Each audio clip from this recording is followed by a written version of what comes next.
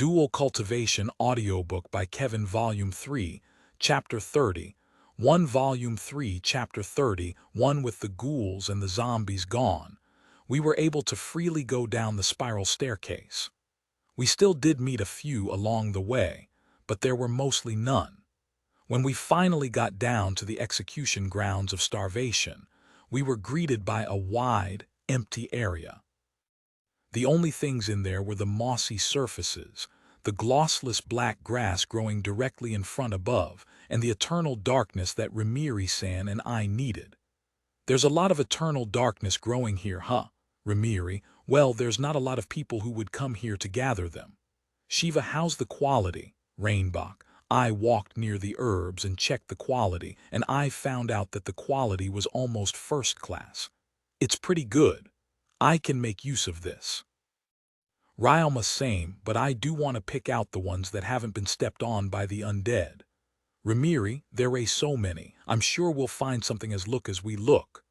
Sebasu, like that, we started looking for eternal darkness that hasn't been stepped on. But as we were looking for and gathering the herbs, I suddenly felt a strange sensation. Amen. Ryalma, what's wrong? Shiva, no, it's nothing. Must have been my imagination. Ryalma, I wasn't sure what it was that I felt, and after a few moments I started to doubt if I had even felt anything, so I didn't bother to mention it anymore. If there's really nothing, then it's fine, but say something when something is wrong, all right. Rainbach, all right. Ryalma, after that, we continued gathering eternal darkness, but I didn't feel that strange sensation again. But then just as we were about to fill all 5 of the bags we prepared beforehand with eternal darkness, I felt that sensation again. This time, though, it was much clearer. Guys, Ryalma, what's wrong? Shiva, did something happen? Ramiri, something the matter? Sebasu, is something the matter? Wasn't there something worrying you just a while ago too? Rainbach, whispering, I said. I can't say for certain what it is, but didn't you guys feel something? Ryalma, something. That's a bit too vague, but no. Ramiri, there ain't no undead either. Rainbach, no one else felt anything, but since they believed me, we searched the area anyway. In the end, although I still didn't know what that something was, I did find where it was coming from. I think it's somewhere around here. That weird sensation is coming from the ground here. Ryalma, here. Shiva, going over to a corner of the execution grounds, away from the spiral staircase, was a completely normal area. Absolutely nothing amiss, but it didn't change the fact that that strange feeling I've been having since a while ago was coming from here. I'm not sure either why I think so, but it feels really disgusting. I want to dig around here, is it okay? Ryalma, it's not illegal. Sebasu, I grabbed my iron slime sword and ordered it to transform into a big shovel. Then, cladding it in the break rock spell, I dug the ground. As I dug, the sensation grew stronger and stronger. What is this? It doesn't feel bad, but it doesn't feel good either. It's not the presence of a living being either. It's something unknown, something I can't understand, and it's getting stronger. And the stronger it got, the more I became sure of its position. After digging 4 down the ground, my body was completely fitted into the hole. Ryalma-kun, are you okay? Rainbach, you've dug a lot, but what exactly is going on? Ramiri, I'm getting closer, I know Ryalma, what's wrong? Shiva, no, I think I came hit something. Ryalma, Shiva screamed out when I suddenly screamed. And so I told him that I was fine, and then I looked over to the area where I hit something. Could this be a magic jewel? Ryalma, there in front of me was the same magic jewel that we saw underneath the elder tree before. A jewel as big as 2 of my fingers with the attribute of darkness. After using intensify on it, I found out that my conjecture was correct. Apparently the tip of my shove hit this, and there are even more magic stones around the area I hit. Cladding my shovel in the break rock spell, the ground broke and more magical jewels fell. I even got one bigger than what I got just now. Is this what I sensed? In any case, I should report this. I found magic jewels, dark attribute magic jewels. Ryalma, as I said that, I passed to Sebasu-san a magic jewel. Sebasu-san used identify, and with praise in his voice he said, "There's no doubt about it. This is definitely a first-grade dark attribute magic jewel." Sebasu the others made a fuss when they heard that. I didn't know it was first grade though. My identify couldn't tell me that much. Since it's first grade, the quality's probably good. But I wonder what the difference is. Curious, I asked them what the difference was, and I found out that magic jewels are divided into 3 classes. First class, second class, and third class. And within those 3 classes are 6 different grades. The attributes within the first class are light, electricity, and wood.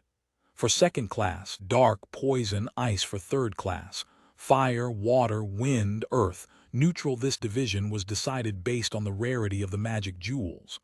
Since the first class stones are the rarest, they are the most expensive. And naturally, the second and third classes are cheaper. As for dimension magic, no magic jewel has ever been seen imbued with its attribute, so it wasn't included into the division. Also, the prices of the magic jewel in the same division increase according to grade. Using the third class as an example, first grade equals over 32,000 suits. Second grade equals over 16,000 suits. Third grade equals over 8,000 suits. Fourth grade equals over 4,000 suits. Fifth grade equals over 2,000 suits. Sixth grade, less than 2,000 suits. The fifth grade is the lowest grade that can be used for staves. The sixth grade is the cheapest and can be bought even by the masses, causing it to be commonly used in operating magic tools. Like a battery, in other words.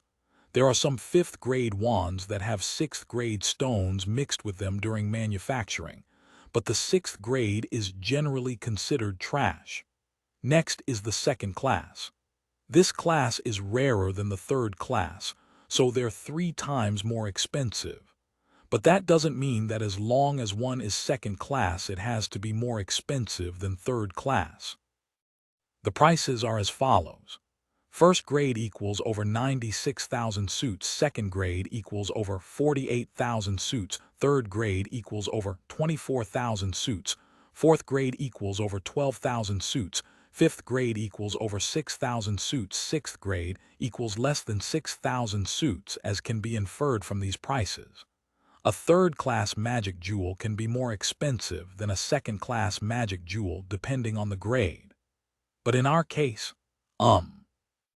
this magic jewel has the dark attribute, a second-class magic jewel under the first grade.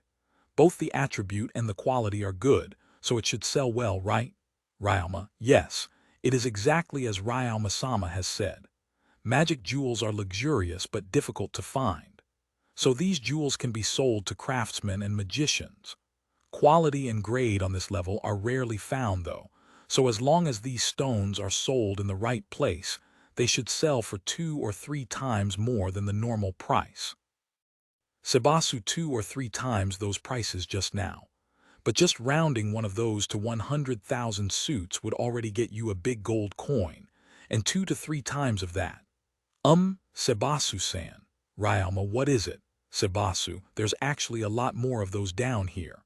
Ryoma, when they heard that, they were shocked, and so we decided to dig out all the jewels we could.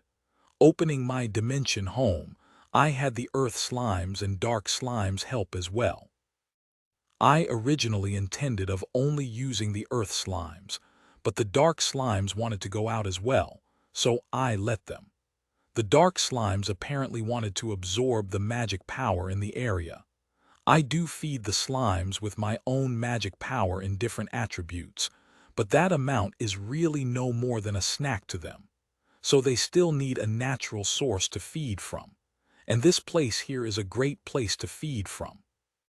As we dug, I had the earth slime use their magic to dig, while the dark slimes gathered the earth and I transported it away. The other 4 who were outside of the hole would then use identify on the magic jewels. After digging, our haul totaled to 22 dark magic jewels. But then suddenly that sensation that I'd forgotten came rushing back. Ryoma immediately, I used earth magic, dug a hole. What I saw was, this magic jewel is huge. Ryoma, what I found was an absurdly giant magical jewel hidden behind various sizes of pillar-shaped magical jewels. That magical jewel had a height of around 60 cm. When I saw that, I tried to touch it, but then a chill wrapped around my body, forcing me to immediately jump back, drenched in sweat. What is this? Is this stone dangerous? Ryoma-chan, did something happen? Wow, you're seriously sweating. What's wrong? Rimiri yelled Rimiri-san as she used light magic from above the hole. I found a really huge magic jewel just now, but when I tried to touch it, I felt that strange, disgusting sensation.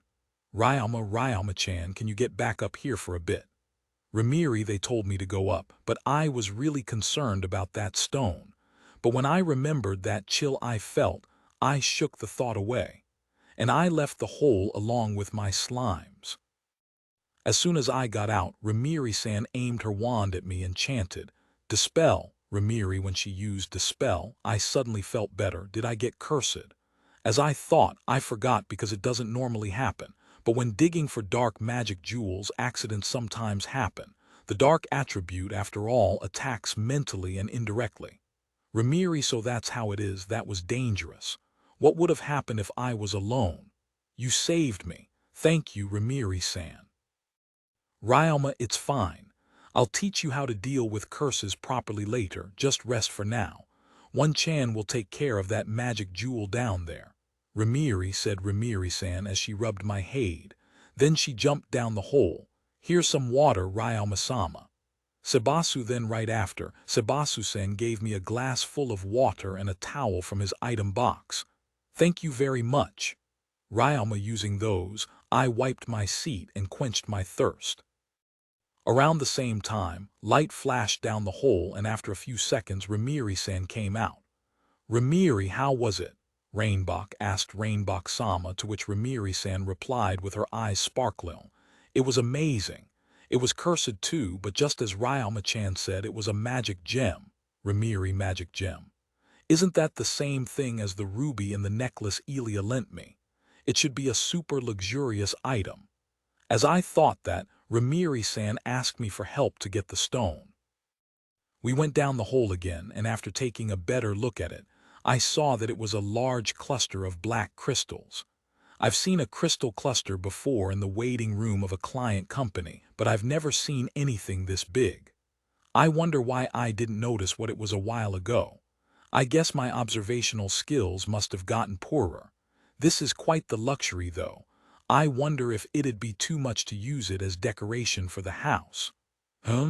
I kind of want it. But although it's been dispelled already, I still kind of don't want to touch it.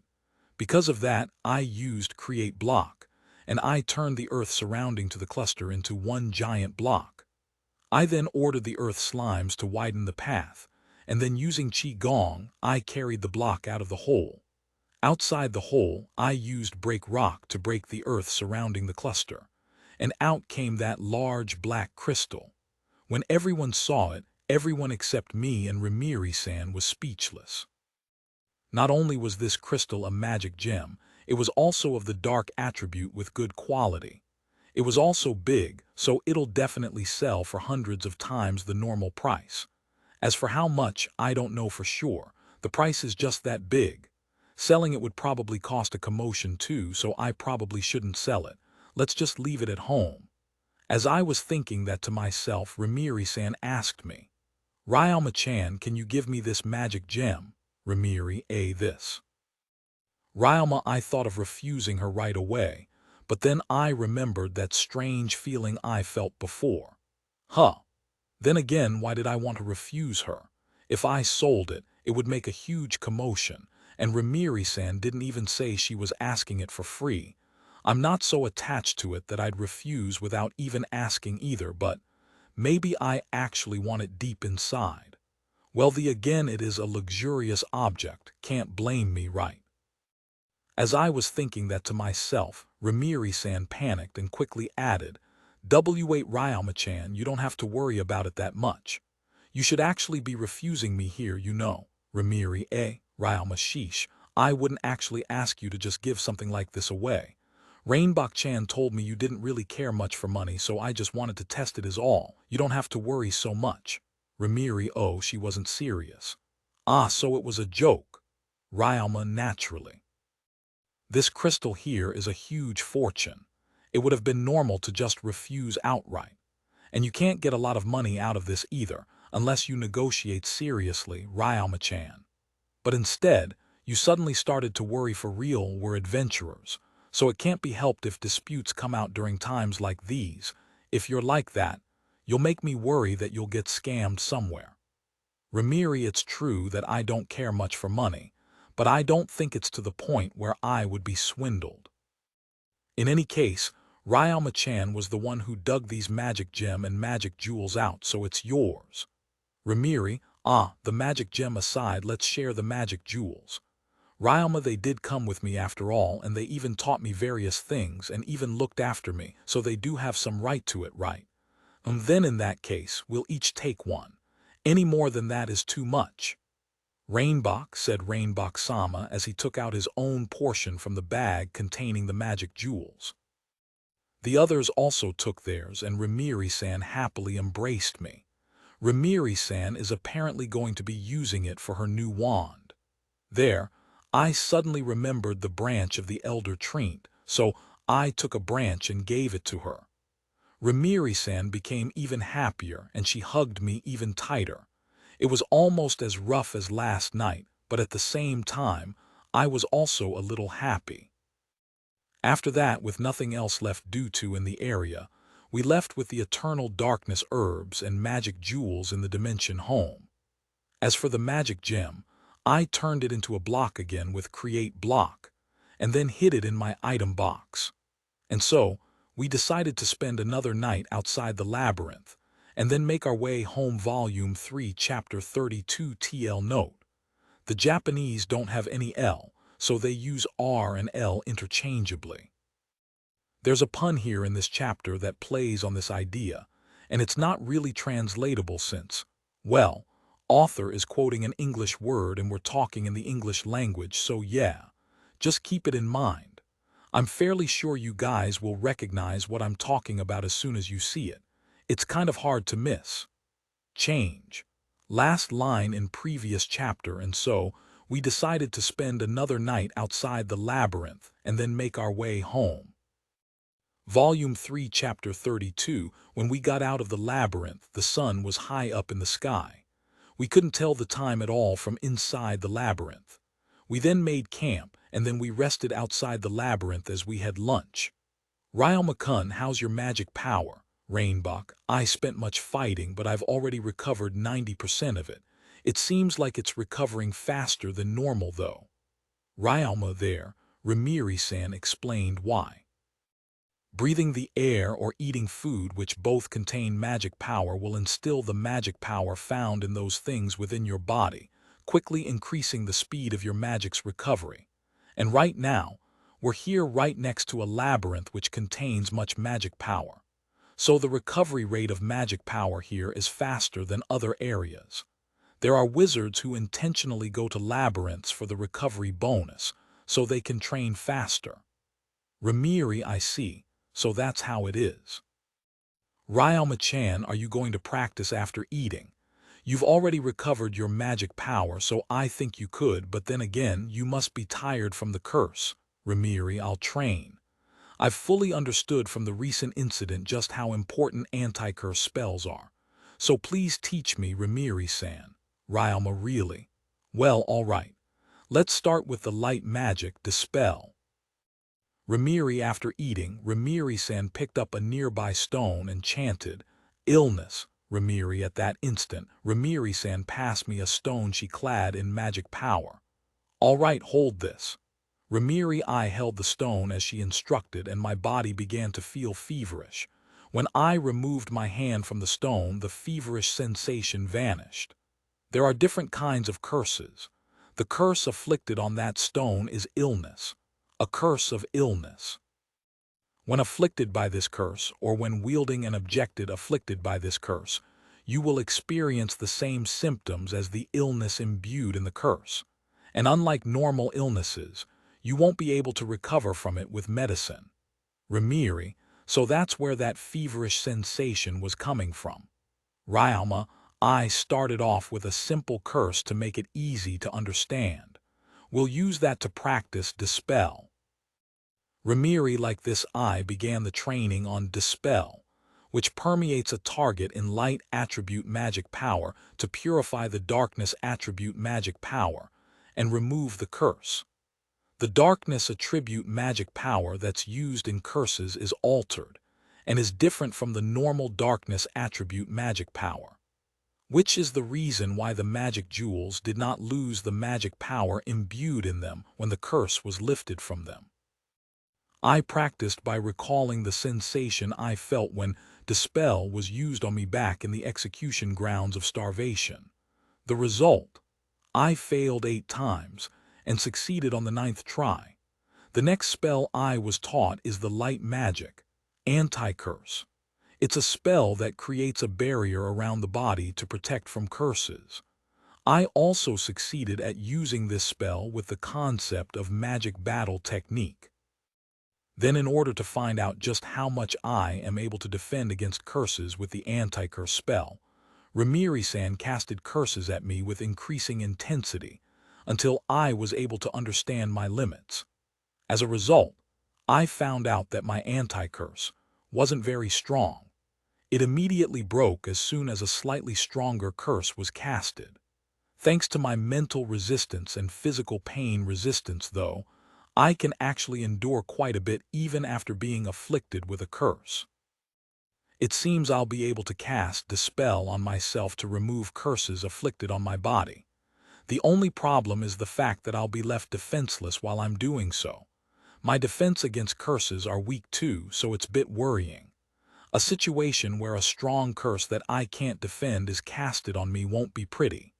There, Remiri-san suggested, if you're that worried, you could try looking for a magic tool. Remiri, a magic tool. Ryalma, right, a magic tool. Amongst magic tools, there's one that's imbued with the anti-curse spell. Unfortunately, people who make magic armaments imbued with curse-resist spells are rare, so it'll probably be a challenge to find. You'll probably have to spend a pretty penny too. Remiri-san jokingly added, it's because the hated nobles keep gathering those craftsmen. I see. If I find one, I should buy it. But for the meantime, I should keep training at it until I'm good enough to defend myself. With that conclusion, we went on to the next magic. But Remiri-san was starting to get low on magic power, so we changed the subject from curses to the other spell that Remiri-san used before, hide. We'll study on curses again tomorrow. The dark magic, hide, is a spell that creates a barrier around one's surrounding with darkness attribute magic power. That magic power is able to isolate one's presence. It could also suck the surrounding area to blur one's image. This spell's relatively easy to learn, and I was able to learn it by my 4th try. I decided the spell was good enough when Shiva-san, who was watching us train, told me he couldn't feel my presence anymore. Incidentally, Shiva-san had a match with 5 of my king scavengers just a while ago. The labyrinth search was too easy, so Shiva-san was feeling unsatisfied, and so he requested to train with the king scavenger slimes. Shiva-san thought it'd be good practice with the slime's physical attack resistance and enlarge, and with all 5 of them attacking at the same time. As for me, I thought it'd be a good way to get experience for the slimes as well, so I happily agreed. As I was thinking that, a zombie came out of the labyrinth. Then, looking at the setting sun, I thought to myself, oh, it's already time for the zombies to come out, huh? And so I thought to feed the scavenger slimes and have them split. I need to increase the scavenger slimes number in order to find out whether there are still any more after King or not after all. But I also want to leave some magic power for my training, so I decided to let only 100 split today. And so, I had a king scavenger slime split, and I had 100 scavenger slimes feed on the zombies. The scavenger slimes immediately chased after the zombies, and the zombies were annihilated. After that, I gave the okay for the slimes to attack the zombies coming out of the labyrinth as well, and I spent the rest of time with the others, drinking tea as we chatted. A little later, 19 scavenger slimes entered the holy space. As I was wondering why, the slimes suddenly began to evolve. Apparently, they wanted a place where they could evolve safely. The slimes began to release and absorb magic power repeatedly as usual, but unlike before, the amount of magic power they released was greater than other evolutions. At first I thought it was just because there were 19 of them evolving at the same time, but after looking at them closely, the amount of magic power was greater even individually speaking. Shiva-san and Rimiri-san gazed at the slimes with interest with me until the slimes finished evolving. Apparently, it's their first time seeing a slime evolve. This is something I heard from Robelia-san, but apparently, slimes won't evolve unless they are at place where there are no enemies, and they feel that they're safe. So there are actually little opportunities for people aside from researchers to see slimes evolve. As I recalled that to myself, the slimes finished evolving. The slimes' bodies have turned into the hue of blackish dirt, and their bodies were considerably bigger compared to other slimes, having a diameter of 60 cm. A perfect height for sitting. Not that I'm going to sit on them though. I used Identify on one of the slimes and I found out that they're called glaive slime. Glaive slime, that weapon that's like a spear or halberd. But why? Is what I was thinking, but then after looking at their skills, I realized I was mistaken. Skills: Attract Ghosts LV1, Absorb Ghosts LV3, Enshrine Remains LV3, Disease Resistance LV7, Poison Resistance LV7, Eat Filth LV6, Cleaning LV2, Deodorize LV7, Physical Attack Resistance LV2, Jump LV3, Digestion LV7, Absorb LV3, Split LV2, Taijutsu LV2. Attract Ghosts. Absorb Ghosts. Enshrine Remains. Could it be it's referring to graves? Come to think of it, grave is also written in English as Japanese letter, Japanese letter, Japanese letter, Japanese letter, grave, glaive. In any case, the cleaning skill seems to have gone down in level, and the deodorization liquid skill has vanished. In exchange, the slimes learned those 3 new skills related to graves. It's good that they didn't lose the skill they learned from my training though. After that, I took a look at what attributes they liked, and they liked earth and darkness first, followed by dimension. Well, that's a surprise. It's my first time seeing a slime that likes the dimension attribute. I've tried feeding slimes with dimension attribute magic power all this time to no effect, but with this, maybe, just maybe, it might be possible to bring out a slime that can use dimension magic. Then while I was caught up in my own thoughts, Rainbok-sama asked, "What kind of slime is it this time?" Rainbok: Grave slime. Ryama: Apparently no one's heard of it yet. A new type it seems. Since there was no information whatsoever, I decided to try out their new skills. But before everything else, I had the scavenger slimes that were feasting on the undead come back first. I then found that 10 were eligible for splitting, so I had them split, and then I contracted them. After that came the testing of the skills.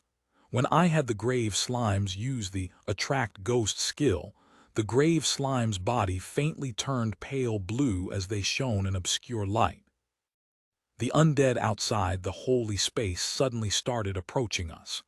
Then with the activation of the Absorb Ghost skill, the slimes took the gathered undead into their bodies, and over half of the undead meekly allowed themselves to be swallowed. It's different compared to when the scavengers were fighting. During that time, the undead were resisting and fighting. Could this be the grave slime's ability? Looking at the undead closely, there were also those that were heading on their own volition to be swallowed. Regarding the last skill, Enshrine Remains, it apparently allows the slime to hide an undead body into their body without letting it rot. The slime can then expulse the undead from its body any time. A slime that catches undead, how strange. Rimiri, it's convenient for hunting undead. You can gather the undead in one area and finish them off in one gulp. If there are too many, then you could just imprison them within the slimes, and then gradually whittle them down. Shiva, it can also be used to tame undead-type magical beasts. Rainbok. The others gave their own opinions about the grave slimes, but it was Rainbok-sama's comment that piqued my curiosity. Undead can also be tamed. Ryalma, of course. The undead are splendid magical beasts. Only they're not well liked, so there are no slave magic users that use them. Their regeneration is great, but the problem is that they're too eerie. Rainbok. There's also the odor from zombies and ghouls. And they're also weaker during the day, so there's some downside in using them. Sabasu, the undead can't stay at an inn too, so they won't be able to enter towns. Rimiri, now that you mention it, there's definitely plenty of reason for them to be unpopular. Ryalma, right. Because of that, the only ones that employ undead type into their service are researchers and slave magic users that don't have any affinity for anything else but undead type magical beasts. Because of that, there are barely any that use undead. Shiva, I guess the undead researchers are next to the slime researchers in terms of misfortune. I wonder what those researchers would think were they to know that there's a slime like this. You could just have the undead enter the grave slimes when it's inconvenient, and there's also the deodorization skill, so doesn't this solve the problem? I decided to tame an undead to prove my hypothesis. There were already a number of undead nearby because of the grave slimes, so I just contracted one of those and, Butchai. What was that just now? Rimiri, what happened? Shiva, I just thought I'd try contracting zombie, but for some reason it felt different than normal. It felt like the magic power line wouldn't connect. Like it was being rejected. Ryalma, it probably just failed, but it felt like a phone that was cut violently. Well, you could V just failed because it's your first time. You might also just have poor affinity for zombies, so why don't you try with other undead? Rainbok, just as Rainbok suggested. I tried contracting with skeletons and wraiths, but it was all the same. Apparently, my affinity for undead-type magical beasts is really bad. The grave slimes being able to go in and out holy spaces because they're not undead, but I wonder what would happen if I had an undead-type slime. While I was thinking that, I decided to retire for the day. We didn't need to thin out the undead today, so I went inside my dimension home and slept by myself. The next day, I readied myself and then I went out of my dimension home, and first thing in the morning, I received Rimiri-san's lecture on dark magic. First was how to afflict curses, and after that was how to defend against curses. The curse and defense against it that I learned were curse transfer and return curse. Cast transfer isn't a spell for releasing curses. Instead, it's a spell that transfers a curse to remove the effect on the target. Return curse is a spell that protects the body and returns the curse to the person that casted it. They're both ways of dealing with curses, but they're very different from each other. When morning training ended, we were to go home, but right now, we're riding on the back of a reddish-brown western dragon with a length of 50 m from its head to its tail. This dragon is Rainbok-sama's slave demon. It's of the Ignis dragon variety. It can breathe out fire and generally lives in volcanoes, but it can live anywhere else too as long as it's not cold. It's been decided that we'll be going home on the back of this dragon. As for me, I'll be dropped by somewhere close to Gimyuru. Apparently, they were originally planning to use the dragon to get to the labyrinth, but then they met me, and so they didn't use it in order to buy time for my lessons. It also worked out well as the walk going there was good experience for me. They actually went out of their way to walk through that ravine just to teach me. I'm really grateful. Are you ready? Hold tight, Rainbok. Yes. Ryalma, we sat on what appeared to be a saddle on the back of the dragon and hung onto the handles that were affixed to its body with metals. The dragon spread its giant wings and it ran as it flapped them. Then it took off with great vigor. Wow. Ryoma, it's my first time flying since coming to this world. I've traveled many times on air before in my previous life, but this is a completely different experience. The rumbling strong wind blew past me, forcing my eyes to a slit as I did my best to resist its pressure. And gradually, the labyrinth down below became smaller and smaller as the great ravine filled my vision. This dragon was quite terrifying when it was first summoned. I actually sweated a bit, wondering what was going to happen. But now that I'm riding on it, I have to say it's not bad. It flies safely and the ride is comfortable too. Rainbow-sama did tell me beforehand that it's safe, but the dragon's menacing posture when it was summoned was a considerable pressure. My body froze in fear and I couldn't move an inch. I'd hate to actually make an enemy with one of these. Its claws are sharp, and its tail is thick like a log. Every single one of its attacks probably contains a force strong enough to kill in one hit. I'll make a note to remind me to run if I ever meet one of these out in the wild. After all, just because a magical beast has the same rank as another, doesn't mean that they're the same on the danger scale. The Ignis dragons are a ranked request when put up, but they can also be S-ranked depending on the situation. You could say that the Ignis dragons are at the summit of a rank magical beasts. I'd really rather not fight with one unless I have to. The labyrinth grew farther and farther as I quietly thought those things to myself. With this, my first labyrinth search and the training I needed for the Great Forest of Shurus has both come to an end. Volume 3, Chapter 33 TL Note. Here's the Monday chapter I missed. Sorry, the sched's a bit of a mess. I'll try to have everything fixed by next week. I have a module class this week. It's a bit hectic. Japanese is a very punny language. It's full of puns. There is a line here that might make you tilt your heads in confusion, so I'll say it now. It's an untranslatable pun. I'll explain the terms used at the end of the chapter so as not to spoil it here. Volume 3, Chapter 33 2 days later. Thank you very much, everyone. Ryoma, stay in good health. Shiva, take care of your body. Rainbow, I pray for your safe trip. Sebasu, let's meet again. Remiri with Rainbow-sama's dragon. The trip that should have taken a month took us only 2 days. I was dropped off near Gimyuru. I gave my thanks to Rainbow-sama and the others, and then we went our separate ways. Like that, I returned to Gimyuru.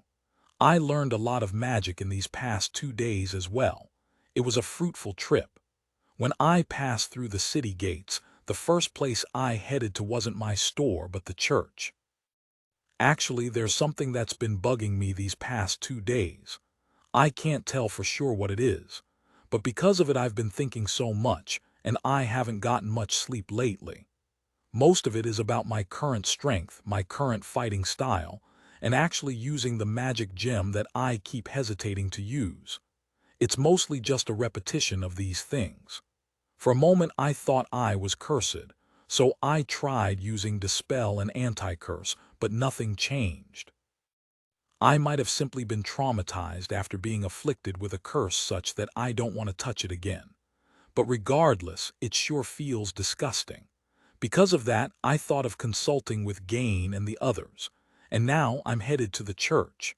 But before that, I should put away my armor and weapons into my dimension home. It wouldn't be right to go into the church with those after all. As usual, the nuns, Riera-san and Belle-san, were standing by the gate of the church. I've been helping out with the children's training and have also been going to the church for personal reasons frequently, so I'm well acquainted with them. After I greeted them, I quickly headed to the chapel. There were already people praying in the chapel by the time I got there, so I quietly entered the chapel so as not to disturb them. Then I sat by a corner and prayed. The usual light filled my vision and my consciousness was taken to the divine realm. Before me was Gain, Kufo, and Rurusha. The gods no longer found it surprising for me to visit them, but the atmosphere about them this time was different. Normally, they would welcome me with warm smiles, but this time they're looking at me with suspicion. I don't know if I did something wrong, but they're not talking to me. If this keeps up, we'll just end up wasting time. With that, I decided to break the silence myself. Gain Kufo Rurusha, I know I suddenly came, but I wanted to ask you guys something. Ryalma, right. That's fine, but there's also something we want to ask you. Rurusha, Ryalma-kun, did you do something strange? You're different from usual. Kufo, I don't really think I'm acting any different than normal, but something strange did happen. What you want to know is probably the same as what I want to talk to you about. Ryalma, then let's hear what you have to say first. Gain at Gain's urging, I opened my item box and brought out the stone that the magic gem was in. I was thinking of all sorts, trying to make out what Gain and the others were talking about a while ago, but as soon as they saw the magic gem, their expressions turned grim. Ryalma-kun, you should hand that over to us. Gain spoke in a heavy voice I've never heard before. I nervously handed the magic gem to him. Gain waved his hand and the magic gem floated toward his hands. The three gods surrounded the magic gem. Sorry, but just wait for a sec. Rurusha spoke in a gentle manner, but she was clearly too busy to bother herself with me right now. I couldn't do anything else but stay quiet as the three gods fiddled with the magic gem. The three gods caused the stone the magic gem was in to crumble, revealing the magic gem in its full glory. Their expression turned even grimmer. Then they stretched out the palm of their hands toward the magic gem. In the next moment, light shone from their hands, and it wrapped itself around the magic gem completely, turning it into a ball of light. I couldn't tell at all what they were doing, but the three gods breathed a sigh of relief as they finished wrapping the magic gem in light. It must have been hard work. That guess was proven true as the gods began to talk amongst themselves. Then suddenly, Kufo and Rurusha disappeared along with the ball of light. Then Gain, who was the only one remaining, turned toward me, and his face quickly changed from that grim expression to a troubled one. Ryalma-kun, you've done well. It's a good thing that you were able to bring that thing to us. Gain, those words left me confused. All I did was come here to ask about something I felt was off from the people I consider to be the most knowledgeable. I didn't expect to be thanked at all. And since the gods themselves are thanking me, that magic gem must have been something really dangerous. Cold sweat permeated my back as I realized that fact. Exactly what was that? Ryalma Gain hesitated for a bit, but in the end he answered. If I were to put it in simple words, Gain, in simple words, it's Ryalma, a god. Gain, the shock from that answer petrified me. What did he say just now? A god? I'll say this now, but I don't mean paper or hair, all right. God as in God. Someone like us. Gain, seriously. Why has a god been turned into a magic gem and buried in a labyrinth? Ryalma, the explanation will be a bit long. Gain, after that, Gain explained. First, it's a fact that the magic gem I brought here is the demon king that attacked the world in the past. Gods and demon kings are actually both gods. Demon kings or devils are merely gods who have broken the rules and have decided to invade the world of other gods. Being called a demon king or a devil is merely for the sake of distinction. It's no different from humans calling humans who have committed a crime criminals. Moreover, the demon king Gain is referring to is actually a god who has been managing a world that's been around since the beginning of the civilization of this world. But his world advanced too much, and when a war broke out, his world was ruined beyond repair. That god lost his world. Gods and worlds are two yet one being at the same time. Once a god loses the world he rules, his existence will gradually fade until it is no longer able to maintain itself, causing it to shatter into nothingness. The only way out is to have a new world.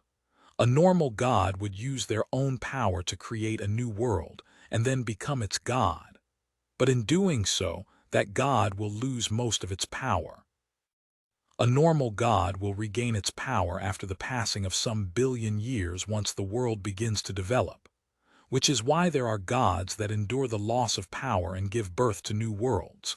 But there are cases, rare they may be, where a god, just like the aforementioned demon king, refuses to create their own world and instead attempts to steal the world of another god.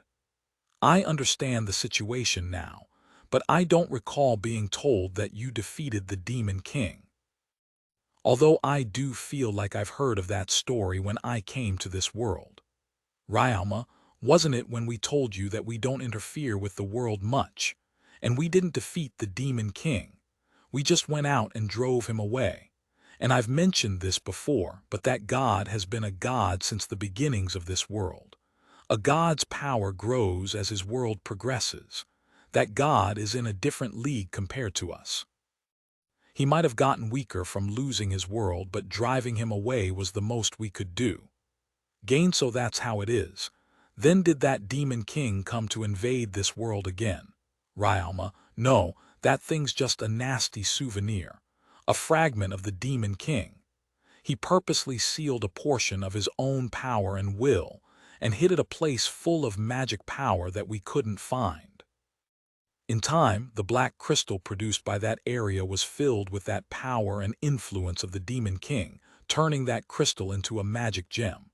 But while it might contain the thoughts and powers of the demon king, it's still a magic gem. But since we didn't know where it was if it were not for you finding it, after the passing of some tens of thousands of years, a powerful magical beast might be born. In the worst case, a demon king might be born. Gain, tens of thousands of years. That's a long time.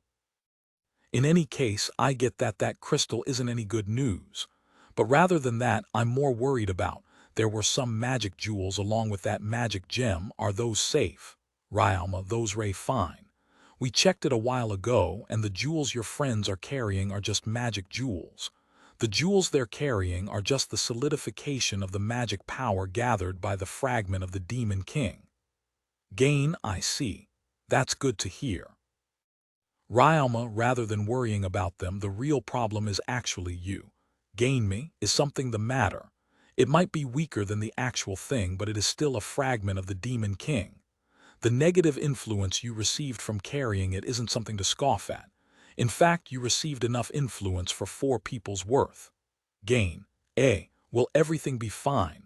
Ryalma, shocked. I yelled that out in surprise as I checked my own body. Don't worry, it's nothing so serious. You wanted that magic gem, right? And when you had it with you, you wanted to use it, right? Gain, I did. Before I found that magic gem, for some reason, I knew that there was something there. And as if I was being guided, I dug the ground, and as soon as I found it, I took it. If it wasn't for that strange sensation, I would have undoubtedly immediately recovered it and would have fiddled with it in my magic experiments. Ryalma, yes. I guess it really wasn't something good. Ryalma, well, it is a portion of a demon king's power. Also, it would appear that a curse was put on it to mentally attack whoever found it before its activation. And the curse was made to pollute the mind even further if the person tries to keep it for an extended period. And were you to have used it, your mind would have become more vulnerable to the pollution.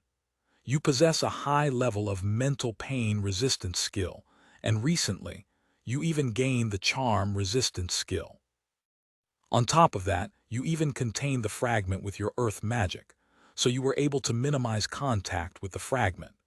Yet despite all that, the moment you set foot in the realm, we knew that there was something strange about you. You learned how to dispel curses from that magician named Remiri, and it seems you tried dispelling the curse several times yourself. But all that can do at most is stabilize your condition temporarily. It can't get rid of the main cause, which is the power of a god. Because of that, you couldn't remove the curse. Gain. Ryalma, what is that? That's scary. I'm drenched in cold sweat. Am I in danger? As I thought that to myself, Gain served me tea from out of nowhere as he told me not to worry. Also, after listening to Gain, apparently my situation isn't hopeless.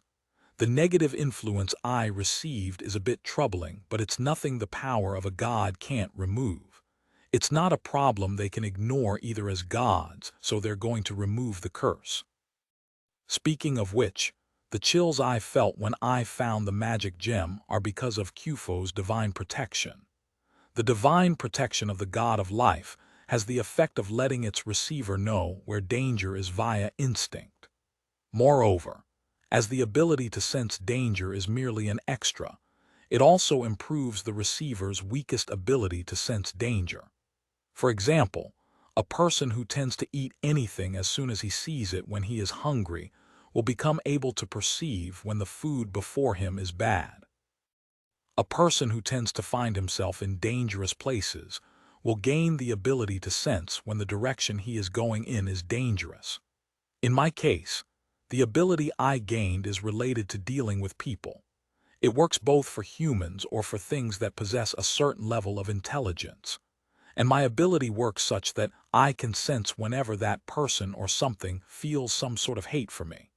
Hearing that reminded me of Matthew and the boss of that Fang group, whose name I can't remember.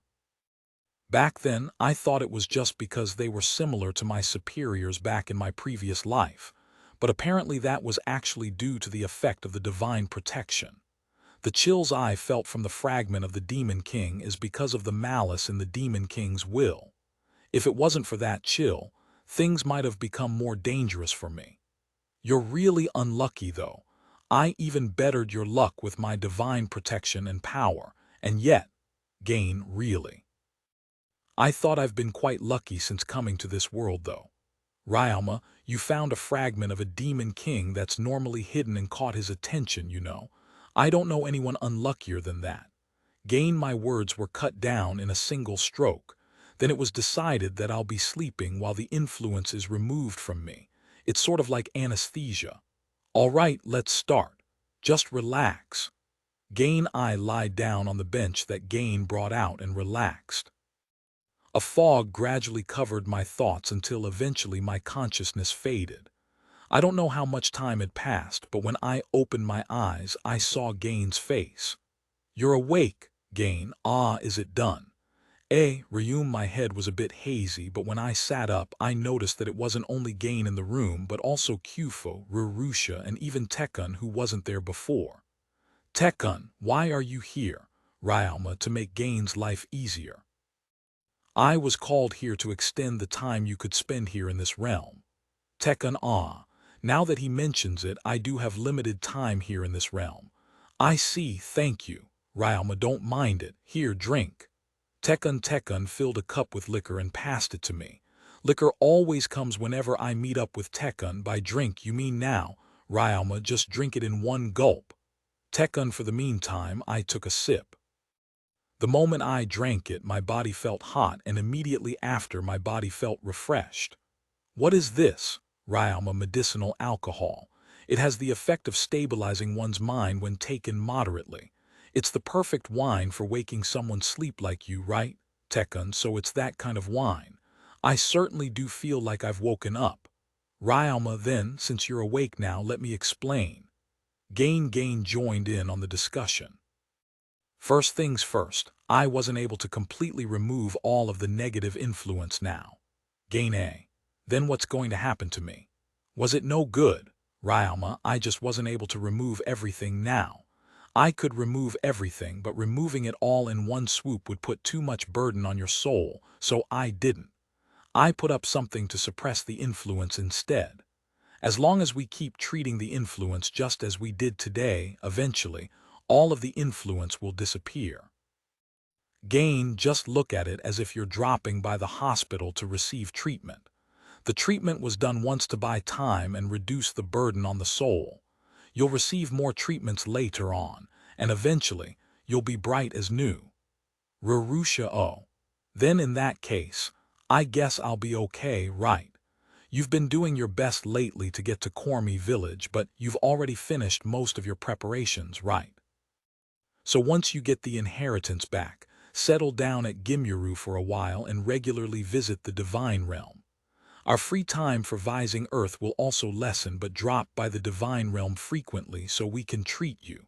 Kufo, all right, please take care of me. Ryoma as I said that all of a sudden a god appeared before me at point blank. Yuwa, Furnovir-sama.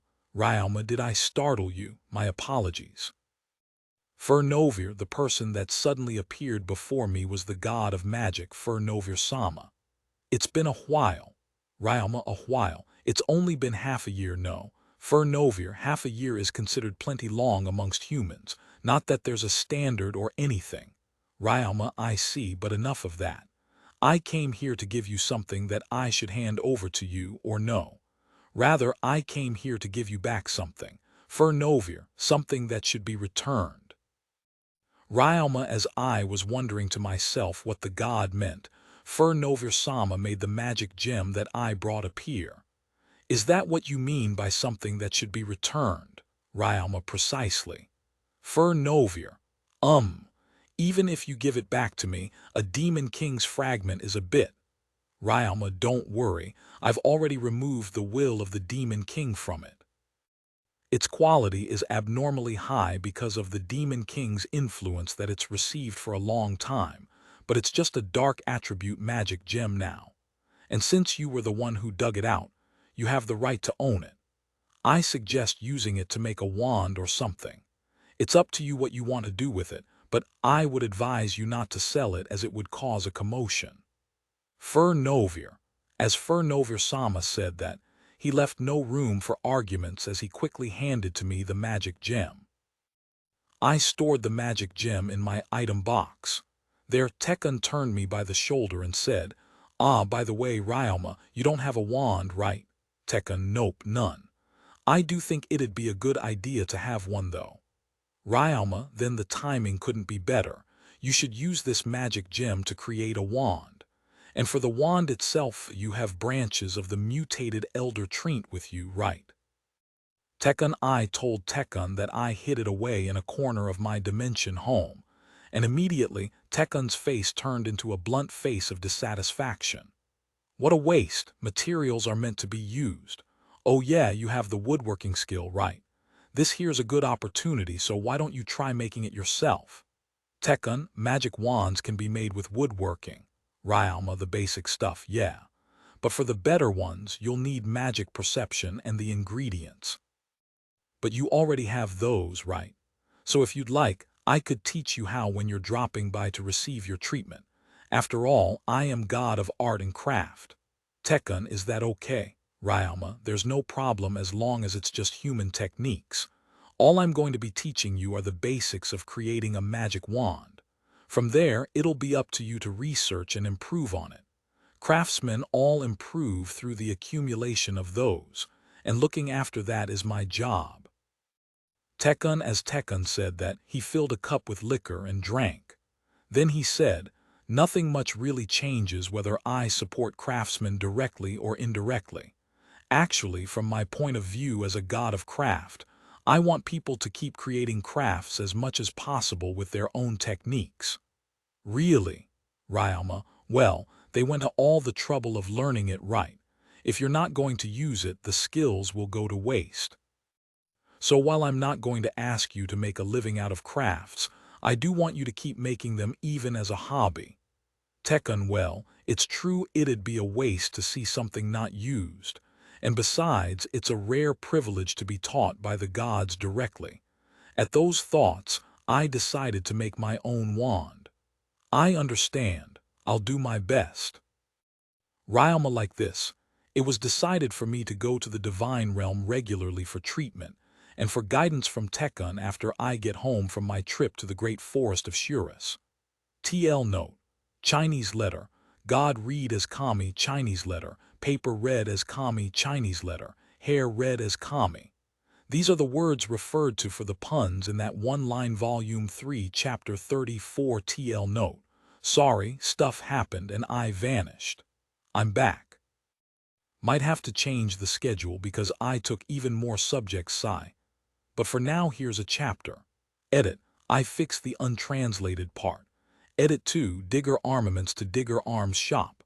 Shout out to Frederick Dutsk for checking, thank you. Links also updated, and some corrections were done. Volume 3, Chapter 34. After that, our time ran out, and I walked out of the chapel into the town. For the meantime, I'll have no choice but to do as they ordered, so I should go and get the... No, before that, I should check the store first. I should also make the bug repellent with the eternal darkness herb. Although, to be honest, I actually just can't get rid of this worry that's tugging at me. If I don't do anything, I'll end up overwhelmed by fear and anxiety for the Demon King, so as much as possible I want to distract myself from it. Gain also told me that they can remove all of the bad influences to put my mind at ease. They gave me a bunch of reasons to call me over so they can heal me. They were worrying, but they still believed in me and talked with me. So, since they believed in me, I too should believe in them that they can really remove the evil influence of the Demon King, and I should just focus on the work I have at hand. As I decided that, I went over to Digger's arms shop to have the armor that broke in the trip this time. But I guess it'd be more apt to say it broke in my duel with Shiva-san rather than the trip though. In any case, I went to have it repaired. Excuse me. Ryoma, as I entered the shop, I noticed that there was no one there, so I called out. The store's owner, Darson, then came out. Looks like you came back safely. Darson, thanks to your goods.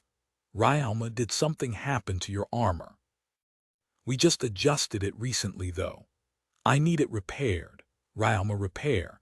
Did you run into some trouble? Darson, the magical beasts didn't pose any problems, but along the way I met someone.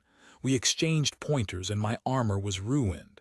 Ryoma, you fought someone strong, huh? Darson, yes. I learned just how weak I still am from this last trip. Ryoma, as usual, you're not like a kid at all. Well, whatever, show me your armor.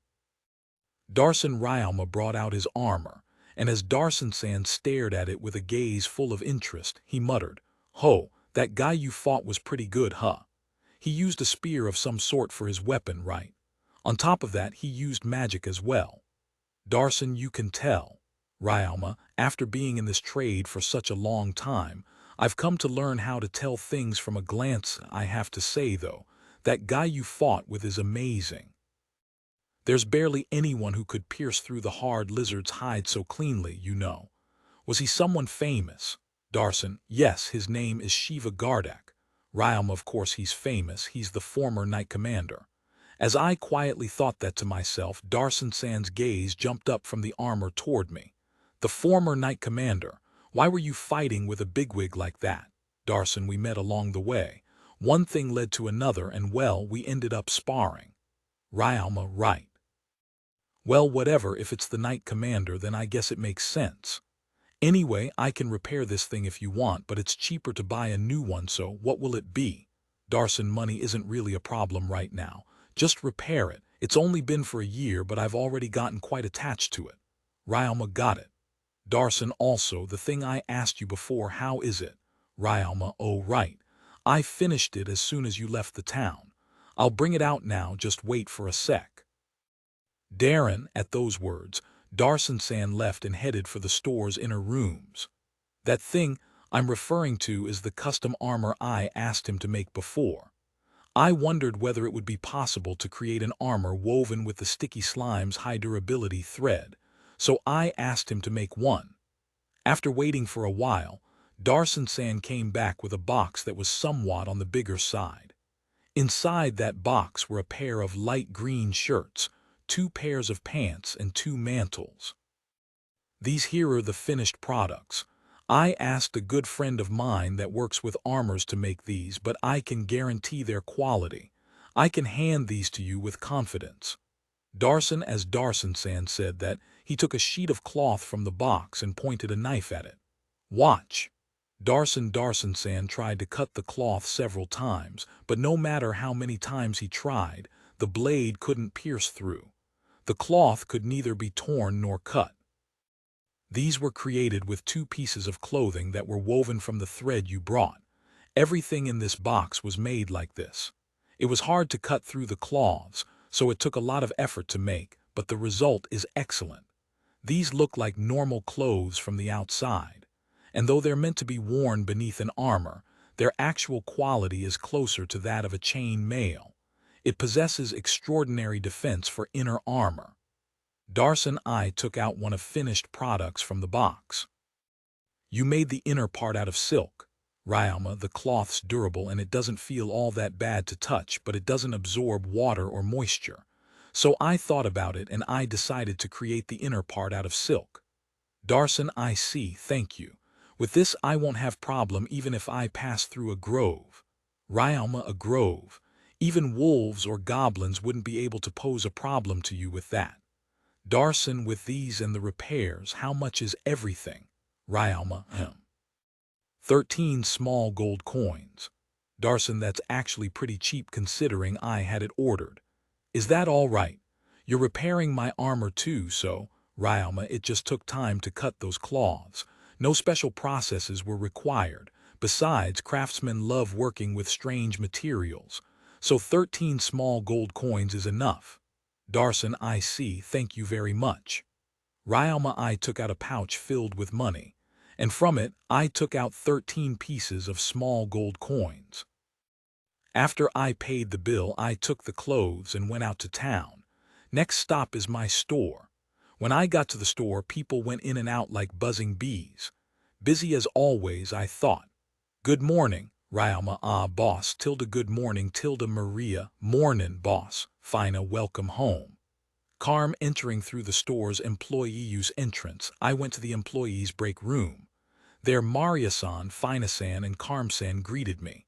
They looked somewhat startled at my presence.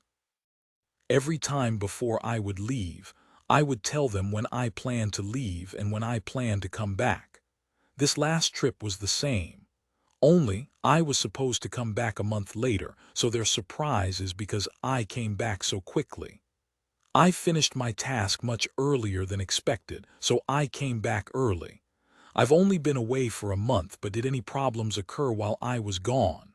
Ryama, when I said that, they said that nothing in particular happened. But it would appear that there's something bothering them. Actually, Selma-san's been out of it lately, tilde. Maria, Selma-san, is her health poor? Ryama, I don't think she has any ailments. She's making delicious meals for us as always, and she's always cheerful in the mornings. Just that, once work finishes and during our rest days, she would become lifeless. Fina, is she worried about something? I'm not particularly good at giving advice regarding worries, but if she has some worries regarding her work, I might be able to help. I guess I'll talk to her for a bit. Ryama, really? Fina, I don't know if I can help, but if it's something related to her job, then I might be able to do something. I do need to act like a proper boss now and then after all. Ryama, after I said that, I left the break room and went over to Selma-san's workplace, the kitchen. Erasing my presence, I stealthily took a peek at the kitchen. There Selma-san was standing, mixing the soup as she pondered something to herself undecidedly. Good morning, Selma-san. Ryama, oh dear me, boss, welcome home. Selma, I'm home. By the way, is something the matter? You don't seem to be in high spirits. Ryama, oh no, there's no such thing. I've just been thinking a lot lately ever since I received a certain letter. Selma, as I was wondering how far I could meddle in her problems, the person in question herself spoke. Apparently, the boss of the lodging Selma-san used to work at sent a letter through the Merchant Guild. Ever since reading that letter, she's been reminiscing the past.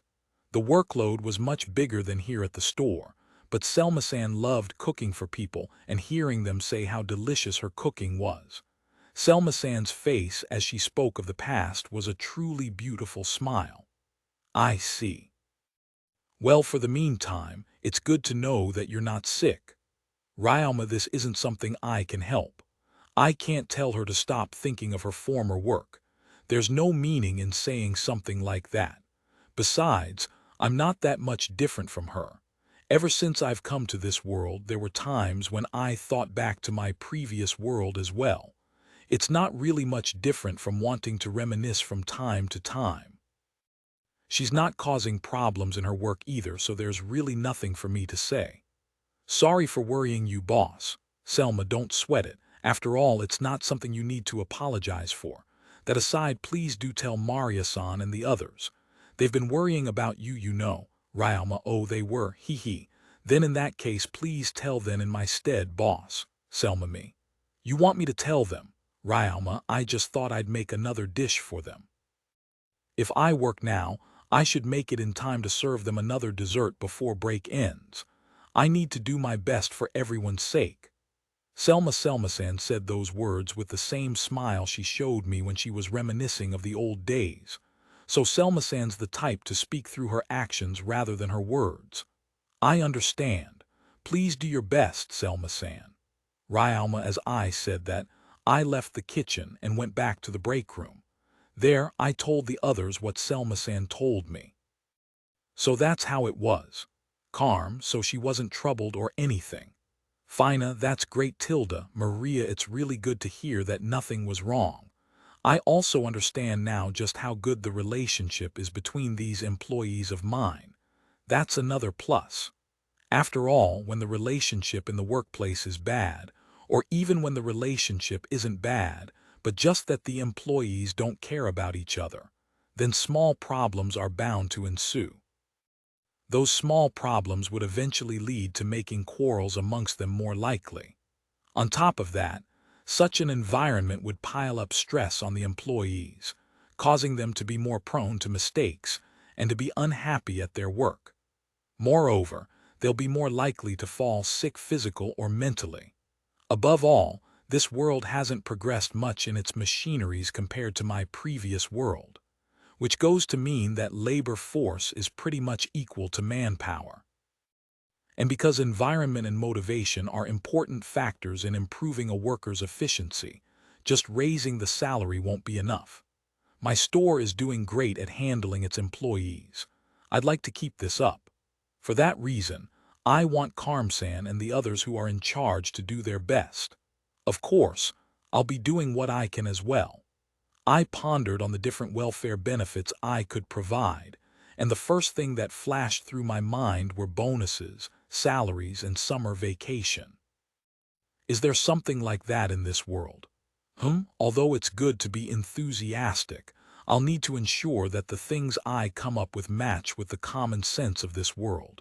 Suddenly, it hit me. Fina-san and the others left their homes to earn money, right? And yet, they haven't gone back to their village in this whole year at all. Is that really okay? It's a good opportunity, so I might as well try asking them. If they do say that they want to take a vacation and visit their home, then it won't be a problem since I can work in their place after I get my inheritance. I'll be treating it as paid vacation, but I wonder if it's all right to give them money for the trip as well. Right. Fina-san, Maria-san, mind if I ask you two something for a bit? Ryoma, what is it? Fina, please ask us whatever you want, boss. Maria, Jean-san and you two left your village in order to make money, right? Do you have any plans of going back to your village? Ryoma, the moment I asked that, the two of them immediately looked at each other and panicked. Then with a docile expression they answered. None as of now, Maria, none of us three have any plans of going back.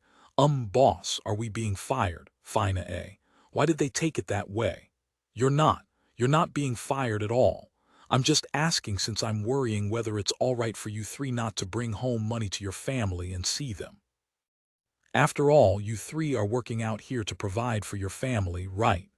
Ryoma I answered immediately, and the two seemed to have calmed down, breathing out sighs of relief. After that, I asked Karmsan to explain to me why the two had that sort of misunderstanding. First off, this world does have its postal service, so people who leave home to work are able to communicate with their families via letters. And through the merchant guild, though they do have to pay a fee, they are also able to send money back home. Also, it's normal for such workers not to go home unless the reason is because of a life-endangering illness or a funeral service. Because of that, the question, "Do you have any plans of going back to your village?" was interpreted as, "Is there anyone among you who wouldn't mind retiring?" My deepest apologies for surprising you too. I don't have any intentions of dismissing either of you, so please rest assured. In fact, I wish for you all to continue to work with me in the future. I was just wondering whether it'd be a good idea to create an opportunity for you three to visit your home once a year. Ryalma, they seemed to have finally understood when I said those words.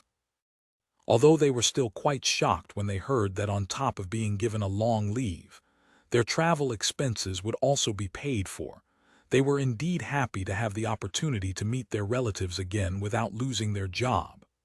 After all, even though it's accepted in this world that going home isn't possible unless one loses their job, they still can't help wanting to see their families, right? After having lunch together, I discussed the concept of paid vacations and salaries with Karmsan.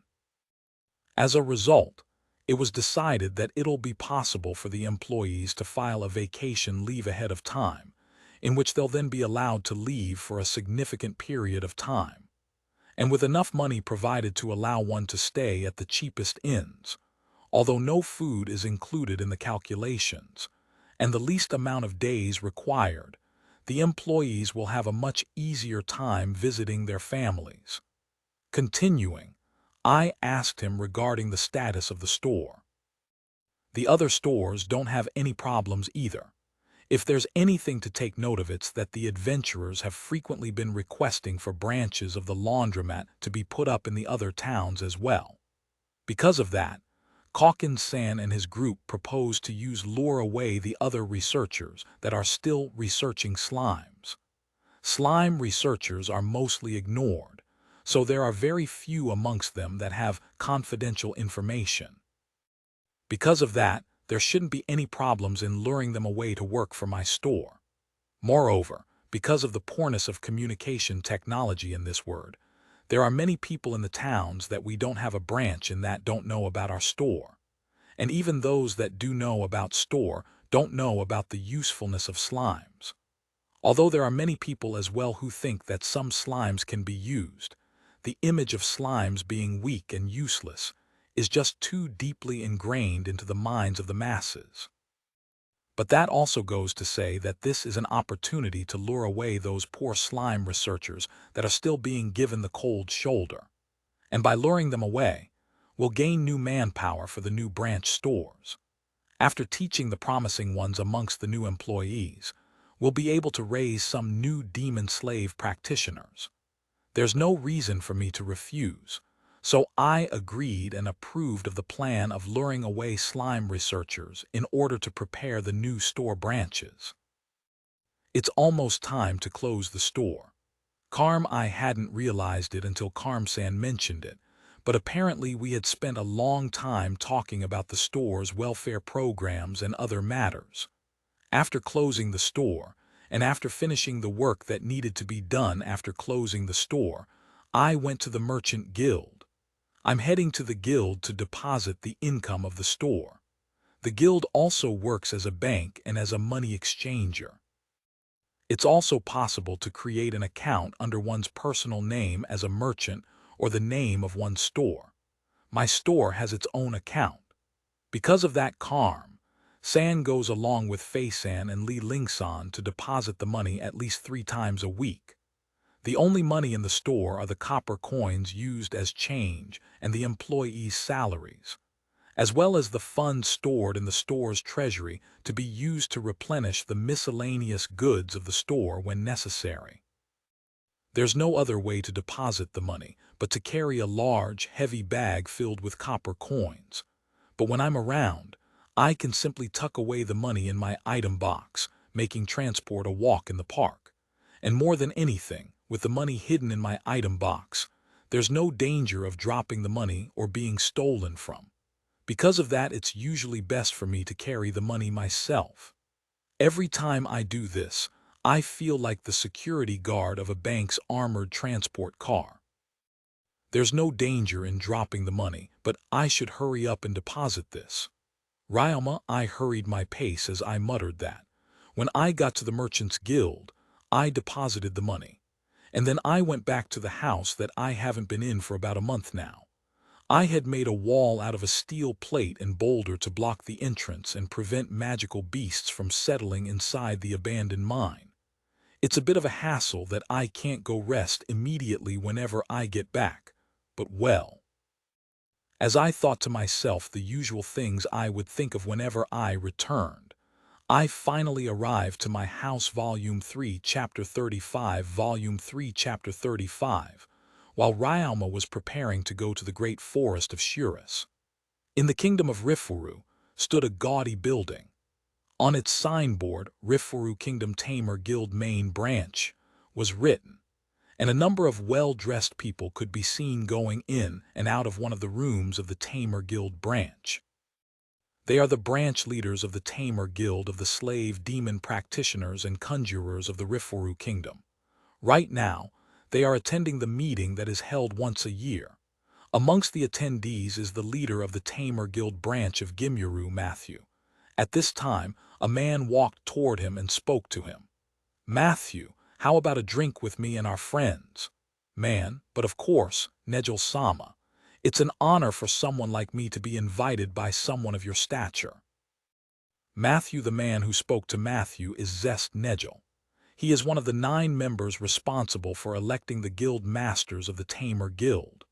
Moreover, on top of the influence his position entails, he is also the person who recommended Matthew after receiving a bribe. When Matthew saw him, he quickly humbled himself and accompanied him with the people he had in tow to a high-class bar. Matthew and Zest's cronies enjoyed the luxurious food and wine, currying favor with Zest as they did. When more food and wine arrived, the conversation switched up a bit as Zest spoke to Matthew. "Oh, right. Matthew, there's something I've been wanting to speak to you about." "Zest with me, Zest-sama."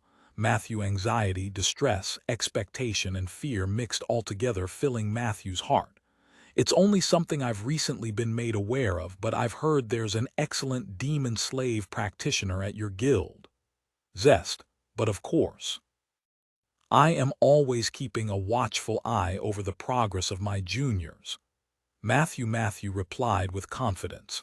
"There are many demon slave practitioners under Matthew that can transport the ores from Gimyuru's mine." To Matthew, the mark of an excellent demon slave practitioner is one who can employ strong magical beasts, which is why Matthew himself believed that his guild had many excellent practitioners. "That's all well and all, but from what I've heard, this slave demon practitioner uses slimes to make a profit. Moreover, this profit isn't just a meager amount. If it's not too much trouble, I'd like to get in on this little secret. How does this practitioner of yours make his profit? I'd really love to have the people of my branch follow suit, you see." Zest: when the slave demon being a slime entered Matthew's ears, the image of a young boy he detested immediately flashed through his mind. I was wondering who he was referring to when he spoke of an excellent demon practitioner, but he's actually talking about that brat that can't use anything but slimes. To think even Zest-sama would hear of that, how aggravating. A blunder. What's the matter? Can't you tell me how that slave demon practitioner is making a profit with slimes? Zest: although Matthew hesitated momentarily, he answered in the end. "If it's that practitioner you're referring to, he's using his slimes to eat the filth from clothes to operate a laundromat." Matthew: "But that shouldn't be possible. Dissolving the filth is possible, but the clothes would also dissolve."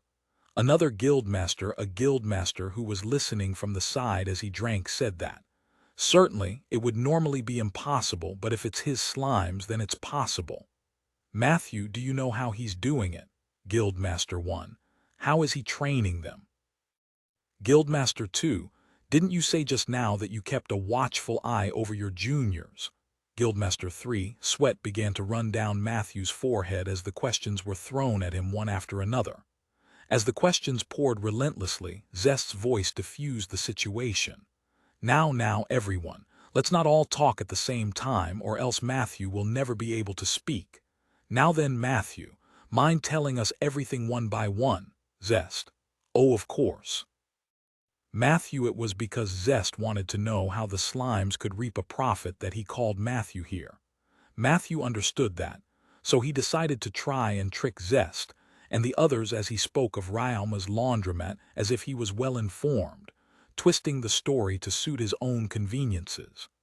Actually, the slimes he's using is a new variant. His slimes have a special trait that can dissolve the filth off clothes without dissolving the clothes along with it. Special trait, huh? Guildmaster 1. It's not because of some sort of training. Guildmaster 2. Where do you catch that sort of slime? Guildmaster 3.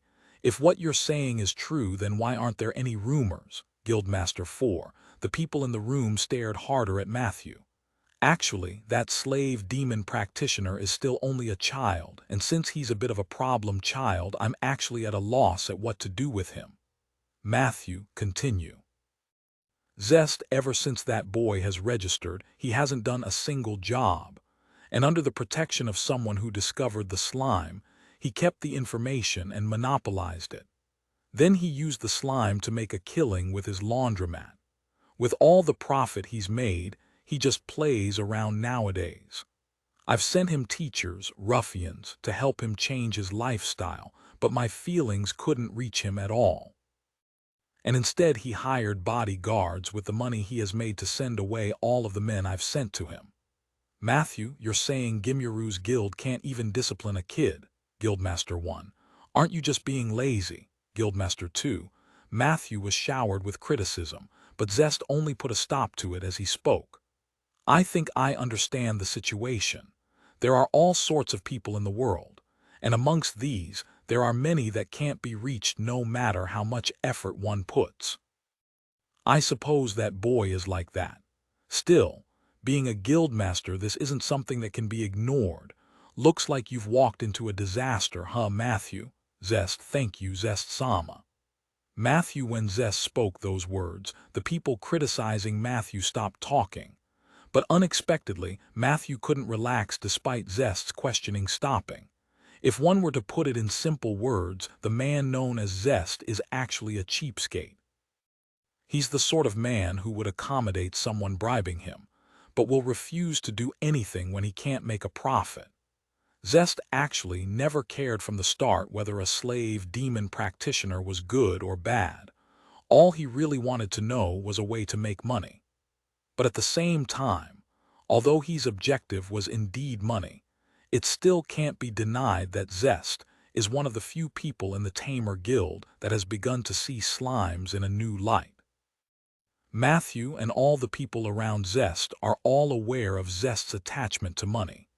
It is, after all, the very reason why they were able to benefit from him so easily. Such a person couldn't possibly give up on information that could possibly become a money-bearing tree. Because of that, everyone but Zest couldn't help but be uneasy, waiting for the next words to come out of Zest's mouth. Surprisingly, however, the words to come out of Zest's mouth next was completely different from what they were expecting. By the way, Matthew, a new town is being built at Gimyaru, right? You must be busy. Zest, well, yes. In fact, we are always being pestered by people to lend magical beasts for transporting resources and goods. On top of that, the mine also needs our magical beasts. Because of that, we don't have any margin for handling requests coming from places other than those two places. Matthew, although Matthew was suspicious at the sudden change in topic, he still answered. At his reply, Zest nodded as if it was exactly as he had thought. As expected. In that case, I'll send some of my people to your branch. I'll send them as soon as I get back to my branch. Please do accept them. Zest, huh? In any case, I'm grateful for the help, but what kind of people will you be sending? Matthew, I'll be sending you some of the more skilled practitioners from my branch, the 3 Harkin siblings. You've heard rumors of them, yes. Zest, of course, Matthew's heard of them. The others too, and they were quite surprised. The 3 Harkin siblings, as the name implies, refer to 3 conjurers that happen to be blood-related siblings. They have many C-rank magical beasts under them, and their eldest brother can even control a B-rank magical beast. On top of that, they even have experience subjugating an A-rank magical beast once. Still, Although these three are exceptional conjurers, they are problem children. Their behavior isn't something to be praised. Moreover, while ambition isn't necessarily a bad thing, these three tend to attempt contract with any magical beast they like regardless of affinity or rank, causing rampages to occur from time to time. They do, however, take measures to ensure everything is safe, so there are barely any casualties from their actions, and even when there are, it's mostly only injuries to themselves. Although they haven't caused any harm to the commoners, their past records and their subordinates have caused scandals, earning them Zest's disfavor as he hated commotions. He may have let them off with only a warning, but there's no doubt that these three siblings were trouble. But that's... Matthew, what? Are you dissatisfied? Zest Matthew would definitely be grateful for extra help, but of course, that's only true when the people he'll be receiving are decent. It's only a given after all that Matthew wouldn't be willing to accept something that he knows to be a problem. Unfortunately, though, Matthew doesn't really have a choice. If he is to go further in his career, he can't go against someone as influential as Zest directly. And no, not at all. Only, isn't it a waste to use such exceptional people for nothing but transport? Matthew, they've gotten in over their heads a wee bit too much, so I figured I'd let these ambitious youngsters take a break for a while. And a job that only requires them to transport things should be perfect for a breather. Oh, and it seems you're misunderstanding something. I'm not thinking of lending them. I am lending them to you, and you will accept. As Zest said that, he looked over to the others and said, "If there is anyone amongst you that have any spare men, please do feel free to lend them to Matthew. It's imperative that we help each other in times such as this." When Zest said that, the people in the room suddenly started saying that they'll be sending people over to Gimyuru as well. Amongst the names that the others gave, names of people famous for their bad behavior and shoddy skills would sometimes come up. Today, Matthew had a great crowd of problem children pushed onto him. When their business at the bar finally settled, Zest paid for the bar's bill. But before he went back, he grabbed Matthew's shoulder tightly and then said, "Well then, Matthew, you should continue to work hard from now on. I expect much from you, you know. But for now, I think it'd be better if you took a break along with all the people we sent you. I hear it's been getting real busy lately after all." As he said that, Zest left the bar with the other guild masters. Matthew, who was left alone there, quietly went back to his lodging. There he locked himself in his room and held his head. Not good. Damn it, damn it, damn it. But at least he hasn't completely abandoned me yet. Next time when there's something I should know, I need increase the bribe I'm paying to Zest-sama. As long as I give him money, then the problem should somehow work itself out. But those people they sent me, they pushed all the problem children onto me. If something happens, the one who's going to be held responsible is me. Shit. No, I should at least act meekly. Matthew all alone by himself. Matthew began to think of a plan on how to break out of this predicament he had been thrust in. But to his dismay, the day passed with no good news. TL note: the exact number of guild masters actually wasn't mentioned, so those Anon guild masters were just randomly given a number in order to distinguish their dialogue from the two main speakers. Volume 3, Chapter 36. TL note: a chapter will be posted on WED. It'll be an extra chapter, but it won't count against the queue since I still owe you guys a free chapter. Volume 3, Chapter 36. When I got back to Gimyuru from the labyrinth, I spent 2 weeks resting and preparing. When I finally left, the trip southeast to the great forest of Shurus took me 17 days all in all. As of now, it is the second afternoon since I've began to move within the great forest of Shurus. The path I'm following is an animal trail. There is also a road here as there are adventurers that go through here, but it's narrow and isn't being maintained. Just as the name, the Great Forest of Shurus, implies, The area here is full of trees covered by vines, making it difficult to see. This is probably the most difficult I've had when it comes to spotting enemies. There are just too many trees and thickets, and the shadow they cast makes it difficult to distinguish things. I'm still better off than most other adventurers, though, although this certainly is the most difficult trip I've made. Ryalma, I've passed many adventurers along the way, but because they don't have the eternal darkness insect repellent, they were all greatly affected by the insects and leeches of the great forest of Shurus. The eternal darkness insect repellent is something that my grandmother developed when she was confined here. It's not something that just anyone can get their hands on. It's thanks to Gaines' group that I'm able to have such an easy time here in the great forest. For normal adventurers, they have to buy an insect repellent from the market, but those ones can only work on insects and not leeches. Moreover, the repellent can be diluted by sweat, so over time its effect will wear off, and the adventurer will have to rub it all over his body again.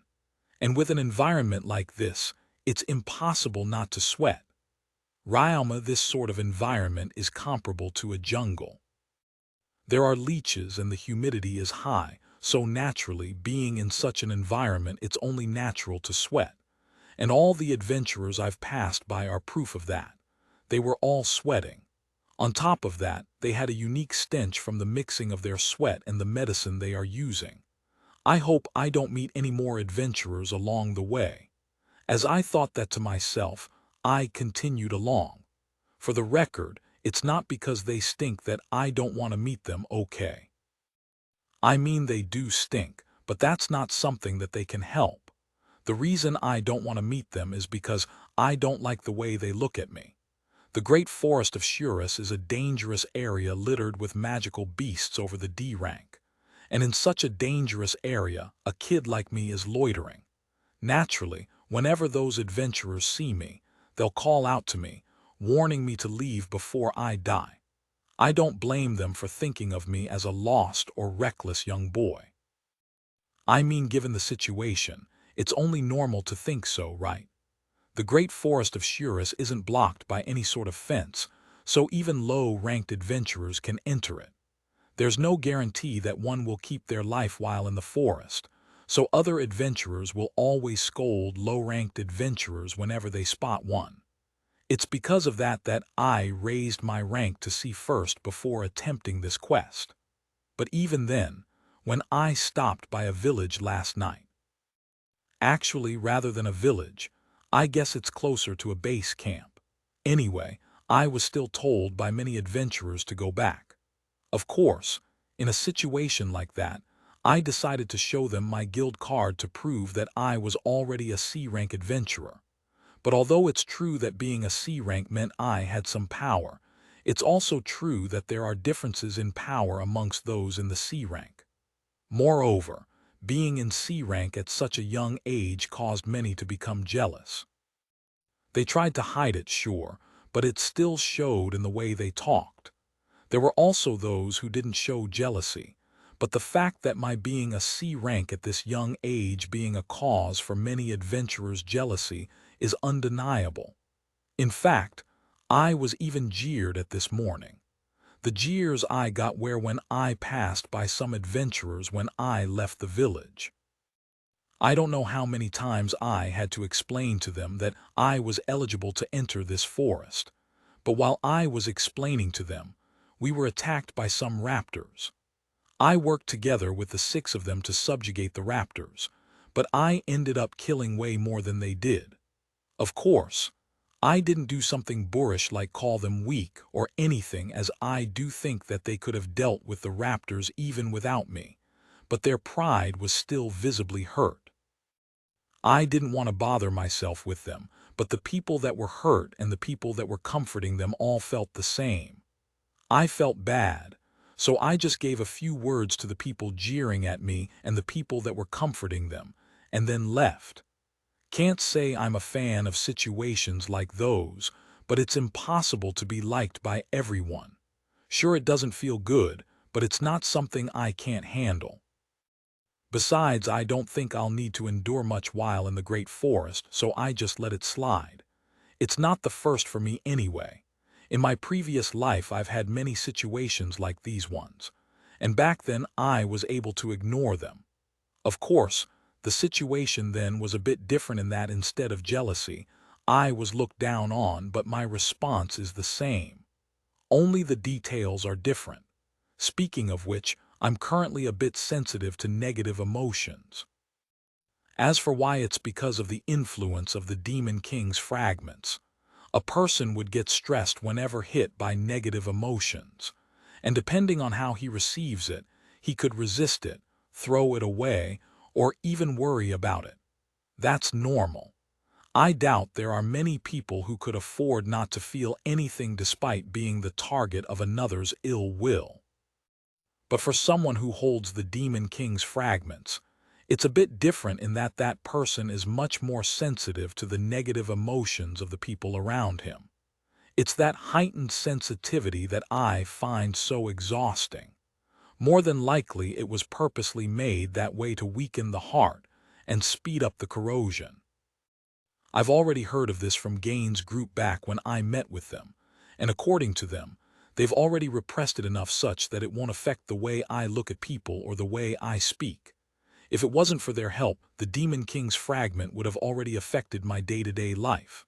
Anyway, there's not much point in thinking about this. It's not something I can do anything about after all. More than that, Ryalma Jaya, monster, I calmly reached for the katana by my waist. In the next instant, a magical beast leaned out of the thickets on the right, sweeping with the claws on its forelegs. With a step back, I dodged the claws of the beast. Then as I turned toward my right, I drew my sword, and in a flash, I cut off its neck and subjugated it. But I can still feel the presence of many magical beasts in the area. They've been hiding their presence because they wanted to take me by surprise, but after that last magical beast, they gave up on the ambush and stopped hiding their presence. Now they're coming at me at full force. Gurururu, Monster 1, Jaya Jaya, Monster 2, Jai, Monster 3. The magical beasts that are attacking me right now are known as raptor. They are a little smaller than horses and are similar to dinosaurs in their appearance. They run with their two hind legs. And being a little smart, they prefer to hunt with surprise tactics or as groups. The raptors are magical beasts known for their numbers as well as their many various species.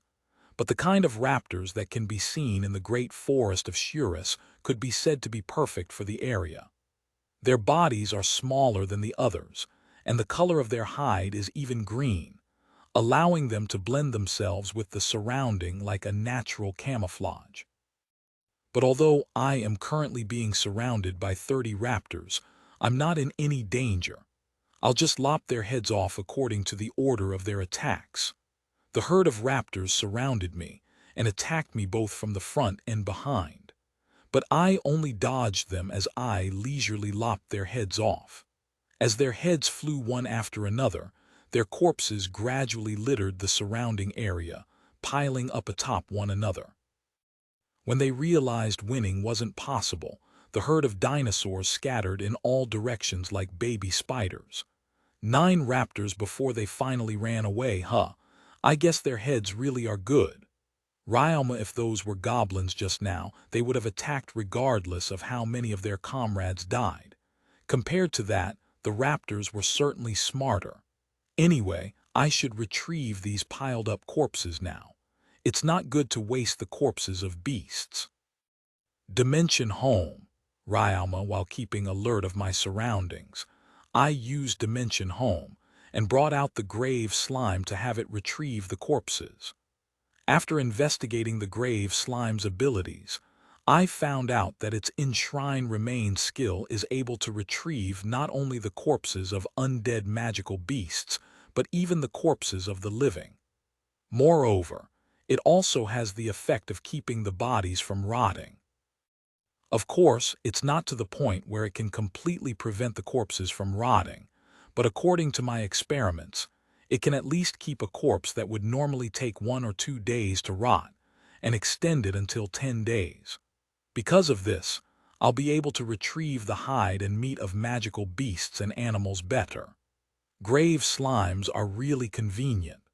Ryoma could also feed the corpses to the slimes, but preserving the corpses is best, especially since retrieving the hide is easiest this way. Preserving is possible by stripping the skin off the meat, then scraping off the meat and the oil, and then using the tannin from the plants to treat it. But although I know this from the survival skills I received from QFO, although it's just the basics of basics, the process is long and will take a lot of effort. Back in the forest of Ghana, I lived there, so I created a workplace so I could work without any hassle. But when I got to Gimuru, I started either giving the corpses to the artisans in the town or fed it to the slimes. But with the grave slimes, I can now put the corpses on hold for a much longer time, giving me time to hand it over to the artisans at its best condition. The grave slime is an extremely useful slime. As I walked while thinking that to myself, the animal trail I have been following suddenly grew wider, and from the distance, I could make out a wall of rock. So that's the next base camp. Well, it's just going to be a hassle anyway, so I guess I'll just hurry on without stopping by. Ryoma hurried my pace and headed for the camp. This part isn't really pleasant, so I want to get over it as soon as possible. I did also think of going around the wall, but the guards could mistake one for a magical beast, so there's a tacit agreement between adventurers not to hide when near the base camp. So in order to minimize my troubles, I decided to just go through the base camp as quick as I could. Or at least that's what I was planning when I headed for the base camp. But even if you are C rank, Adventurer 1, this isn't a place for brats like you. Adventurer 2, besides, don't you think it's reckless for you to go by yourself? Adventurer 3C. It's such a hassle. And so when I got to the entrance of the base camp, I was stopped by 3 adventurers. No matter how much I tried to explain, they scolded me and tried to persuade me. Because of that, we started gathering attention and more adventurers came to take a look. On top of their jealous and unhappy words, their gazes were painful. I wonder if I should just beat up these guys and go my way. As I was starting to think toward that direction, a loud voice suddenly resounded. "You're in the way. Quit blocking the entrance. And quit your yapping, all of ya." Voice. The owner of the voice was a big and brawny man nearly 2 meters tall. "Glenn-san, Adventurer 1, get out of my way and don't block me." "Glenn, but this kid," Adventurer 1, "Ha, just leave him alone. Ain't it common sense for adventurers to take care of their own lives? Even if he dies, it's all on him. Sides, I'm no different from that lil brat there. I'm also on my own, you know." "Glenn, but this kid can't be comp." Adventurer 2, "Look, I told you, whether that kid dies or not is on him. Sides, if you actually opened your eyes, then maybe you'd have realized that he didn't even have a single scratch on him. A brat that could get here without a scratch is more than qualified." Glenn. At Glenn's words, the spectators suddenly seemed to have lost interest as they opened a path. Even the adventurers who kept pestering me kept their mouths shut. Great, it's a chance. If I go now, I'll be able to leave. Oh wait, I have to go thank the guy. "It was Glenn-san, yes, thank you very much." "Ryoma, don't sweat it, you just so happened to be in the way is all." Glenn. As Glenn-san left, I bowed my head again. Then I went through the exit on the other side. When I finally took some distance from the camp, I muttered to myself, if everyone was like that guy, it would be great, but sigh. Ryoma, that man called Glenn-san didn't carry an ounce of malice toward me. There are also people like that. People that aren't jealous of me. I'm always thankful for those kind of people and their words. Although we may have only passed by each other or stumbled upon each other in the camp, I still make sure to keep their words in my heart. Although from time to time, there are also people that try to meddle in my business who don't have any malice. I don't know if it's because they're good or because of their sense of justice, but whatever the reason may be, it's certainly troublesome.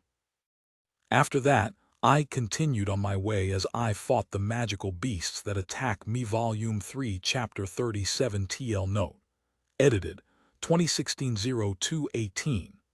Also thanks to all those who checked if the ads are showing or not.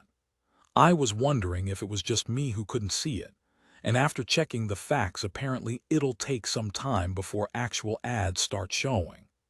Volume 3, Chapter 37 Third Day. I spent the night last night within the dimension home. When morning came, I exited it as soon as I finished my preparations.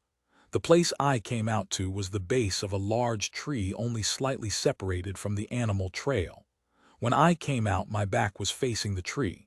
But as soon as I came out, I suddenly felt the presence of a magical beast coming from the direction of the animal trail. Unsheathing my sword, I paid careful attention to my surroundings. What came was a lone bird-type magical beast. Its exterior looked like that of an ostrich. It ran at a terrifying speed toward me. Is this guy, Ryalma Jejejejejejed, ostrich-like monster. The bird-type magical beast ran toward me, but instead of attacking, it avoided me and continued on the animal trail ahead. As the bird-type magical beast left me, I suddenly heard the sound of a great number of feet moving as the sound of branches and plants being crushed underfoot accompanied it. When I looked over, I saw an astounding number of raptors. This early in the morning. Ryalma, the bird-type magical beast that passed by just now, is a take ostrich. It looks like an ostrich, but its mode of life is closer to that of a vulture or a hyena. That bird is carnivorous, but its power is weak. It can't fly either. But in exchange for those two things, it's been blessed with strong legs, allowing it to lead other carnivorous magical beasts around by using itself as bait. In doing so, it's able to lead other magical beasts to kill other preys. After which the ostrich would run away and then come back later to grab the corpse. The trees are in the way, so I can't know for sure, but there should be over 50 of them. Not exactly a funny number, Ryalma, while I calmly said that the raptors were clearly agitated as they continued to run toward me. Their eyes were bloodshot and their fangs could be seen peeping out of their mouths. That herd of raptors neared me like flowing water. I could tell since a while ago, but it looks like these guys really have no intention of trying out any sneak tactics this time. The pressure given off by that herd was terrifying. Any other adventurer would lose their calm before it, causing them to take too long to respond and die. According to my investigation from before, apparently the leading cause of death in these areas is the take ostrich. This number isn't really something I can just laugh off. Paralyze mist, spark ball, spark ball, spark ball, spark ball. Ryalma, I calmly casted an intermediate poison spell toward the rushing herd of raptors, followed with 4 casts of an original electric-type spell. The paralyze mist has an immediate paralyzing effect on all bodies that inhale it, while the spark ball fires a projectile that affects the surrounding area with an electric attack. The paralyzing poison mist caused the raptors' movement to worsen, but it wasn't enough to stop them in their tracks. But with their movement slower, they weren't able to dodge the oncoming spark ball, and they were swallowed by the bursting electric shock. That took out around 30%, Ryalma, I cut down 2 more raptors as I said that. The number of raptors that have been knocked down by the magic is about 30%.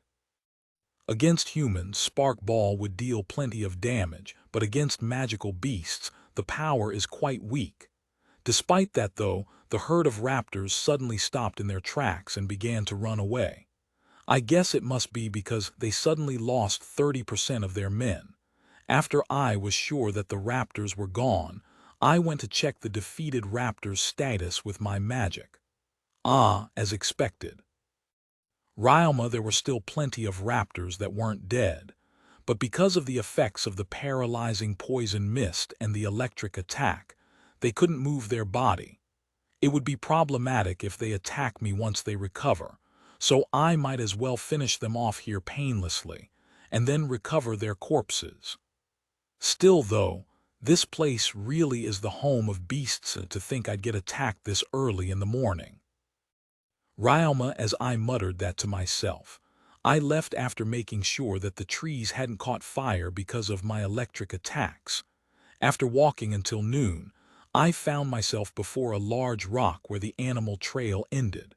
From here on I'll have to move without a path to follow. There should be a lake southeast of this rock.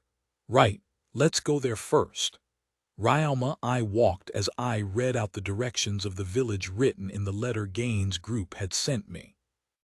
There's really no path here, so I had no choice but to proceed as I cut down the vines blocking my way. From time to time, I met some trees too, so I cut those down too before moving on. Then after 3 hours of walking, the journey became even more difficult. As expected, this really isn't simple. Ryalma, the ground in the surrounding area is all mud. So every time I took a step, the mud would swallow my foot all the way until the ankles, making it considerably harder to move. At the same time, the magical beasts would keep on attacking me without holding back. And right now, there is a 4-meter-tall, brown-colored alligator glaring at me. This is a Galmo's alligator, a C-ranked magical beast. Its strong jaw could easily tear through the flesh and armor of humans.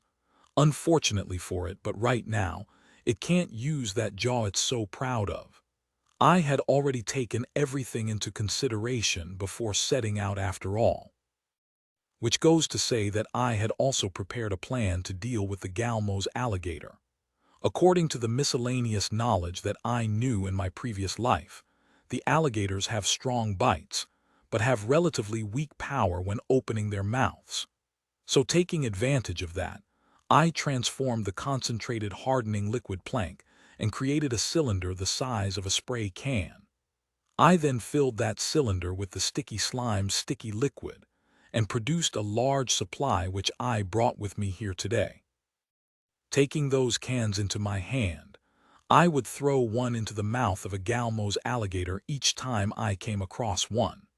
The cans are only durable enough not to break when dropped, so naturally they would break when crushed between those fangs that could easily tear off armors. And when it does, the sticky liquid will spill into the alligator's mouth. The spilled sticky liquid will cling to the upper and lower jaws and all of the fangs of the alligator, spreading even more with each bite the alligator makes. In the end, the Galmo's alligator will no longer be able to open its mouth. I was worried at first at whether the alligator's saliva would dilute the effect of the sticky liquid, but things actually worked out better than expected. Of course, I did run some tests to ensure that the sticky liquid couldn't be washed off by water, but still, I didn't think it would work this well. I was only really hoping that it would buy me some time to make my move, so I'm really surprised. Anyway, it's dangerous to just turn my back to this alligator and run, so I immediately pierced its head with my katana to subjugate it. Then I continued on my way as I retrieved its corpse. This magical beast's hide can be used to make armors, clothes, bags, small accessories, and then sold at a good price to the nobles. But the most profitable item are mounts made completely with the Galmo's alligator's fangs and hide. And naturally, the less injuries there are on the raw goods, the higher it sells. After that, it took me another 4 hours of walking before I finally reached an area with no mud. Along the way, I met a total of 8 Galmo's alligators. Their sizes varied, but I hunted them all the same. I quietly continued to walk again, and after 2 hours, I found myself in another muddy area. I haven't reached the lake yet, but since I was planning to take a break anyway and since it's already getting dark, I decided to stop here and retire for the day. Or at least that's what I was thinking. But then it suddenly came to me that the area I'm in now had less living things in it than any other area I've come across yet. Normally, there would at least be insects, but I wonder if there's something here. I walked while paying careful attention to my surroundings. When the 3rd minute struck, I suddenly felt something move. Immediately, I jumped back. And right after, The sound of the trees, leaves being rustled, entered my ears as a long, cylindrical, green lump, the size of a log, fell from a tree onto the place I was standing at just a moment ago. Is my luck seriously that bad? Ryalma, the lump that fell, squirmed as it fixed its gaze at me. Of course, it's a living being after all. Naturally, it would have an eye or two, right? It sure hid itself well atop that tree, considering how big it is, though. What's attacking me right now is a large snake that could swallow several humans in one gulp. When I searched back in my mind through the information I prepared for this trip, I could only find one entry corresponding to this magical beast. Undead snake, a rank. Ryalma, there's more than one kind of snake in the great forest of Shurus, but considering its size, this is most likely the undead snake. The undead snake is a magical beast that lives in the centermost area of the great forest of Shurus. The area we're in right now, however, is a long distance away from that, about a week's distance of walking. Well, it is a magical beast that lives within the great forest of Shurus, so it's not like there's no chance of it coming out. I guess I could just blame this to my bad luck. Ryalma, as I muttered that to myself, the undead snake crawled toward me and attacked. It raised its sickle-shaped neck, and as soon as I entered its range, it reached out for my neck like a bullet, biting for my neck. Its speed was a league faster than any magical beast I've fought yet. As I dodged its attack, I struck up with my katana toward its body, but when my katana touched its flesh, a resistance stronger than any other met my blade. I could only leave a shallow wound on its body. Shallow as it may be, there's still plenty of blood coming out of that open wound. But the undead snake only ignored that wound as it tried to wind itself around me. In response, I reinforced my legs with Kai and sprung up, jumping over the undead snake. I struck downward toward the snake as I reached the other side. Then when I landed behind it, I took some distance. While I am more than able to fight a rank magical beasts, I can't let my guard down. As I thought that to myself, I cut a nearby tree with my katana, carving an arrow that pointed toward the direction I came from. I could lose my way in this forest if I keep fighting like this, so I've been paying attention not to forget. But with this, I'll be able to focus on the fight. At that moment, the undead snake, as expected of something named undead, Ryalma, the wounds on the sudden snake suddenly recovered in the blink of an eye.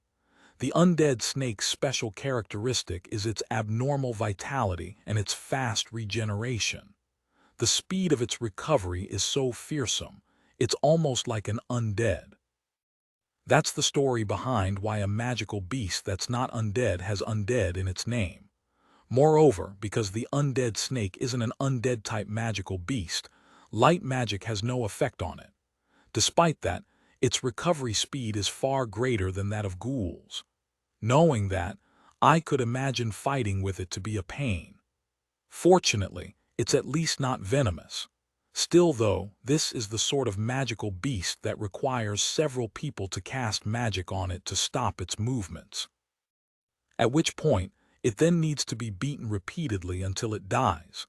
Ryalma, I more or less have a plan to deal with it, but for now, let's try fighting it normally. If it gets too dangerous, I'll go ahead and use my trump card. My trump card isn't really something I should use for various reasons. Shah, undead snake. The healed snake came attacking at me as it sounded out a hoarse sound.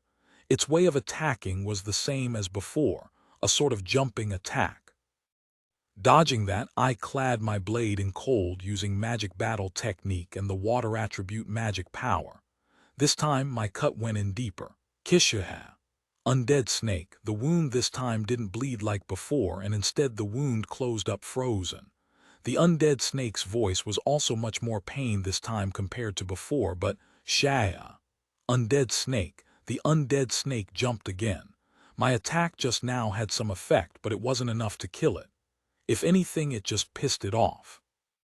Ryalma, the undead snake, ferociously bit and twirled about. It even climbed up the surrounding trees and started attacking from all directions as it pleased. It could do that because it lived here. The home court's advantage, so to speak.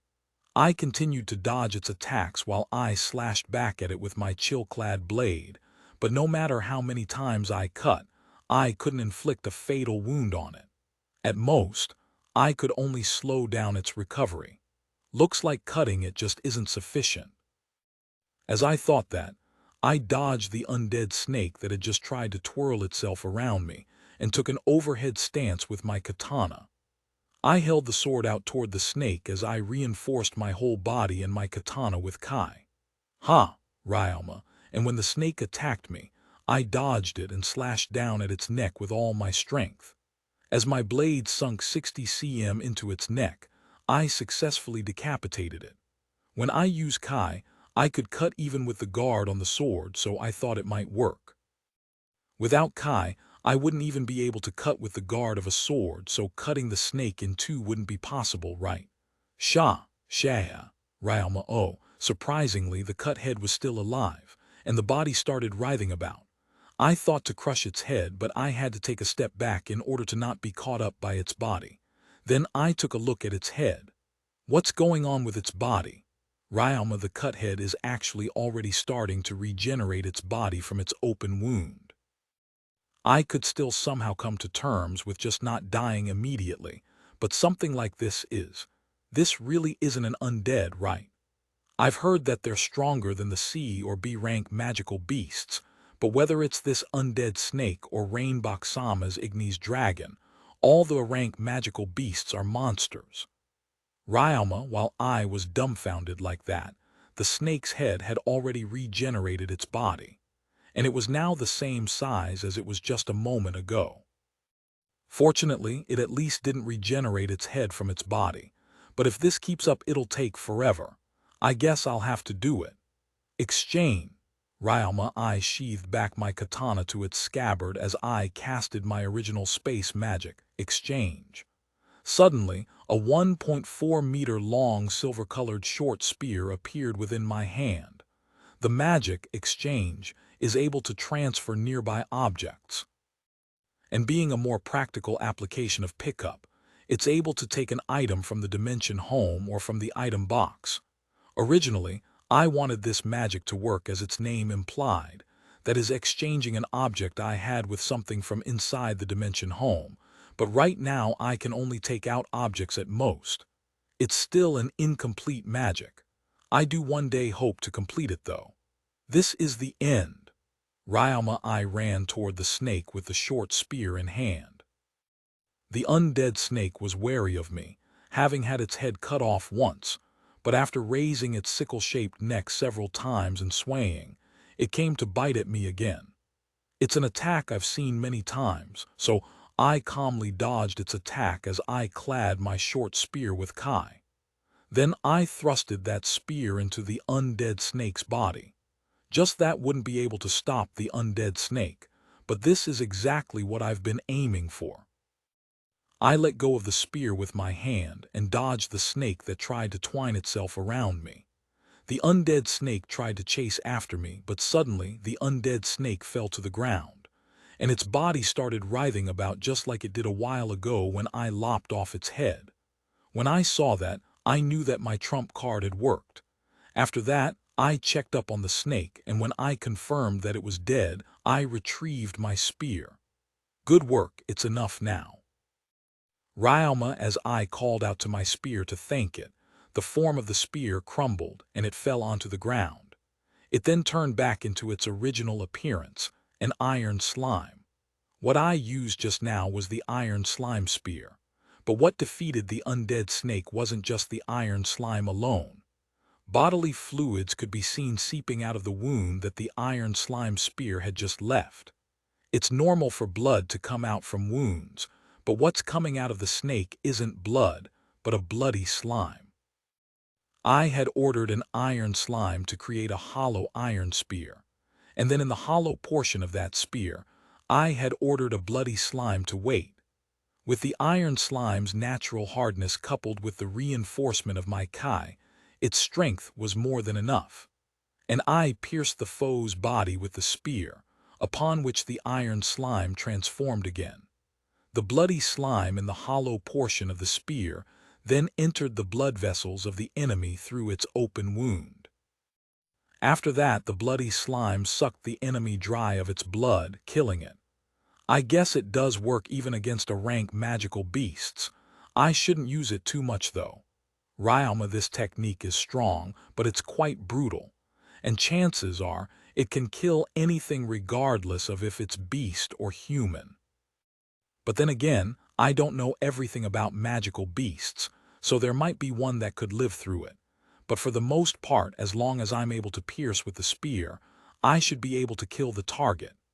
At the very least, it's shown itself to be very effective when I tested it against the goblins and other various magical beasts when I first thought of it. But while it's efficient, using it too much will dull my skill. Moreover, I also can't use it in front of other humans. Just thinking of the consequences if word of it gets out, and a villain finds out about it makes me shiver. One thing's for sure though, this skill is definitely my trump card. As I decided that in my heart, I retrieved the undead snake's corpse and then retired for the day. Today's been really tiring. Thank you for listening to the story on KevinAudio.com Volume 3, Chapter 38, Volume 3, Chapter 38, the fourth day today. I am walking again within the dense forest. The surrounding area all look the same, so it'll be a disaster if I ever get lost. Fortunately, I have no problems with water thanks to my water magic. And there are even greens and magical beasts that can be eaten around here, so there are no problems in that regard. As I was thinking those sort of things to myself, I suddenly felt the presence of humans from ahead. There's a person here, in a place like this, moreover alone. But then again, I did come here all by myself, so I guess it wouldn't be too strange for there to be another person aside from me. I wonder if it's an adventurer who came here to collect something. I approached the presence I felt while keeping my guard up. When I did, a man wearing an armor made of tree appeared before me. His body was covered in wounds all over and blood was incessantly flowing out of him as he laid unconscious. A corpse. But just as I thought that, the man groaned. Man, are you still alive? Light ball. Ryalma, I fired a shot of light ball toward the man. It's to ensure that the man is not an undead-type magical beast. There are cases of corpses becoming undead and wraiths possessing bodies, so I have to check first before I try to save him. From the looks of things, the man doesn't seem to be able to talk, so this is the fastest way of confirming things. The light ball I shot went straight for the man, but the man didn't show any changes. And since he neither vanished nor show any signs of pain, I guess that means he's human. I'll save you now. Ryalma, I ran toward the man while keeping wary. Are you all right? Can you hear me? Ryalma, Yua, man, I called out to the man as I ran toward him to confirm whether he was conscious or not, but all I got in response was a groan. In any case, healing comes first. High heal, high heal, high heal, high heal. Ryalma, I casted healing magic all over the man's body. The bleeding from the man's feet were especially severe. Like this, the man won't be able to walk, much less fight, right? For some reason, no matter how much I casted healing magic, the bleeding wouldn't stop. In any case, I better transport him to the dimension home first and have the heal slimes help. And if anything, the dimension home is at least safe. As I thought that, I held the man and was about to bring him to the dimension home, but Ryalma, as I was about to use dimension home, the moment I stopped focusing on the man's body suddenly crumbled. The bones throughout the man's body suddenly vanished, turning his body extremely soft. And suddenly, the man took into him the arms that I was holding him with as he threw his lean toward me with his chest out. Pshaw! Ryalma, I was surprised for a moment, but I quickly gathered myself and calmly responded by wrapping my body in electricity. As a result, the man who had tried to swallow my arms into his body was electrocuted, and he stopped moving. In that instance, I recovered my strength and shook the something that looked like a man into the ground, and then I kicked him. That something that was kicked crashed into a tree and then crumbled. Continuing, I unsheathed my katana and clad it in flames. Then with a stroke, I cut the something from its right leg all the way to its left armpit. But that something didn't seem to be fazed by it, and instead it tried to run away. The something that was before me did not possess the same regenerative abilities that the undead snake possessed, so instead it tried to run away by throwing away its lower body and using only its arms to crawl away. Then in the next instance, that something lost its human form, and it transformed into the form of a small take ostrich. Ah! Ryalma the something ran with a speed comparable to the real take ostrich, but unfortunately for it, I had no plans of letting it go. If I ever had such thoughts, it disappeared just now. Barricade, bind ivy, Ryalma with the wood element magic. I controlled the plants in the surrounding area and created a wall blocking the ostrich. And with another wood element magic, I tried to capture the ostrich with the vines. The result: success.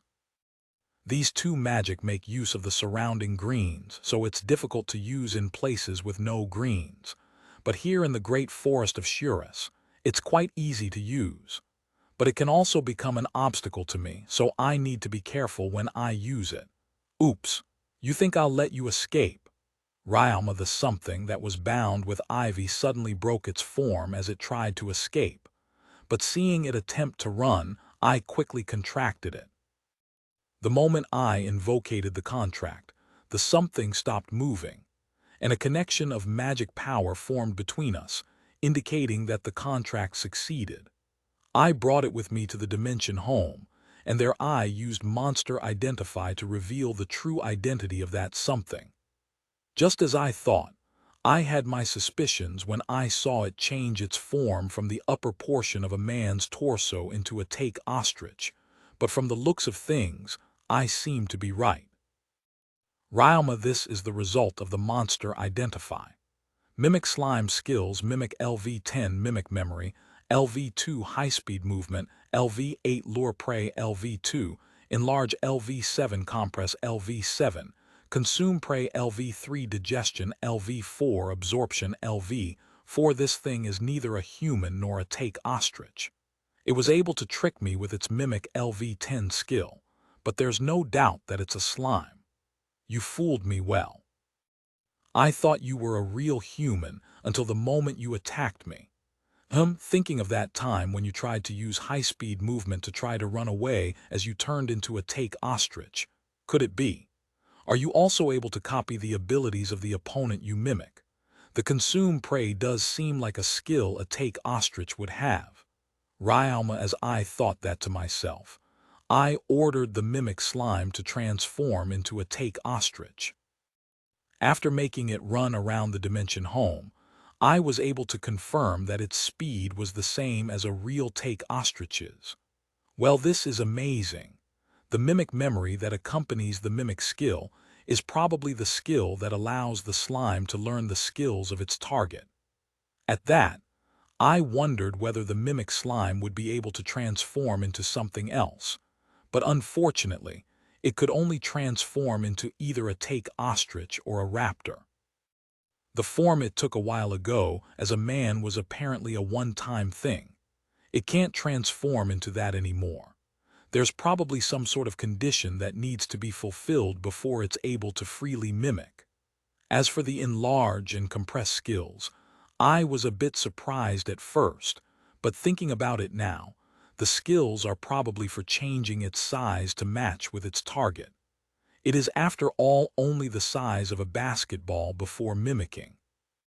At that size, it could become a sort of portable magical beast, but there's no way it'd be able to trick its enemies. Lastly, there's the consume prey skill. I take it this means that this slime is a predator and not a prey.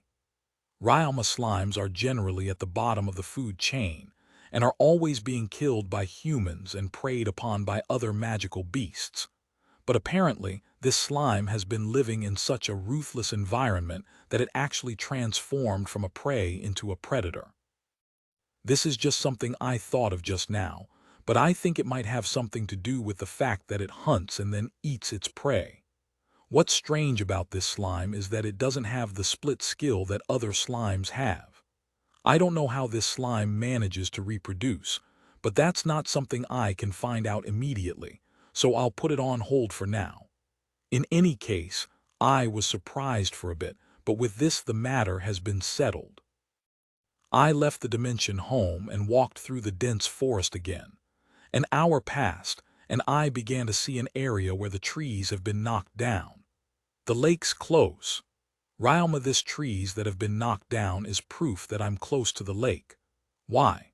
Because the magical beast that knocked this trees down is the cannonball rhinos. A large magical beast with the length of 3 m, and as you'd expect, they live near water and prey on fallen trees. Incidentally, the cannonball rhinos is a B-rank magical beast, but unless you attack first, they won't do anything. They do tend to get worked up during breeding season, but as long as you take care not to get too close to them and offend them, then they won't attack. They're generally gentle magical beasts, as long as you don't piss one off anyway. If you do, it won't be funny. The greatest special trait of the cannonball rhinos is the skin and hair covering its body.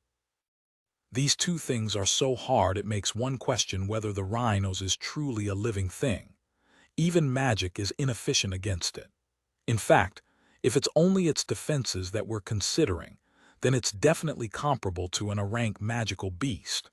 Moreover, the cannonball rhinos is faster than its large frame would like you to believe, and after becoming an adult, it can even use the neutral magic, strengthened body.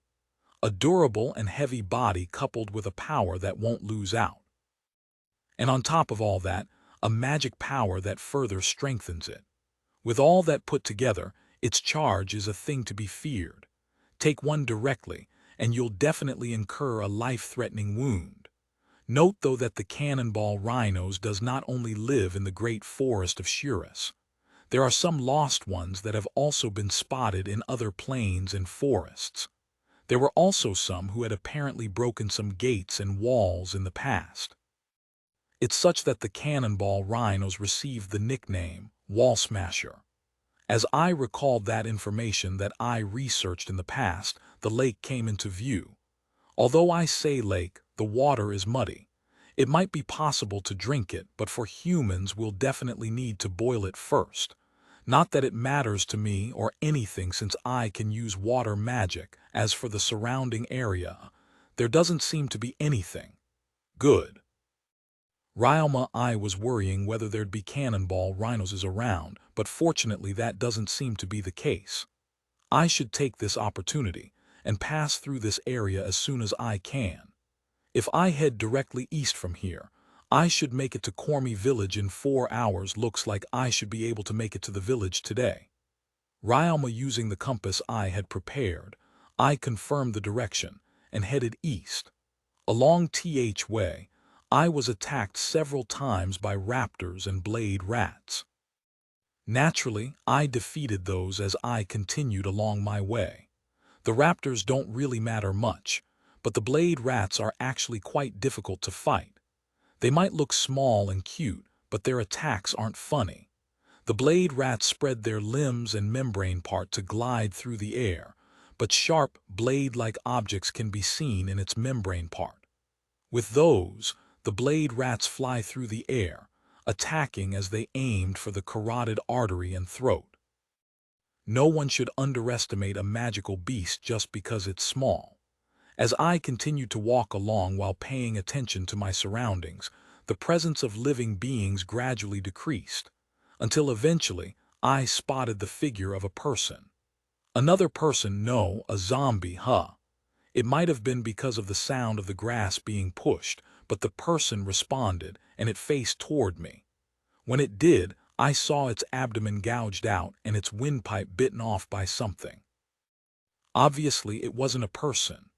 Light ball, Ryalma. I looked at the oncoming zombie with dead eyes as I shot light ball toward it. There's no reason for me to wait until it got closer. The light ball I shot cleanly blew off the head of the zombie. With this, the problem was easily solved, but sure. undead Hai-Hayu, undead Garururu, undead Light Balch, Ryalma. 1 hour passed after that. For some reason, the magical beasts that appeared were nothing but undead. The undead that appeared were the usual wraiths and zombies. There were also magical beast corpses turned undead, the beast zombies. There were many kinds of beast zombie.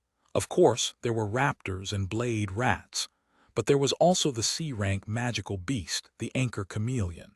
It had the ability to change its body's color to meld with its surroundings, while it attacked vital spots with the hard end of its long tongue. And there was also the doping bee. The doping bee has a body colored red and purple. It's poisonous, and when I saw a zombified doping bee, I couldn't help but break out cold sweat. The doping bee isn't a rank magical beast, but unless its nest is attacked, it won't go out of its way to attack humans. Its individual strength isn't much either. In fact, its fighting prowess isn't much different from that of a normal bee. At most, it's only really a pain to kill since it's small and fast.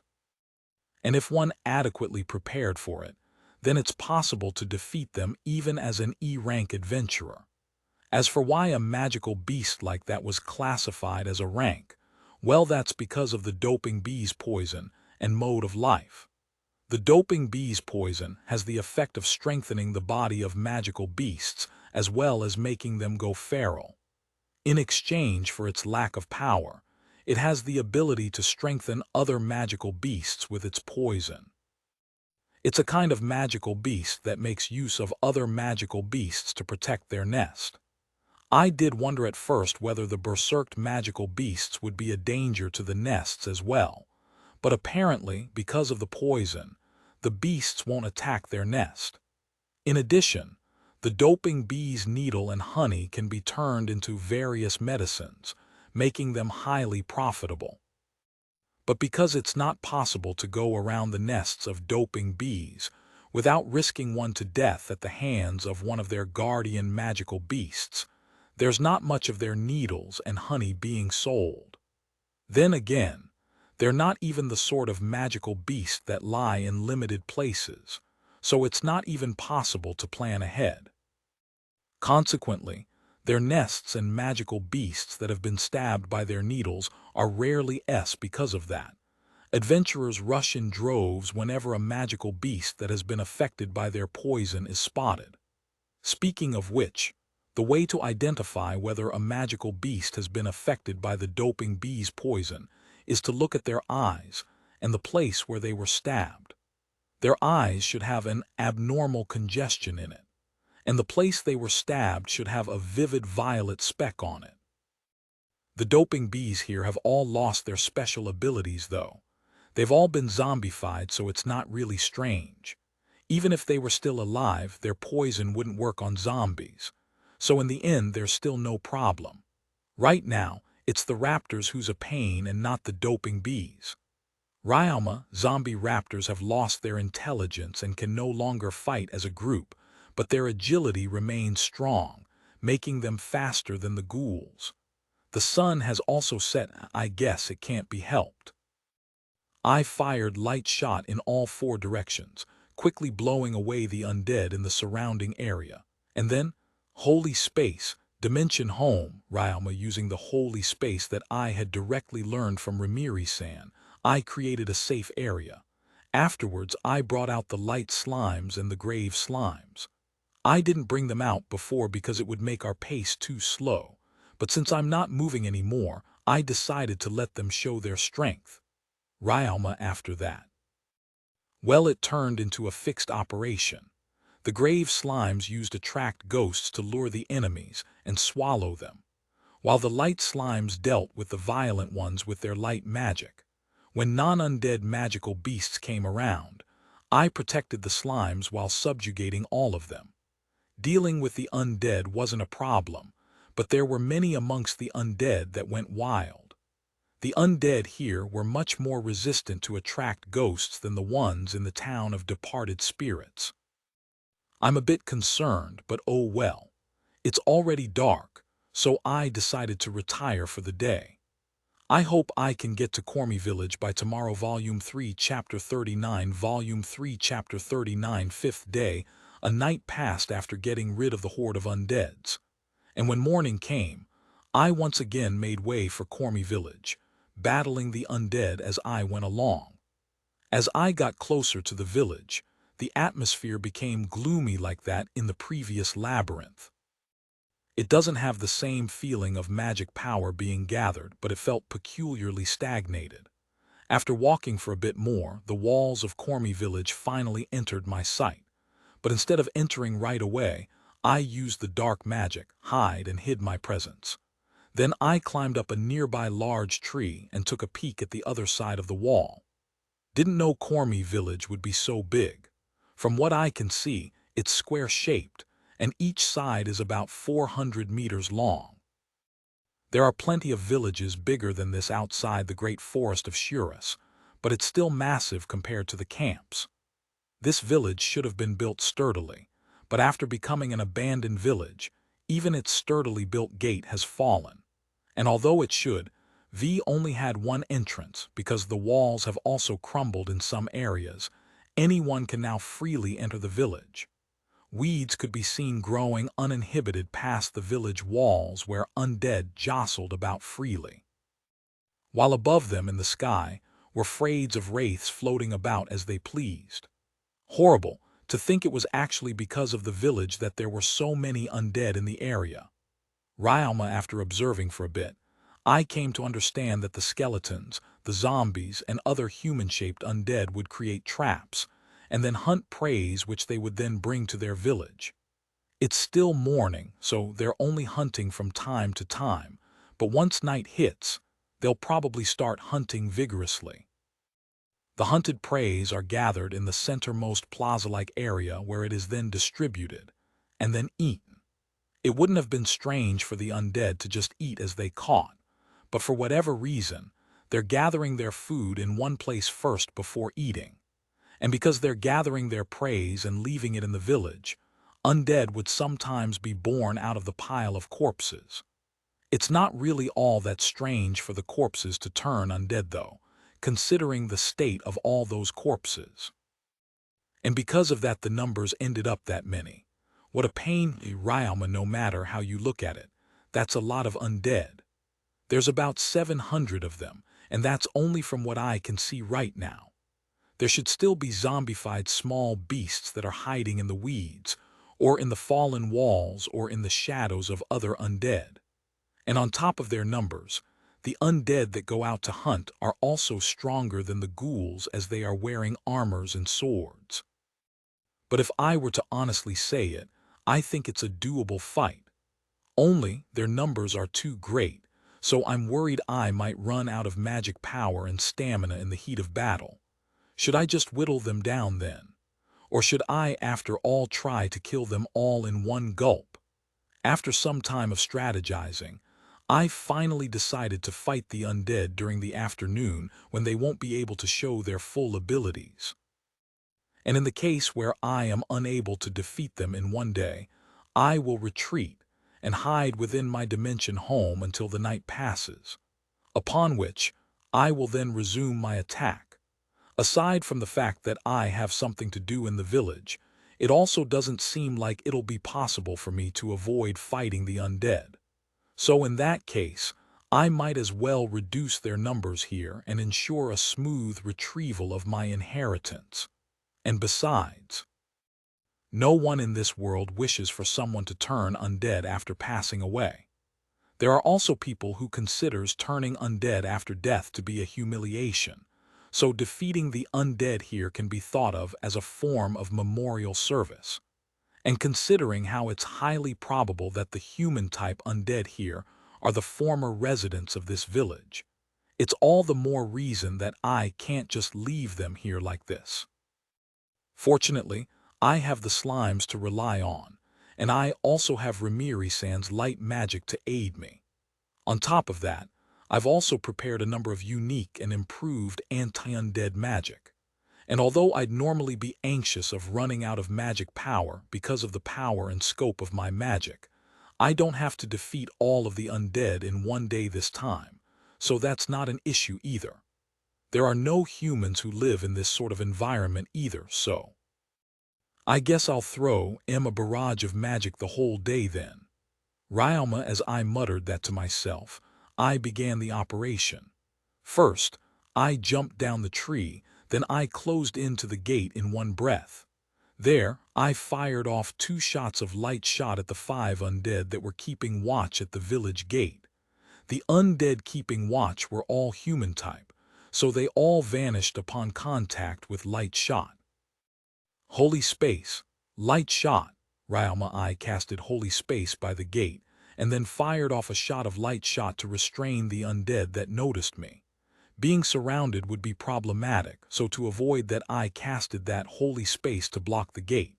Of course, I could still be surrounded if the undead exited the village from somewhere else, but I'll just think about that when the time comes. For now, it's enough that I've made it harder for them to surround me. Then once the undead have clumped up nicely. Holy flame carpet. Ryalma, as I chanted that, a great bright flame appeared from my hands. It turned into a ball of flame, and it shot toward the undead before me. The raptors that were above the ball of flame's course lost their lower bodies, and when the ball of flame hit the ground, the flames spread, and a great number of undead were burnt away. But the flames did not cease there as it caught onto the weeds, spreading the flame and burning even more undead. This magic is something I came up with after combining the intermediate flame magic I learned from Rainbow Sama, flame carpet, and the spell, exorcism, that was directly transmitted to me by Rimiri Sama on the way back home from the town of departed spirits. Flame carpet is a kind of magic that spreads a thin layer of flame attribute magic power to attack one's foe. The flame birthed is a result of magic power, so it can be used even in rocky places with no flammable objects. But in a place like this one where flammable objects like weeds are growing abound, the effect is intensified. I can easily visualize this spell by imagining the picture of spilled alcohol being lit up. Then on top of that image, I would imagine the light from the flames to have the effect of exorcism, making this spell the first of my anti-undead area magic attacks. The downside to this spell is that it's difficult to control, so one cast will consume up to 40,000 magic power, but its strength is unquestionable. And right now, that effect can be seen as all the undead within an area of 60 m from the gate has been annihilated. Even the wraiths floating in the sky have been reduced to some extent. It was already hard to combine 2 spells with differing attributes into one, but combining light magic with another attribute was especially difficult. I think I'll investigate why after this. Oh, incidentally, I used the food of the grave slimes and the undead that they have stored in them as test subjects when I was making this spell. Dimension home, Ryalma, I brought out some light slimes and grave slimes from the dimension home. Then as the grave slimes gathered the undead, I took a look at the situation. I was anxious about the fire spreading due to the sparks, but it seems there weren't any problems. That's probably because the humidity here in the great forest of Shurus is high. As for the fire spreading inside the village, I don't really mind. That aside, the fire catching onto the weeds here and burning it was a huge boon, because now I can see the small undead easily. When I saw undead coming again, I fired off my magic. Flash grenade, Ryalma, as I chanted that, I fired off a ball of light toward the sky. Then I closed my eyes and covered them with one of my hands. In the next instant, the ball of light exploded, releasing magic power and light. The momentary light shot off by that ball dyed my closed sight in red. The magic I had used just now might look no different from a normal light ball, but it's actually a successfully improved version of the light shot. If I were to put it in simple words, it's a bomb of light. It explodes with light attribute magic power, so it's potent against undead. It may have a wide area of effect, but its magic power consumption is only half that of the holy flame carpet, putting it at a consumption of 20,000 magic power points. Its downsides are that its effect can be weakened by hiding beneath the shade of a shelter, and that the light emitted is too strong, so if you look straight into it, you'll be blinded temporarily. One day, I plan to combine this spell with the wind magic, sound boom, to create the magic stun grenade, but I'll put that off for later. Going back to the topic, the flash grenade seems to have worked well as the undead, especially the frayeds of wraiths in the sky, have had their numbers greatly reduced. I actually didn't really know how effective the spell would be when I closed my eyes, but it looks like it worked well. I should probably think of a way to make a pair of sunglasses when I get back. I mean, it's not exactly a good thing to close one's eyes during battle, as necessary as it may be. As I was thinking that to myself, it suddenly hit me. Wait a moment. I was being cautious because their numbers were great, but now that I'm fighting them, it's actually easier than I thought. There are undead, but they're not attacking me that hard. Rather, they're not really resisting much. Could it be that they're just many but are actually really weak? I took a look at them again, and I noticed that their movements individually were actually worse than the undead in the town of departed spirits. On top of that, there weren't any higher classes among them. Somehow it feels like I got too fired up and ended up striking against the air. I wasted my magic power. After thinking that, I brought out the king scavenger slimes and the grave slimes and had them proactively hunt the undead. The result was just as I expected. The undead in the village were weak enough that it was enough for me to leave them to the slimes. I was using the undead in the town of departed spirits as a standard, but it would appear that the undead there are far stronger than the ones here. It's probably because the magic power there is thick that the undead there are so strong. And although the intellizombies here are quite numerous, the memories they possess is a far cry from back when they were alive. They were probably brawny warriors back when they were still alive, as they can still use short swords after turning into zombies and skeletons, but they're not much of a threat. Even the strong ones among them are only about as strong as ghouls at most. And then there are even undead that won't do anything unless you lured them out, and would just sit somewhere as if they were in their house. Surprisingly, those types were actually much more resistant to attract ghosts than the undead walking outside. I guess they're much closer to wandering ghosts or bound ghosts than they are to magical beasts. When I realized that, I shook off the thought of fighting them, and I decided to treat this purely as a form of memorial service to them. I decided to defeat all the undead here while praying for their happiness in the next world. Originally, I was thinking of defeating the undead here first, but I changed my mind. I'll go ahead and get my inheritance first.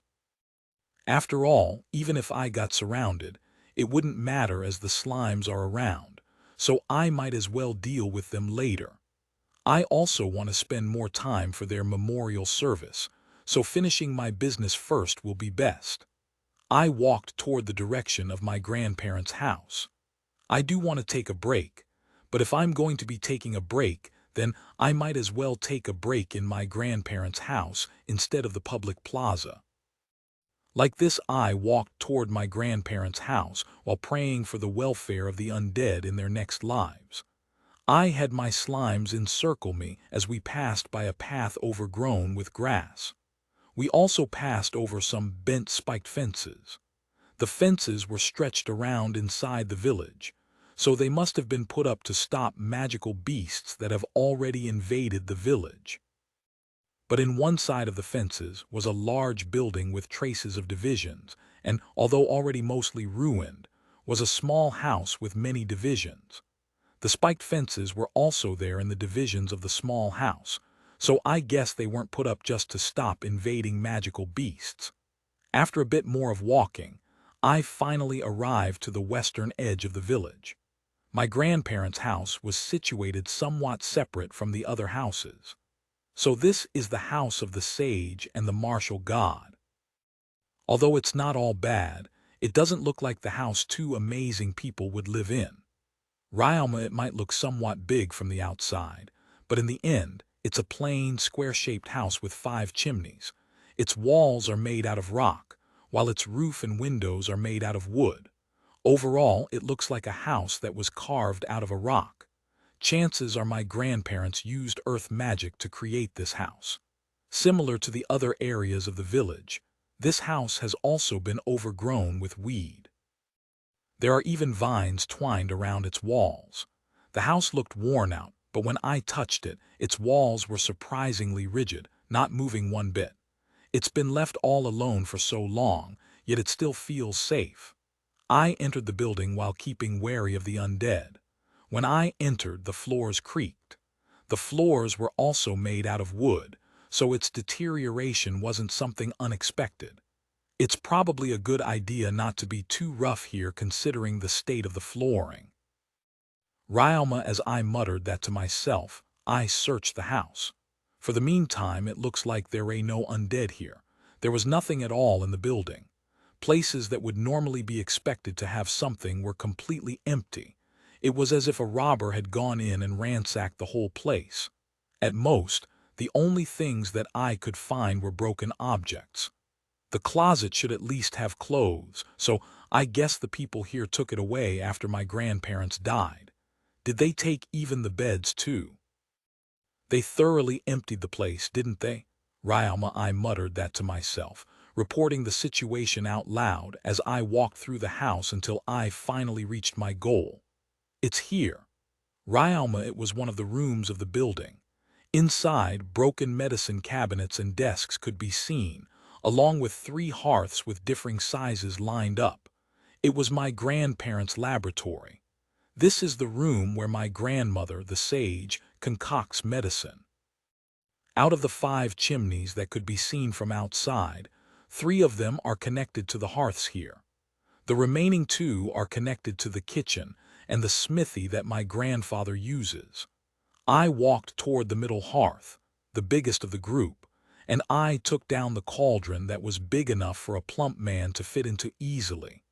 I then scraped out the ashes and cinders that have piled up to reveal the bottom of the hearth.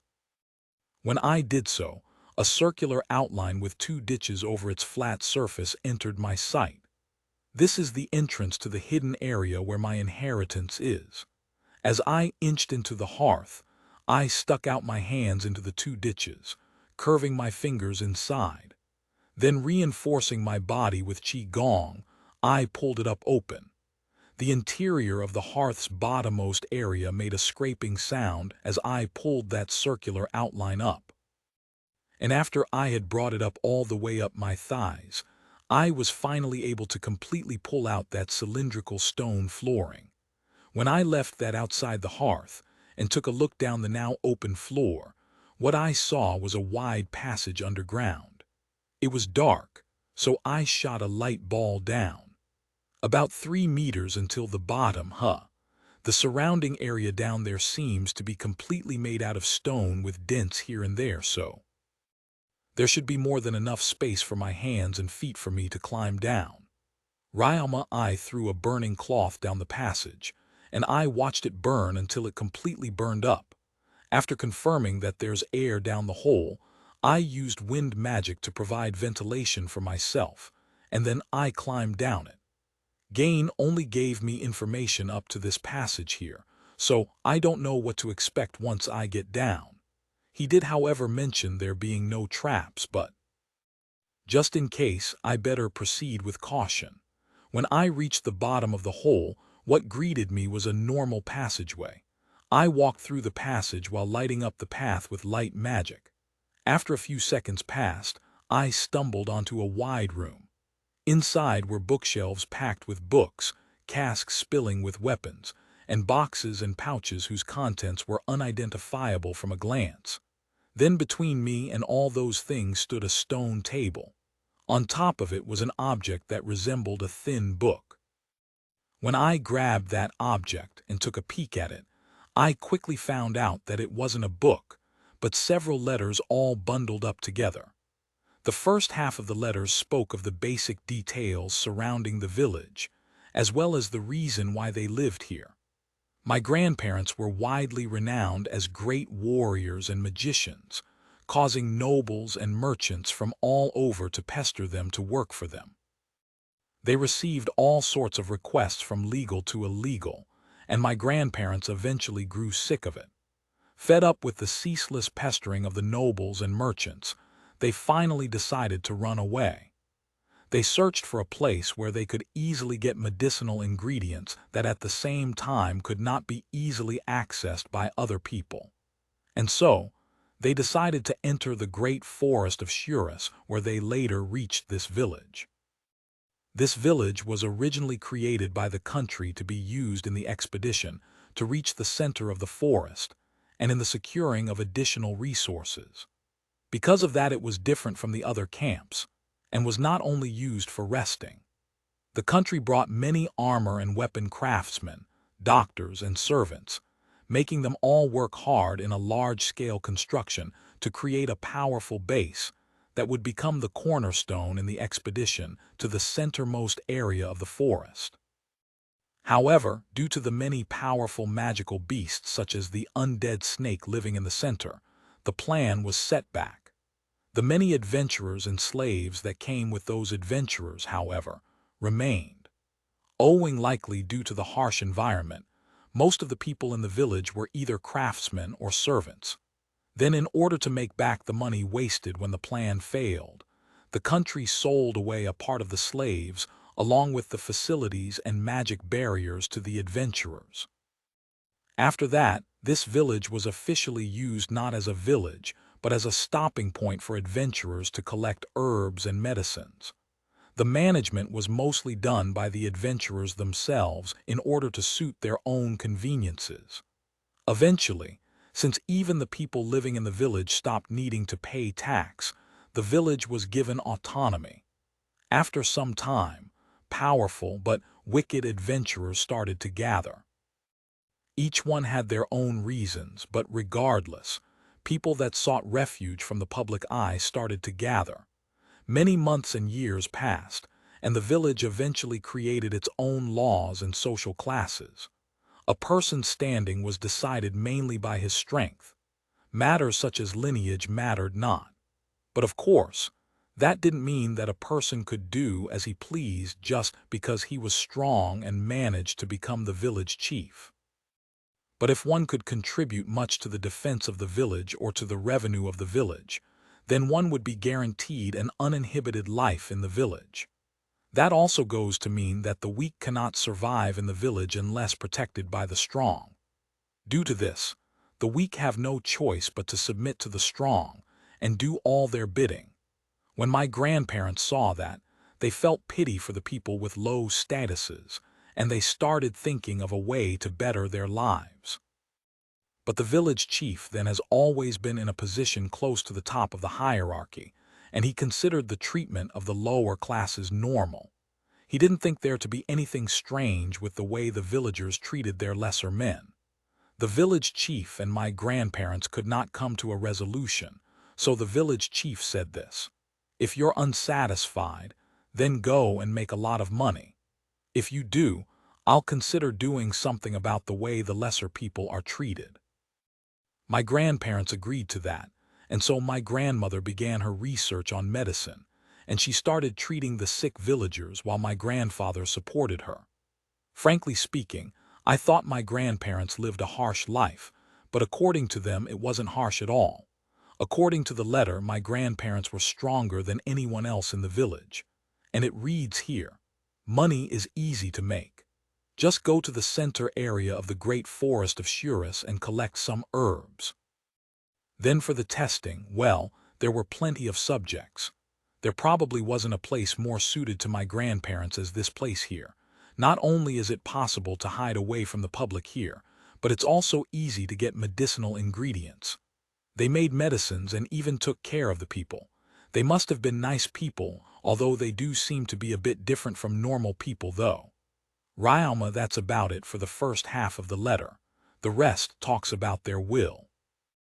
Reading the letter, it reads: "To the person who is reading this now, well, to make things short, They're saying that they will be giving me everything that is in this room. The things in this room are all near the end of their lifespan, so they can't really be used anymore. But the money here along with the other things are all things that they acquired in their adventures together as husband and wife. These things all have sentimental value to them, so they hid it here, and did not want the village chief to find it.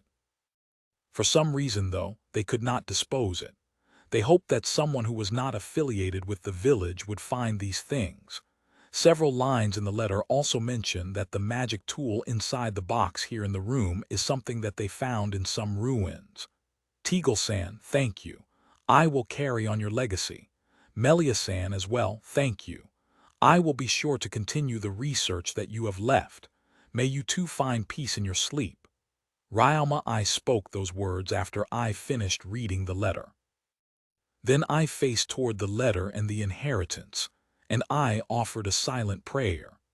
After which, I then took all of the inheritance in the room, and I stored them all within my dimension home. I'll check the contents later. Volume 3, Chapter 40. Volume 3, Chapter 40. When I got back up to ground level, I blocked the entrance leading down the underground tunnel with a rock just as it were before. And just as I thought of stepping out of the laboratory to breathe in some fresh air, a creaking sound resounded from around my feet. Immediately after, my balance broke. Yuwa. Ryoma, I had apparently stepped through the flooring. This place is dangerous. I better get out quick. As I thought that, I went out of the house and immersed myself in the atmosphere outside before going into my dimension home. There, I checked the contents of my inheritance, and I saw that there were 2 jute bags of differing sizes, a barrel filled with all sorts of weapons, and 4 metal boxes that's each barely big enough for an adult to carry with his arms spread. I also from some inheritance from the shelves, but there was no need to check, as I already knew that the contents are roughly around 100 books. They're shelves after all. What else would you put in them? Well, I better check the barrel spilling with weapons first then, although I don't think I can expect much from this one. Ryoma, the weapons inside the barrel are all rusted, most likely because they've been left for far too long down there in the basement. After carefully inspecting the weapons, I found out that only 8 were not rusted. 3 of those were swords, 2 spears, 2 axes, and 1 hammer. They're all first-class weapons, so putting the sword and the spear aside, the axe and the hammer should sell well. I'm selling them since neither I nor my slimes can use them. Next up are the jute bags. Ryoma, I looked inside a jute bag, and I found out that the first jute bag was filled with magic jewels. The attributes are neutral, water, earth, wood, poison, and even light. Light attribute. Isn't that a rare magic jewel? Sure, there might not be a lot of them, but it's still amazing. I don't really have any way of using them right now, but I'll keep them around for use in something like making a staff later. Ryoma, as I said that, I opened the next bag. This bag is far smaller compared to the other bag. In fact, it looks like the sort of bag you'd get when buying lunch. Inside the bag were 3 metal ingots of different varieties. I thought about it for a while until I eventually concluded that I don't know what type of ingots these are. Judging from their tint, though, they might be the usual iron, silver, or copper ingots that are commonly used. For the meantime, I took out 1 ingot and used Identify on it. When the results came, I was shocked. So shocked I almost dropped the ingot. The results of Identify are as follows. Mithril ingot, the resulting product after refining an ore of mithril, purifying it, and turning it into an ingot. Although it's metal, it's light, and easily allows magic to pass through it. Its downside is the difficulty involved in working with it. Fantasy metal has come. So this is mithril. If I were to use this to make a weapon, would I end up with a weapon that's convenient to use magic battle technique with? The slime katana I'm using now is fine, but I'm a bit curious. Anyway, let's leave this here for now and check the other ingots. The next ingot I took out was black and heavy. Adamantite ingot, the resulting product after refining an ore of adamantite, purifying it, and turning it into an ingot. It is extremely durable and highly resistant to corrosion. Its downsides are its heavy weight and the difficulty in manufacturing it. Magic also has difficulty passing through it. This is also a fantasy metal. I could use this to make either weapons or armors. I think I can also use it to make staves, although that doesn't seem to be a good idea. Unless I'm making a staff for hitting people with, that is. But in that case, I might as well go ahead and make a mace instead. Well, let's leave this one here too and go to the next one. The ingot this time is different from the other two in that it's about half their size and is dazzling gold. This wouldn't be a gold bar, would it? After investigating, it was, just as I expected, also a fantasy metal.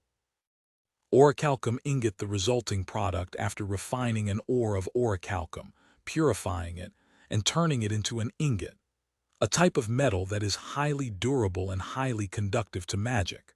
Mining rates are extremely low, and manufacturing is equally difficult. So after mithril and adamantite is orichalcum, huh? Well, it's the inheritance from the martial god and the sage after all, so something of this level probably isn't strange. I am surprised, but that can't really be helped. Also, this is something I learned from the Digger Arms shop in Gimyuru, but apparently, regardless of which of these three metals is used, the resulting weapon will at least be several small platinum coins worth. These fantasy metals, could it be? Were these things dug up from somewhere here in the great forest? Ryalma, as I was thinking that, I heard something sound out from inside the bag. It was then that I realized that there was a sheet of paper in the bag.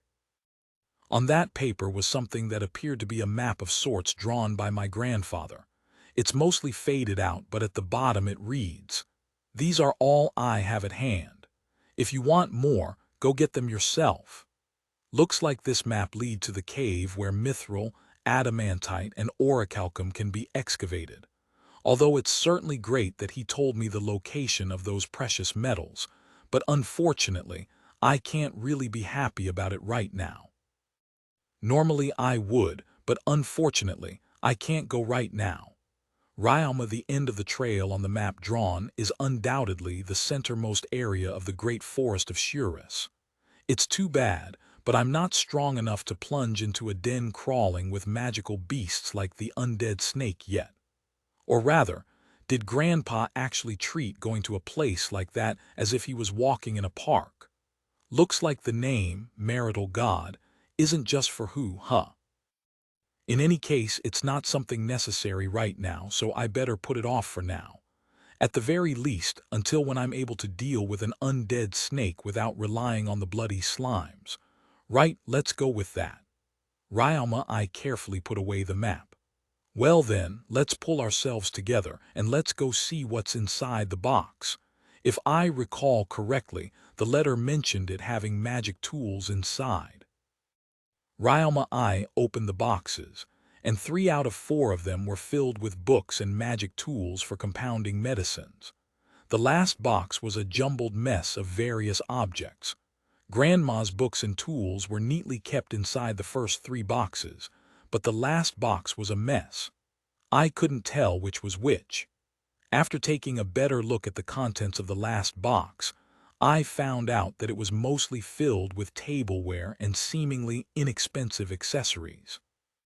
Ah, there seems to be some gold in between the gaps of all the stuff stuffed in the box too. How to put it? This box feels like the just stuff, whatever you want into sort of box. These things are almost likely things that have some sentimental value to my grandparents. After investigating the boxy further, it came to me that the contents of the box and the number of things in it don't match. There are actually enough objects in it to fit a box 3 times its size. And taking a closer look, I can see that the things in it don't appear to have been left alone for long. For example, there is a small emerald ring inside the box, but the jewel doesn't show any signs of deterioration. And compared to the faded letters and maps in the previous bag, And the faded books in the shelves, the diary-like books in this box doesn't seem to have faded one bit. A magic tool that allows more things to be fitted inside than what its exterior would suggest. On top of that, it preserves the contents, keeping them from deteriorating. Isn't this a really amazing object? Ryalma, there are also magic tools in this world that uses dimension magic, but they are rare even amongst magic tools. As for why, it's because there are few enchanters that use dimension magic. But even then, if someone were to enchant an object with dimension magic's item box spell, there wouldn't be any effect that would allow its contents to resist the passage of time. Item box is, after all, only a magic meant to create another space to store objects in. When it comes to storing things, there's nothing better than this. I'll put it to good use. Ryalma, moreover, there are even adamantite and mithril weapons at the bottom of the box. Looks like Grandpa hid the really good weapons in this box. It feels like a waste to keep the weapons I can't use just hidden, but it would also be a problem if I sold them. If I sell them poorly, I'll end up conspicuous in a bad way after all. I can just leave things inside this magic tool box since it resists deterioration, but if I do it poorly, I'll end up leaving something in it for a long time, just like I did with Melzin's spear. In that case, I better leave the things that I or my slimes can use here, while I sell the long sword and the spear cheap to Asaga-san and Jeff-san, all the while asking them to keep quiet about its origins. Like this, I finished investigating the inheritance and I left the dimension home. Outside, the sun had already set and the sky had already become a beautiful sunset. I guess I'll rest for a bit and eat supper. Ryalma, also, I might as well study the mimic slime's ecology. Fortunately, there aren't any magical beasts here aside from the undead. As I thought that to myself, I grew livelier, and I took out the mimic slime from the dimension home. First, I need to know what it eats, so I ordered a grave slime to release its caught preys. When I met the mimic slime for the first time, it tried to eat me, so it must be a predator. But I'll prepare some vegetables and poisonous plants as well. After inquiring whether it could only eat one or the other, I understood that it could eat either meat or vegetables. Apparently the mimic slime is an omnivore. However, it can't eat the rotten meat of the undead-type magical beasts. It also can't eat poisonous plants. Its eating habits are mostly similar to that of a human's. On top of these facts, I also discovered something interesting. When I had confirmed that the mimic slime ate meat, I prepared raptor and Galmo's alligator meat. The mimic slime jumped at the Galmo's alligator meat, and it started feasting on it. After it finished eating, the mimic slime suddenly began to transform into a Galmo's alligator. So the mimic slime's mimic is also related to its diet. Does mimic activate when it eats its prey? If so, then how necessary is eating to mimic? Ryalma, as I thought that, I tested it out by pulling a strand of hair from my head and having the mimic slime eat it.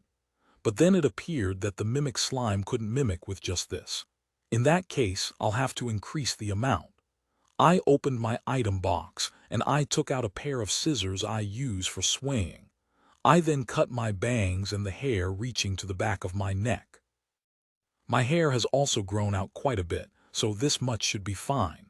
But if I need to shave myself bald, then I'll have to do that after I get back to Gimyuru. It's because this body is still only 12 years old, so I'm not growing any beard yet. Because of that, I don't have a razor with me. Besides, it would be strange if I suddenly came back bald-shaved head, and skinheads do exist in this country, but they aren't common. Even if you walk throughout the Twon, you'll barely see anyone with those hairstyles. The country to the south seems to have a fair number though, but in any case, that sort of style is rarely seen in this country. Also, if I have to feed the hair on my limbs to the slime, then I'll just give up on it. As one would expect, I'm not willing to shave my body that much just to experiment. It would be great if it could mimic with just these. As I thought that, I fed the mimic slime the hair I had cut. When I did, the mimic slime slowly began to transform into me. It succeeded. However, why are you naked? Ryalma, why? I know it's not me and there's no one around, but it's still embarrassing. Why are you naked? Weren't you wearing an armor when you were transformed into that man from before? But in any case, go put on some clothes now. Ryalma panicked. I quickly took out a pair of pants and shirt from my item box and handed them over to the mimic slime. The mimic slime slowly extended its hands, but as it began to walk, it fell over. Why? I ran up to the mimic slime and checked on it, and I found out there that it wasn't feeling unwell or anything. Just that it can't stand and the most it can do is roll about. A few hours passed after that, and after much investigation, I found out that, although the mimic slime had succeeded in transforming into me, it couldn't even walk. Much time might be needed to allow it familiarize itself with the body it transformed into. Is that the reason why when it pretended to be a human and attacked me, the movements it used when it attacked was not something that belonged to a human? But I really don't want to see myself completely naked under the sun, struggling like a newly born child. Fortunately, no one else saw it. Ryalma, speaking of which, right after that, I had the mimic slime put on some clothes. Or rather, I had it eat some clothes, and then had it transform its body's surface into clothes. It succeeded well too. Whether it was the appearance of the clothes or the texture, it was a perfect replication. Truly a fearful LV-10 mimic. Only it couldn't transform back into me after I had it cancel the transformation. That's most likely because its mimic memory skill level is too low. The slime might have to put it to memory first before it's able to transform at will. As I continued thinking like that, the sky finally began to turn dark. So I entered the dimension home and began to prepare supper. The menu for today is bread and oh, right, let's go with that. Ryalma, I had the grave slime bring out the undead snake that I recently defeated. I then cut its headless body apart, removing its hide and its bones. I then cut it into thin, long strips and then fried it. According to what I had researched before, the undead snake is a nutritious treat to eat as its regeneration ability allows its body to store up plenty of nutrients. I also heard that it's delicious thanks to its fatty meat. Because of all that, I decided to try eating it. A few seconds after I had begun frying it, oil started to drizzle out of its meat. Then gradually, scent similar to that of fried chicken filled the dimension home. Looks delicious. Ryalma, to think it would actually make such a delicious smell. It would have been great if I had remembered earlier. Without adding anything onto it, I took a bite out of the now cooked snake meat. When I did, my teeth easily sunk into the soft meat, and juices gushed out of the meat, filling my mouth with its taste. Oh, it's delicious. It's plenty juicy, and there's also enough umami. Come to think of it, I think I also heard of the undead snake meat being good ingredients for tonics and beautifying the body. Speaking of beauty, I wonder if it's because of the collagen texture. I've never had collagen pot, so I don't know, but, well, it's delicious and safe to eat, so whatever. Ryalma, as I thought that, I fried more meat to eat. The meat is plenty delicious, so just a little salt and seasoning is good enough. Today's menu is bread and grilled undead snake salad. Moreover, I also cut apart the undead snake body that had regenerated from just its head. I grilled that one with salt too, and I fed it to the slimes. When I tasted it, I noticed that its quality had gone down. It must be because it had used its regenerative energies that its meat had grown dry and hard. It didn't taste as good too. Well, although it doesn't taste as good, it's still plenty delicious though. It does feel a bit lacking compared to the meat I had just tasted a while ago though. The slimes ate the snake meat happily. The mimic slime also couldn't use mimic after eating the fried meat. Mimic might require raw meat. I'll have to investigate this more later. Volume 3, Chapter 40, 1 Volume 3, Chapter 41. The next day I began filling in the hole in the wall of the village with earth magic, repairing it and reinforcing it, while I also began to demolish the structures within the city walls. Fixing the wall is to prevent magical beasts from entering after I send off the undead, and create a safe area within the forest. The demolishing of the buildings is to ensure that I don't miss any undead. Besides, they were all so worn out that they would crumble after just breaking 2 or 3 pillars anyway. They were pretty much useless except for the undeads who would hide them, so burning them down isn't really a hard decision to make. When I went to clear out the village, I started by investigating each house, performing a memorial service for the undead as I did. The first division I got to was a dense collection of several small houses, so I took them down one by one. Then I burned them with holy flame carpet, cleaning up the wreckage. In the end, I decided to do the same and clean out the rest of the village in the same way. The undead that came attacking at me were all mostly taken care of by the grave slimes, the king scavenger slimes, and the light slimes. All the while, I demolished the buildings with the help of the earth slimes and the wind slimes. The village is a bit too big for me to do everything by myself, but with the help of the slimes, I figured I could finish everything within a few days. As the operation gradually progressed, I eventually neared the limits of my magic power. I randomly took breaks as I kept going until eventually dusk came. I guess I'll end things here for the day. Oh, right, Ryoma abruptly. I opened my item box, and from it I took out the guitar that I haven't used in a while. Then I began my preparations to play the guitar and sing, chantlessly casting dark magic as I play.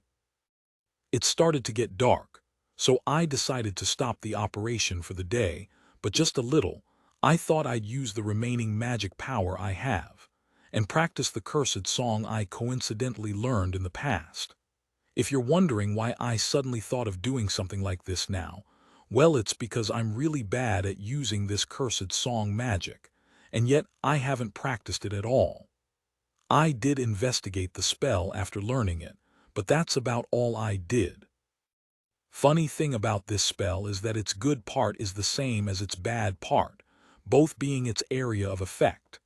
It has a wide area of effect as it works as long as you can hear it, but because of that, I can't choose the target, which goes to mean that it's an attack that doesn't discriminate between foe or ally, Ryoma fortunately, though the slimes can't hear, and the Rimmel birds can block off the sound with wind magic, so it doesn't affect them. But if I were to use the skill at the wrong place, then there's a possibility that I might affect the people passing by. I also didn't learn the spell because I need it, so because of all those reasons, I didn't practice it at all. I don't know if I can do something about its indiscrimination by practicing it, but I at least hope to be able to reduce its area of effect. There's no one around here, so I might as well take this opportunity to practice it to my heart's content. As I focused, I began playing the guitar as I sang the theme song of an anime I had heard in my previous life, but not long after I had to stop. What's going on? Ryoma, when I started to use cursed song, the apathetic undead in the surrounding area suddenly started hurrying toward me. Seeing that, I immediately had the slimes prepare for battle as I pulled out my katana. Huh, they're not coming anymore. Ryoma, when I stopped using cursed song, the undead suddenly lost all interest and they scattered away. Could it be? Ryoma, I tried playing the guitar again as I used cursed song, and the undead all came hurrying toward me again. And when I stopped, they scattered away. I tried playing the guitar again, singing normally without using cursed song, and they didn't come. So in other words, the cursed song has an effect similar to the grave slimes attract ghosts. Ryoma, I unexpectedly discovered an effective cursed song in an unlikely place. But while it's great that I discovered something new, with this, I won't be able to practice here anymore. Guess I'll have no choice but to practice in the abandoned mine once I get back home. Well, I won't be going on trips for a while once I get back anyway, so I guess I'll take my time then. Ryoma the undead suddenly rushing toward me kind of sucked all my strength away, so I think I'll just go have supper and rest now. Day 2 of the operation I performed a memorial service for the undead that we lured yesterday. We also somehow managed to finish clearing out the section with many small houses before noon. Then after lunch, we dealt with the houses that were relatively big. Amongst those, many were either workshops or storehouses. There were many bound ghosts in them too. For example, there was this skeleton that's probably a former blacksmith, as he would lean over the hearth and smash a rusted hammer against a rusted anvil ceaselessly. Those sort of ghosts never paid me attention even when I entered their workshop, but because of the sounds they made, they were easy to find. After that, I entered the large houses. When I did, I understood that there were two different types of large house. On one hand, you have the housing complexes that worked like apartments or inns, and were probably inhabited by people who can fight, as weapons and armors could be seen littered all over the place. Moreover, there were also undead that could use the weapons quite well, so this hypothesis is probably true. Then on the other hand, you have the houses of the authorities. These type of large houses had much more things compared to the others. Moreover, there were also undead who would fight while sitting down on a chair as they muttered orders such as "go protect" or something.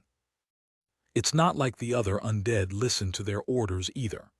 After all, there's no one left who could listen to orders anymore, so seeing an undead do that was kind of funny. Although it also made me feel empty.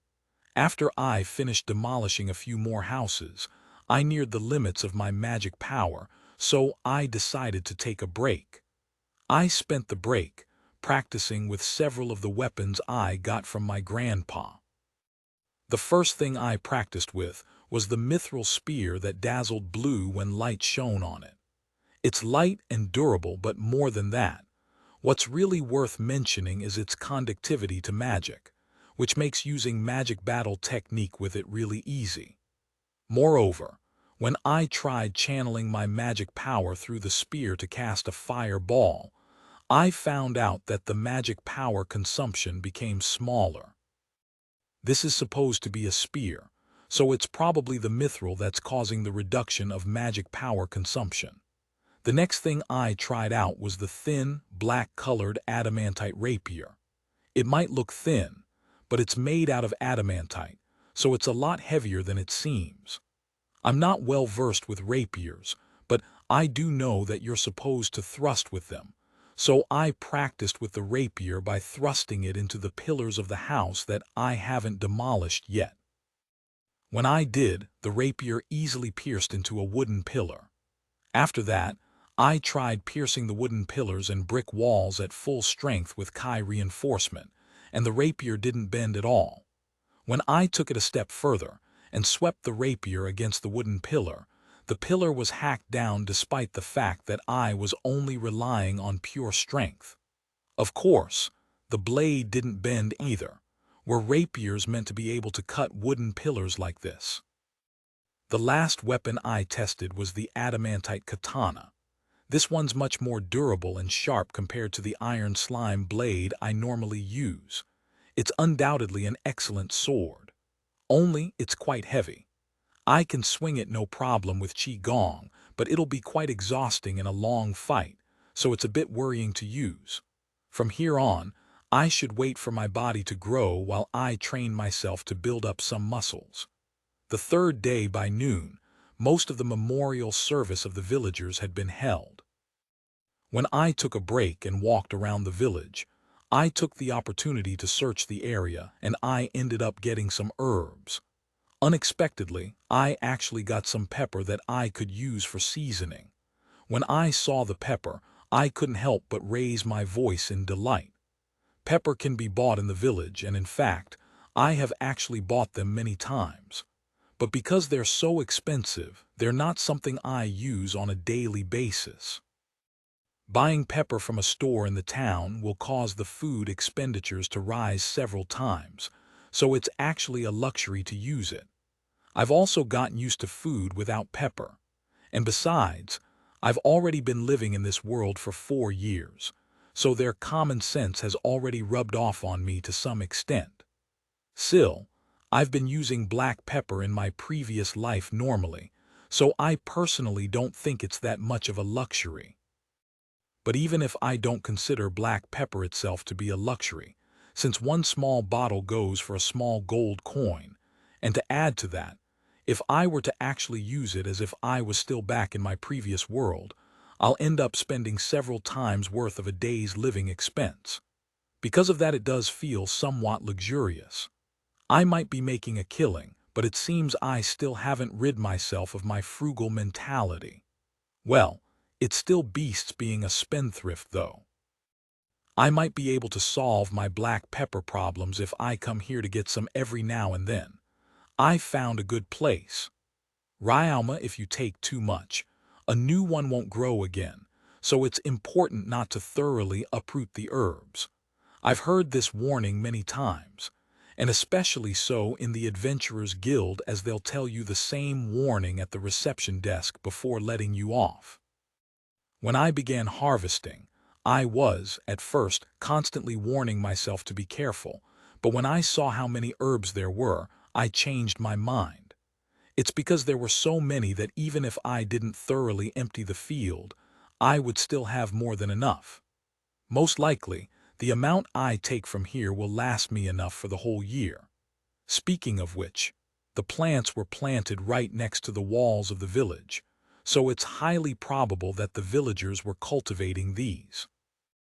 And because they all died, no one was left to harvest the herbs, so in the end, it ended up this many. As of now, there's no one who knows that, so it's a mystery. Right after finish, I immediately put the black pepper I had gathered to use. I dried the black pepper with alchemy and then I crushed it. After which, I then ate the meat of the undead snake with salt and black pepper. Because of the tingling taste and smell, the already delicious meat became even more delicious. From now on, my daily food will be quite luxurious. The 4th day, thanks to the power of magic and the slimes, I was able to somehow finish cleaning Cormy village. There were no longer any undead inside the village, and even that gloomy atmosphere has been blown away. I also saw that there were magical beasts outside the village. I'm glad I took the time to repair the walls, as I've taken and burned everything down except for my grandparents' house. The place has mostly become vacant. It's already become an abandoned village, so I think it'll be better if I start referring to this place as the Cormy village, formerly. Well, whatever's fine, though. In any case, I've finished what I've come here to do. Let's go back to Gimuru. I prepared whatever I needed to prepare. Then when I went out, I blocked the gate of the village with earth magic. Afterwards, I brought the mimic slime out of the dimension home, and I ordered it to use mimic to transform into a take ostrich. I'm relying on you, Ryalma, Cuke. Take ostrich slime. When I called out to the mimic slime, what responded back was the cry of a mimic take ostrich. Mimic slimes reproduce even the actual body of the creature they are mimicking, so they are able to gain the full 5 senses when they use mimic. Because of that, they would sometimes cry out after finishing the task I've given them, seemingly asking, "What's next?" Back to the main topic. After I had confirmed that the mimic slime was ready, I wrote it. Clinging is more fitting, though, I suppose.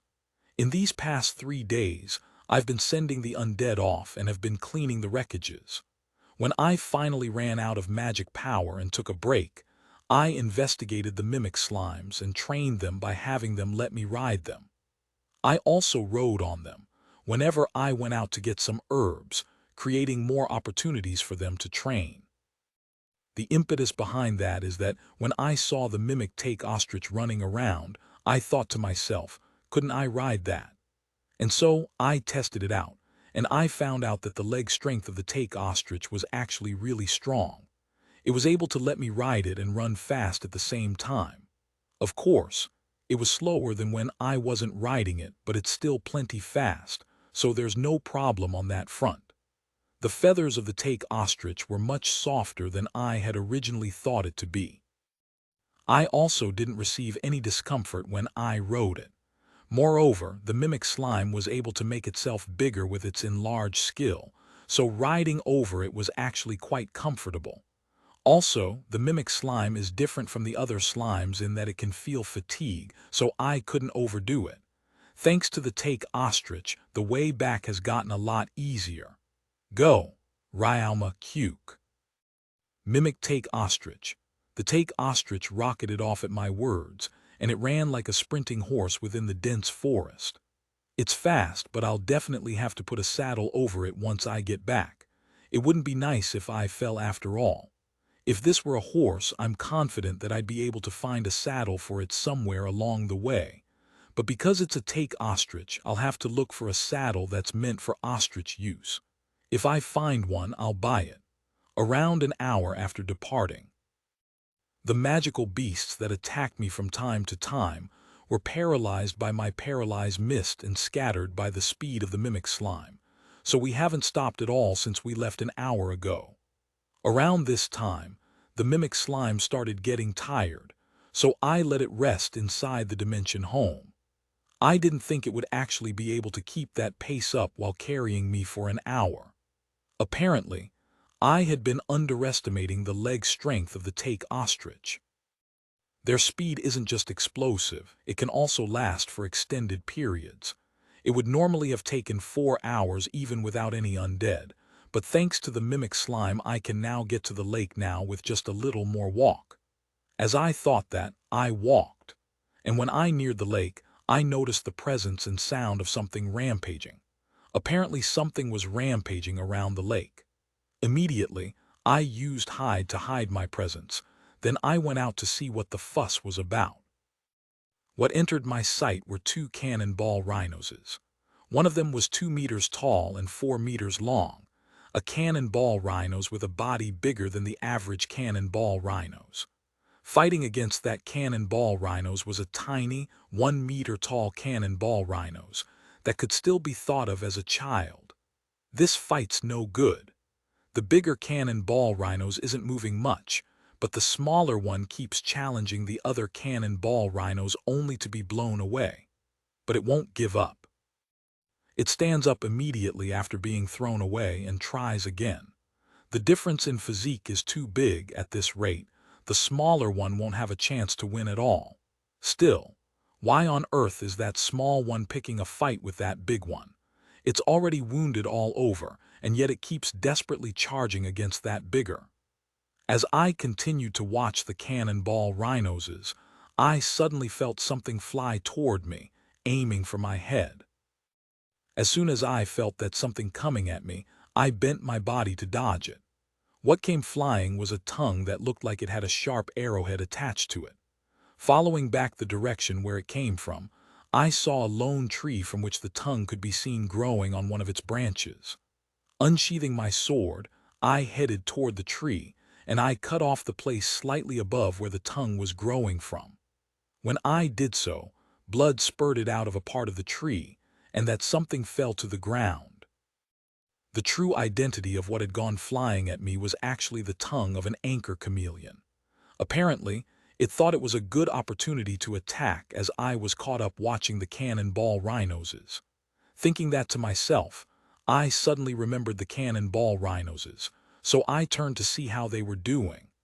Both rhinoses, our eyes met. Looks like they noticed me when I killed the anchor chameleon. Currently, I am facing toward the 2 rhinos which are both in front of the lake. The bigger one is situated diagonally to my right, while the smaller one is situated diagonally to my left. They both turned toward me. I'm not an enemy, you know, ~Q who. Rhinos, WH. Ryalma. After a few moments of silence, the bigger rhino suddenly took a 180 from its previous behavior as it bellowed out a war cry and charged toward me. Not good. Immediately, I hid myself and jumped in between the trees, dodging the charge. The bigger rhino that had charged toward me kept going until it crashed against a tree. The tree bent at the impact, and large cracks could be seen extending from where the rhino's horn had pierced. Not long after, sounds of breaking apart resounded, and the tree completely fell down, causing the ground to shake. I'll definitely dodge it if it comes from the whoa, Ryalma, that was dangerous. I had managed to dodge the bigger one, but the smaller one came attacking too. As I was wondering whether I had to fight them both at the same time, it suddenly occurred to me that there were two cannonball rhinoses lying down. For a moment, I braced myself, thinking there were more of them. But not long after, I noticed that they were already dead. From that, I finally understood why the smaller one was picking a fight with the bigger one. Those two rhinoses were probably the smaller one's parents. As I was thinking that to myself, the bigger one turned toward me, bellowed out a war cry as it charged toward me again. Stepping to the side, I dodged it, and then just as I tried to slash it, "It's tougher than I thought." Ryalma, that pretty much summed up what it felt like when I hit it. Sure, I did hear that its skin was tough, but my kai-clad stroke actually couldn't cut through it. All it did was cut through the rhino's fur, leaving only a shallow cut over the rhino's body. It didn't even bleed a drop. This is the first time something like this has happened since I got to this world, so I'm a bit surprised. The attacks of the rhinoses are linear, so I can just dodge them by sensing the magic power they release before they start the charge. But at the same time, my attacks won't work, so the situation isn't exactly getting any better. There is that adamantite katana I got from Grandpa, though. Should I try using it? No, it's dangerous to use an unfamiliar weapon I haven't even practiced with. If it were just a raptor, then it wouldn't matter much, but this are cannonball rhinoses. But still, what's up with toughness of their skin? I heard they used neutral magic, but could it be there's also a hardening technique aside from just the strengthening one? Or could it be this hardness is just normal amongst the bodies of the cannonball rhinoses? I kept my eyes fixed on the two rhinoses while I continued to think of a way to deal with them. Volume 3 NTL note. Cannonball rhinos. Extra chapter maybe Monday or Tuesday. Gotta pass another paper Monday morning, so yeah, Monday or Tuesday it is. Edit. Sorry, I missed something in one of the lines. Ryalma retrieves all the corpses, not just the two parents. Volume 3 N. Did I overestimate myself? But before that, what should I do about this situation? If I can't pierce into the body, then not even my bloody slime will work. Moreover, aiming at their eyes and mouth requires that I stand right in front of them. If I were to do that, I'd be exposing myself to their charge. Oops. Ryalma, as I was thinking to myself how to defeat the bigger one, the smaller one attacked me. Honestly, after understanding the situation, I've lost all will to fight the smaller one. As I was thinking that, this time the bigger one came to attack me. When I dodged it, the smaller one, "Wait, why are you guys focusing on me? You should at least, oh right, maybe I could do something if it's the smaller one." Heta, Ryalma sheathing my katana, I faced my back toward the lake and I filled my body with kai. Then I stood before the smaller cannonball rhinos. The cannonball rhinos began to mercilessly charge at me. With a half-turn, I dodged the horn of the cannonball rhinos. Then I grabbed its neck, neared my butt to the ground, and I entered the area beneath it. There I touched the body of the cannonball rhinos with my feet, and with my kai charged, I kicked it up to the sky. "Leave me alone for a bit." Ryalma Q1. Little rhinos, it was heavy, but I was able to kick the cannonball away. It kept flying as it drew an arc and eventually landed into the lake. Amongst cannonball rhinoses, they have a tendency to accept defeat when they're thrown away by the horn or pushed down. So I hope the smaller one will stop attacking me with this. Still, it's fortunate that I used my legs. From the weight I felt when I threw it, I don't think I could have thrown it that far even if I had raised it up with my arms. This lake looks shallow, so I don't think it'll drown. That aside, there's still the problem of the bigger one. Immediately, I picked myself up.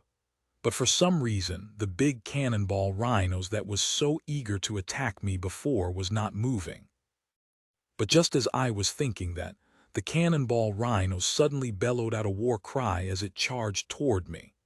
I decided to dodge it and move away from where I threw the smaller one.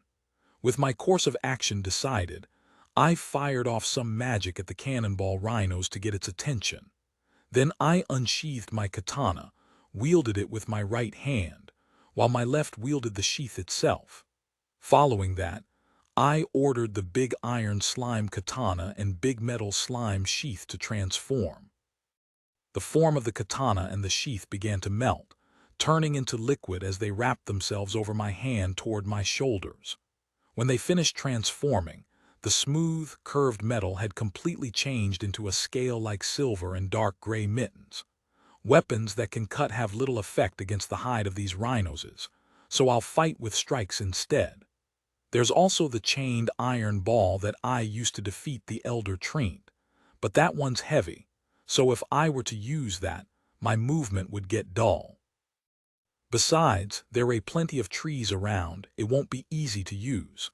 Compared to that, this gauntlet might be a little heavier compared to the blade form of the slimes, but it's easy to use. My right might be short. Rhinos. I dodged the incoming cannonball rhinos and then landed a strike at its left flank with my fist. My attack seems to have had much more effect compared to the katana as the rhinos let out a little of its voice. It wasn't that loud though, so the effect wasn't all that much. Part of it's because it's durable, but it's also because my attack slipped when I attacked it while it was charging. I don't think it did it on purpose, but it still feels like my attack got parried. I guess I should attack it when it stops moving. I lured the cannonball rhinos into the denser area. If it's inside an area with more trees, it should be harder for it to attack. At least that's what I thought, but then the cannonball rhinos ignored the trees, and it began charging recklessly.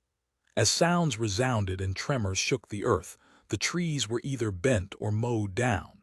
The instances of the cannonball rhino stopping also increased. Aiming for those moments, I curled my hand into a fist, and I smashed it against the cannonball rhinos. Our battle continued like that for a while, but the cannonball rhinos still refused to show any signs of falling over. On top of the weight of the slimes, there's also the reinforcement from Kai. If it was a human I was fighting, his cranium would have caved in at the power ages ago. This is making me lose confidence. This wanton destruction of nature is also making me anxious. But still, I wonder if this thing can't feel any pain. I've hit so many times, and it's even crashed itself against so many times. I've even hit it with fire, electric, and ice-type magic, but I've only either slightly burned or froze its fur. I tried making a hole once while I let it crash against the wall erected by Earth Wall, but the hole was too small and too shallow, and the cannonball rhinos just went through the Earth Wall. All I managed to do was buy some time. Dark magic works, but then the cannonball rhinos goes even wilder, and it becomes harder to predict how it will attack.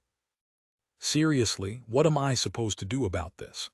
I can stop its movements and buy some time, but my attacks won't work on it, so I can't defeat it. Rhinos. After how many times of hitting it with my fists, I realized something strange. This big cannonball rhino sometimes suddenly stops. At first, I thought it just didn't feel like fighting anymore since it just got hit back whenever it attacked, but then it would persistently start chasing me again. It would have been nice if it started getting a concussion after crashing into trees so many times, but apparently that wasn't the case. Rhinos, it's here again. You're persistent, and your eyes are bludge. It was here that it came to me that a part of the cannonball rhino's sclera was oddly congested. Taking note of that, I began observing the rhinos. As the rhinos bellowed out a cry, I noticed that there were some violet specks inside the mouth of the rhinos. When I saw that, I finally understood the reason behind its behavior. At the same time, I felt my face cramping. It's the poison of the doping bee. Ryalma, a queer congestion within the eyes and specks of violet are both special traits of a magical beast that's been pierced by the doping bee. Moreover, when the doping bee's poison has had too much of an effect, the magical beast's consciousness will sometimes become muddled, causing it to be dazed. And the beast will alternate between berserk and being dazed. The interval between the two states doesn't seem to be fixed, though. Took me way too long to remember. If I can't remember my preparatory research during a critical moment, then there's no point in doing it in the first place. I'll have to reflect on this later. But that's that. At least now I finally know why this thing's going wild, and why it's so strong. It's not just strong because of magic. It's strong because the originally a rank defensive power has been further bolstered. But even if I know that, the situation hasn't changed. Ryalma, I could feel drops of sweat forming at my brows. I can't just leisurely stop moving. I have to think of a way to defeat the cannonball rhinos while dodging it. As I was doing that, the wound I first cut on it came to my attention. It was then that I remembered something, and I decided to try it out. First, dodge the charge of the cannonball rhinos while letting it charge into a tree to stop it from moving. Up to this point is still the same as always, but bind ivy, Ryalma Guan. Rhinos I used wood magic, and the surrounding ivy wrapped around the trees began to wrap themselves around the cannonball rhinos. The cannonball rhinos had its attention taken by the vines, but just by moving its body in all directions, it already began to gradually pull itself away from the ivies. Then with a strong step, and with its power poured into its limbs, it charged. At that, it fully freed itself from the grasp of the ivies. A few seconds at most, let's try it. If it fails, then I'll just run with all my might. Ryalma again. I lured the cannonball rhinos as I ran back the direction we came from, and headed toward the lake. The trees were mowed down quite a bit, so the view's now not as obstructed as it once was. Because of that, I was able to get back to the lake without stopping much, and was able to get there quickly. The small rhinos is sitting in front of its deceased parents' corpses. It shouldn't be a problem as long as I stay away from him. Big rhinos, take this. Ryalma, I dodged the rhinos that charged from behind.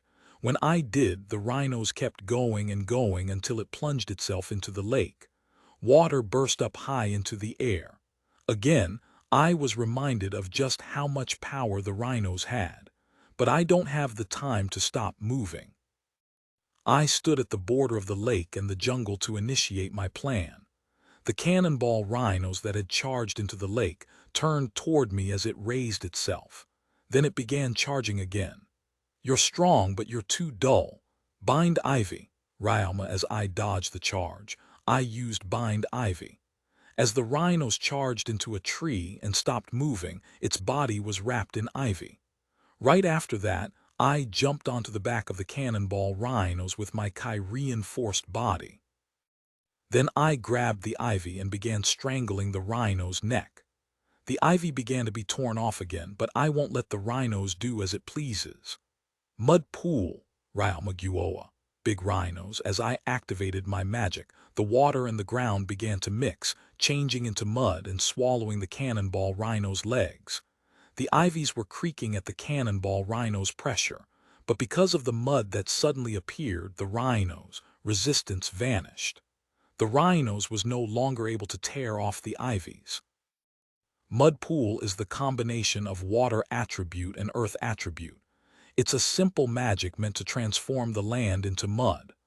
I learned this magic after I heard about it from the adventurers in Gimyuru and practiced it by myself. At the time, it was quite difficult to do. If I casted the magic poorly, then even my allies would lose their footing. Because of that, the adventurers mentioned that it's generally only used when running away. But Something like that doesn't matter when I'm on top of a magical beast. Exchange. Ryoma I held on to the neck of the struggling cannonball rhinos, while I used exchange to bring out the adamantite rapier. Then cladding it in Kai, I thrusted it diagonally from the rhino's neck toward its head. But the rapier couldn't reach past the tip of the rhino's hide. But I already expected that the rapier wouldn't be able to pierce through easily. It was here that I changed my position while keeping myself from falling off the cannonball rhinos. Ha! Ryoma, with all of my strength, I pounded the heel of my palm onto the rapier. Gyuhu!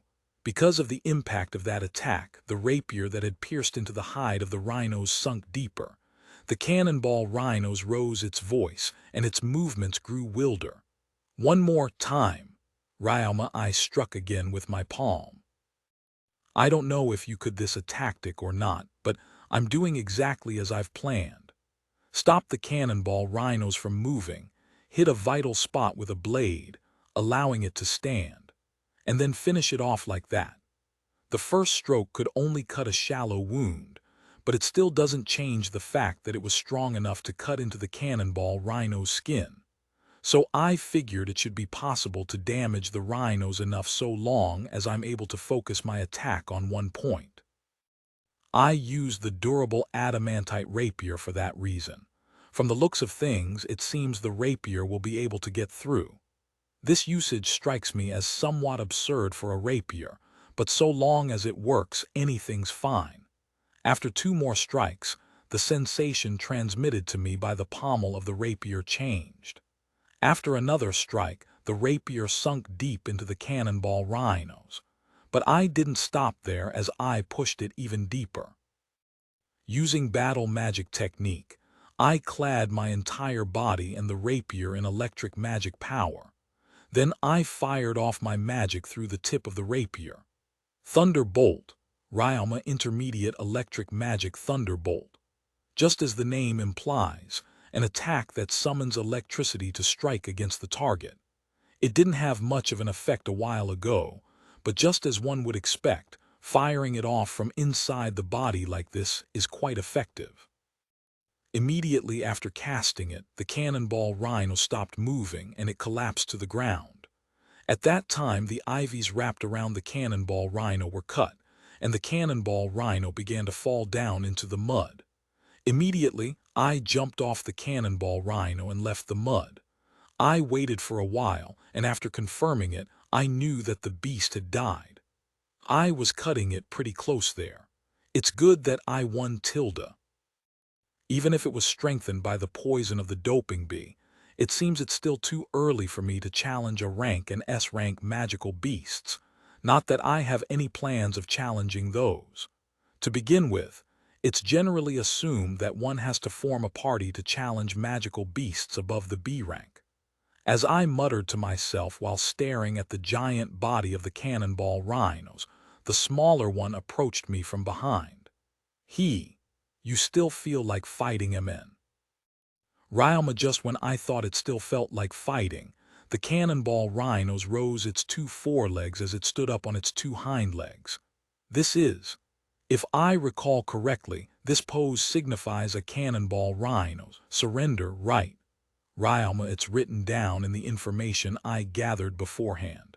At first, I thought it might just be trying to make its body appear bigger to threaten me, but that doesn't seem to be the case. But why? That's normally something a cannonball rhinos would show to another cannonball rhinos that managed to defeat it, so... could it be it's because I'd thrown it once? Or is it because I defeated the bigger one? As I was thinking that to myself, I saw the small cannonball rhino's feet slightly trembling. It might still be a kid, but its body is still quite heavy. It should be painful for it to raise its body up with just 2 legs. Let's just leave the questions for later and contract it now. It might be a B-rank magical beast, but it's still a kid, so it might not survive out here. Ryoma, if I were to accept this little cannonball rhinos then, as I thought that, I activated the contract of the slave demon magic. When I did, the contract was a success, and the cannonball rhinos became my slave demon. I named the little one Rai. After that, I began to heal Rai's wounds with the heal slimes. During that time, I had the grave slime retrieve the big cannonball rhinos and the two corpses that were most probably Rai's parents. Rai quietly watched the corpses be retrieved as he continued to receive treatment. I thought he would go wild, but I guess magical beasts understand the rule of the jungle well. Not wanting to waste the ingredients in the corpse of Rai's two parents, I immediately took them to the dimension home and disassembled them. I retrieved their pelt, their horns, and their bones. The muscularity of the meat makes it unsuitable for humans, but it's enough as feed for the slimes. As I was feeding them to the slimes for lunch, the mimic slime began to transform into a cannonball rhinos. I tried to order the slime to stop the transformation, but seeing Rai look at the transformed mimic slime and then cuddle up to it, I stopped. Instead, I ordered the mimic slime to stay in that form for a while. I don't know if this is good for Rai, but I'll just leave them like this for now. Just to be safe, I ordered Rai not to go wild. Then we left the dimension home, and we moved again to leave the great forest of Shurus. After 30 minutes, we coincidentally came across the nest of doping bees that was most likely responsible for causing the big cannonball rhinos to go berserk. The nest was about as big as a drum as it clung to the branch of a big tree. I took out 50 sticky slimes and had them climb up the tree and swallow the nest. Of course, the doping bees attack the slimes, but if their stingers can't reach the nucleus, then their poison won't have any effect. The doping bees that attacked the sticky slimes were glued to them one after another, and they eventually died by suffocation. The same happened to the bees inside the nest, but just to make sure everything's safe, I blocked all of the holes of the nest for 30 minutes. Then when I saw that nothing was resisting anymore, I retrieved the nest. Naturally, I retrieved the corpses of the doping bees that were inside the sticky slimes as well. Well then, a lot of unexpected things happened, but now I'll at least be able to go back to Gimyuru. I have my treatment, the store, and a bunch of other things that need to be done. And then there's also Rai. I managed to form a contract with him, but there's still definitely a lot of thinking to be done regarding the future. Volume 3, Idle Talk 2. Ryalma left the great forest of Shurus and went back to Gimyuru. Upon arrival, he spent most of his time studying and researching the inheritance he received from his grandmother. There, a life of rest and games with his magical beasts began. At a day like that, the gods opened a feast in the divine realm with Ryalma. More wine, don't hold back. Just drink and drink. Tekun, aren't you drinking too much? Rurusha, isn't it fine? I won't get drunk. Instead, why don't you tell that to Gain? Tekun, tilde, I'm not drunk, you know tilde, Gain you are. Tekun and Rurusha, he is drunk, right? Rurusha, he's drunk completely. Ryalma's cooking and snacks are delicious, so we've been drinking non-stop. But really, this liquor here is the sacred wine, so drinking lots probably can't be helped. It's great that the cooking matches it though. Ah, do you have any more of this Japanese-style hamburger? Tekun, there is. The meat was cheap, so I bought lots and made lots. Please feel free to eat as much as you want. Ryalma, this feast is something that became common practice after Ryalma received the treatment for the Demon King's influence, and around the time when Ryalma started receiving point from Tekun on how to make his staff. At the start, Ryalma was wondering whether or not he could find a way to thank Gain, Tekun, and Co. for helping him out, so he filled the magic tool box that he got from his grandparents with cooking, and then entered the divine realm. But before the food comes wine, and when there's food and wine, then it's a feast, said the god of wine, Tekun, who was also naturally a wine aficionado. It only took him a moment to prepare the liquor and the place. As Rurusha enjoyed the sweets back in Earth, it could be seen that the taste of the gods and the humans aren't that much different. Because of that, even the gods that were lacking in pleasure enjoyed the feast. And since the gods seemed to be happy, Ryalma brought food again the next time he came. And again, and again. That repetition continued for some time until it finally became common practice amongst them. The gods that took part in the feast were generally the four gods, Gain, Kufo, Rurusha, and Tekun, along with Ryalma. But after holding the feast a few more times, other gods started participating as well. For example, the god of war from before joined, and even the god of magic. After that, even the husband and wife, the god of farming and the god of the land, joined. At the start, Ryalma was at a loss when the gods he knew started to increase. But lately he's gotten used to it. And today a god Ryalma hadn't met yet showed up. Hey, Tekun, oh my. Rurusha, why are you here, Kufo? Well, that's unusual. Gain muttered the gods as they looked behind Ryalma. A moment later, Ryalma turned around. What entered his vision was the face of a young girl. Their eyes met. Ryalma, when Ryalma noticed that the girl was point-blank him, he took a step back, but the girl only continued to stare at Ryalma without saying a word. When Ryalma had taken some distance, he saw the full body of the girl standing there in front of him. Ryalma thought the girl to be cute, but emotionless. The girl almost seemed robot-like with that deadpan face of hers. The girl looked to be below 10. Her straight, silver hair extended past her waist all the way to her knees. Clad in a dress black as the dead of the night, the girl released a mysterious, overwhelming pressure. Ryalma and the girl continued to look each other in the eye wordlessly. If this keeps up, we'll end up wasting time. Ryalma-kun, that child's name is Meltrise. She is a god just like us. Gain, pretty rare, for you to show up.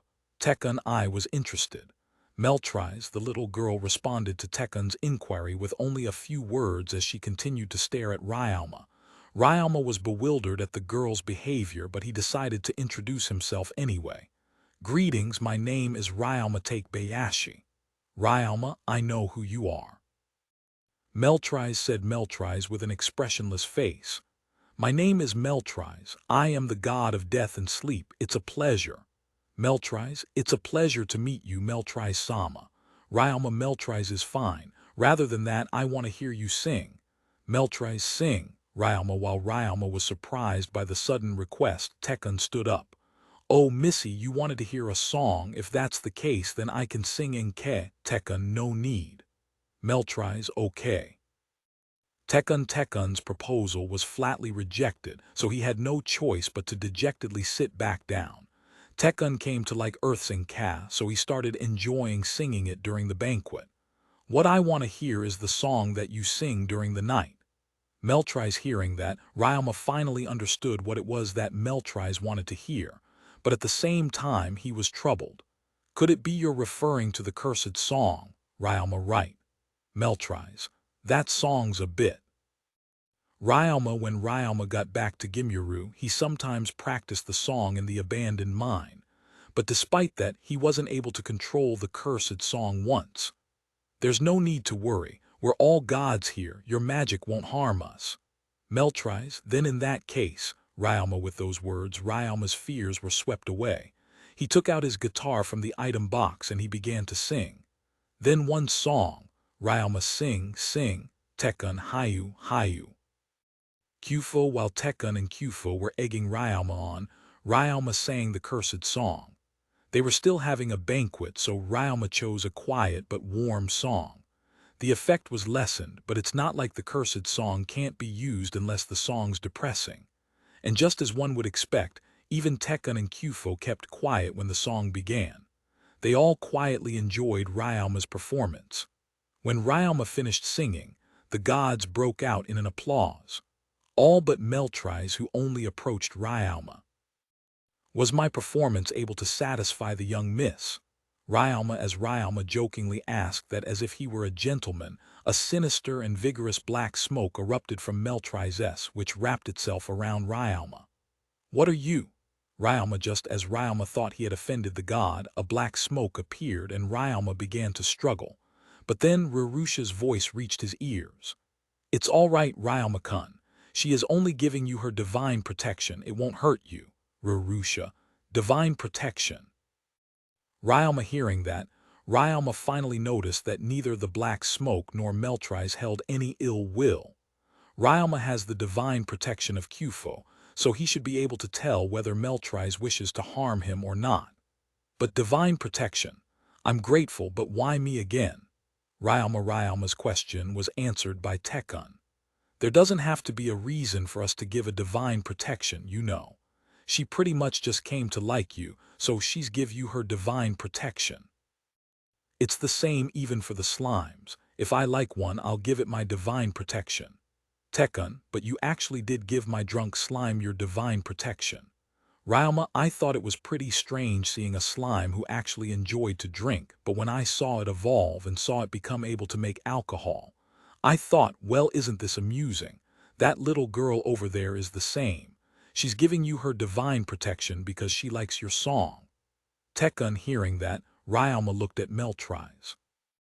When he did, Meltrise nodded wordlessly, then she began explaining. That song, I don't hate it. The sound is filled with magic power and is relaxing. Meltrise, Ryalma didn't know whether the song being relaxing had anything to do with the sound being filled with magic power. Meltrise realized Ryalma's confusion, so she tried explaining. I am the god of sleep and death, so I feel most at home at places where there's plenty of dark attribute magic power. Your cursed song spreads dark magic power in the area, and the area affected by that magic power is comfortable to me. There are many people better than you when it comes to playing the guitar and singing, but there's no one else who can sing a song as comfortable as you. Meltrise. So that's how it is. Ryalma wasn't able to understand to what extent it was pleasurable, but he did understand what Meltrise was trying to say. After that, Meltrise joined the banquet. As she ate, she began to teach Ryalma the details of the divine protection of the death god. My divine protection will make the usage of dark attribute magic power somewhat easier. So as long as you put in the effort, you should be able to control the cursed song. Also, although it's really just a little bit, but you should also gain resistance against curses and dark magic. Meltrise, hearing that, Ryalma, who had little resistance toward curses, was elated. So he figured he could at least bring out more food and sing as a form of appreciation. And this is going somewhat off topic, but this is Meltrise's first time joining the banquet, so he didn't know what she liked. To remedy that, Ryalma had everyone taste all the food in the banquet, and he found out that Meltrise enjoyed food like peperoncino, which had strong, sharp taste. He also found out that, contrary to her appearance, Meltrise actually liked to drink. It was in this way that Ryalma enjoyed his time with the gods, until finally the time for the banquet to end came. Oops, guess it's time, Tekun said as he looked at Ryalma. A bead of light had already began to shine around Ryalma due to the time limit being reached. As this is something that everyone had already gotten used to, it's now being used as a sign to end the banquet. From there on, Ryalma began to quickly clean everything up as he put everything back into his box. Then, next time again, Ryalma, the next one's 2 weeks from now. Rurusha, you've already managed to do the basics of making a staff, so next time, depending on your progress, I'll teach you the next step. Tekun, don't push yourself too much. Gain, let's meet again. Meltrise, it's hard, but do your best.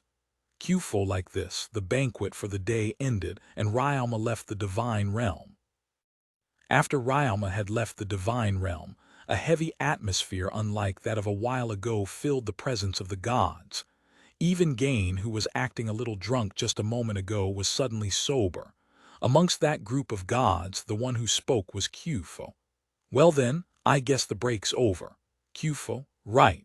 It's going to become busy again, but it's still good since Ryalma found that thing while it was still in that stage. Rurusha, true. It's embarrassing as a god, but not one of us was able to notice the fragment left behind by the Demon King. We would have probably fallen behind if Ryalma hadn't found it, so our work's actually been reduced a lot as we're able to deal with it before it turned into a disaster. Tekun, it's been such a long time since we were this busy, I hate this sort of busyness. Rurusha. That's because there's nothing fun about working ourselves to the bone looking for the hidden fragments of the Demon King. Gain the other gods nodded to Gain's words, showing their agreement. Ever since Ryalma found the magic gem that housed the fragment of the Demon King, the world of the gods has been buzzing in busyness. Even if it is true that the Demon King's fragment that Ryalma found was well hidden, it still doesn't change the fact that the ones responsible for governing this world are the gods, which means to say that the gods were negligent. So it's only a given that they would start working to find a solution as soon as they found out about the matter. If it were a human they were dealing with, they would have been able to settle the issue immediately. But the opponent right now is a Demon King. Although rotten, it's still a former god.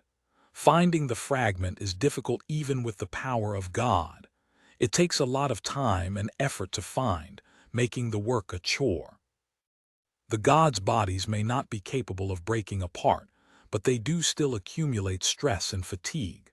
So in order to restore their energies, they have a banquet whenever Ryalma comes. However, they did not explain to Ryalma about that part. All they said was, "We're trying to see if there are any more fragments," keeping any information under wraps. And because Gain and the others were too busy except during the banquet, they decided to exchange information after the banquet before going back home. Speaking of which, what's going to happen to Ryalma? You've been letting him drink some of the gods' wine that's been diluted with normal wine, right? Tekun, the influence of the Demon King sometimes comes out, but I don't think it'll get any worse than this. As for the sacred wine, he's only drinking enough to contain the strength of the Demon King, so there shouldn't be any other effects.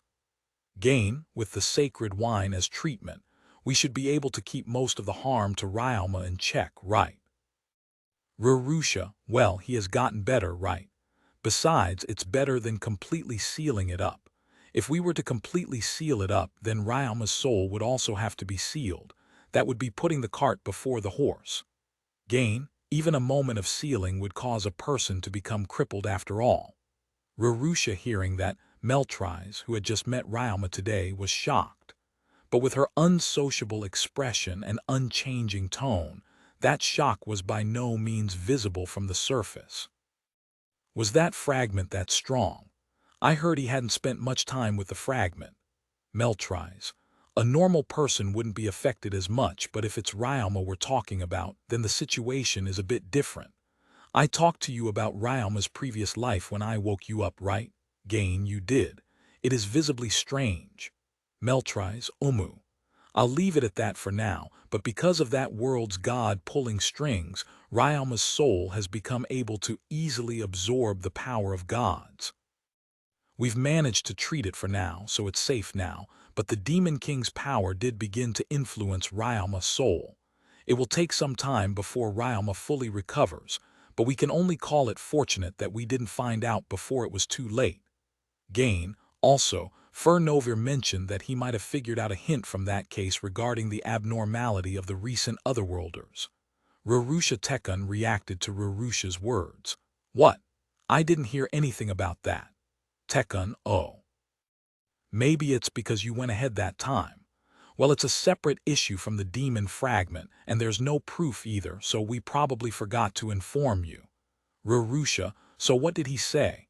Tekun, isn't that the reason why we were sometimes unable to predict the grow of the Otherworlders that were sent to our world is what he said.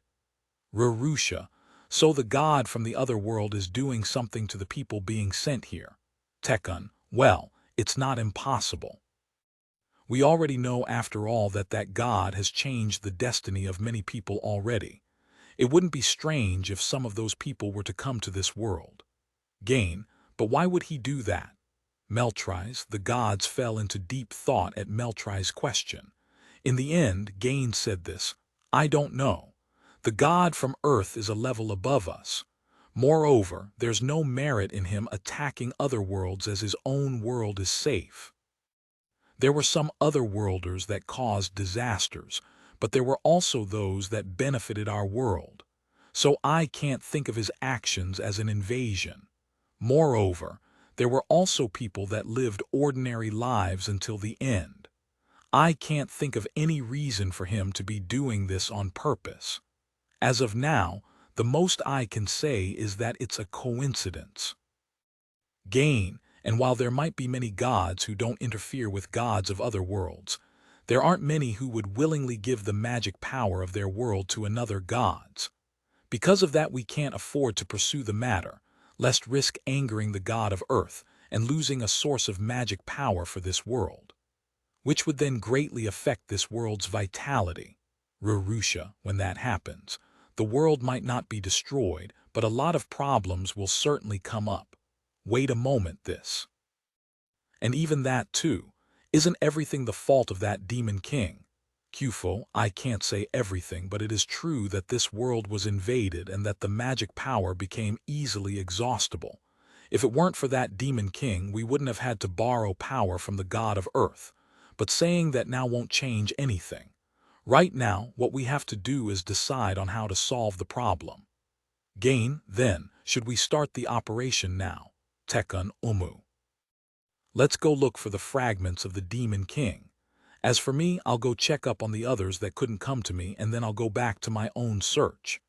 Gain said that he vanished from that place. I'll go back too. Meltrise, don't forget to contact me when you find a fragment. Also, come to the next banquet too, all right, Missy? Tekun, sure. Meltrise, how unusual. Not only did the sleepyhead Meltrise wake up, but she's also actually going out do something. Kufo, pepperoncini was delicious. Also, I'm not a sleepyhead, I'm the god of sleep. Meltrise, you realize that in the mortal word's time, you slept 500 years straight until you actually had to deal with this recent matter, right? Isn't that plenty to qualify you as a sleepyhead? Kufo, I'm going home. Meltrise, as Meltrise said those words which, although her face remained expressionless and the tone normal, seemed to carry a hint of dissatisfaction, she vanished. After that, Kufo, Rurusha, Tekun also disappeared one after another, and they all busied themselves, searching for the Demon King's fragments until the next time when Ryalma comes to visit again. TL note, Meltrise is pronounced Meltrizi. The Z is like the Z from Zen. Also, extra chappy tomorrow.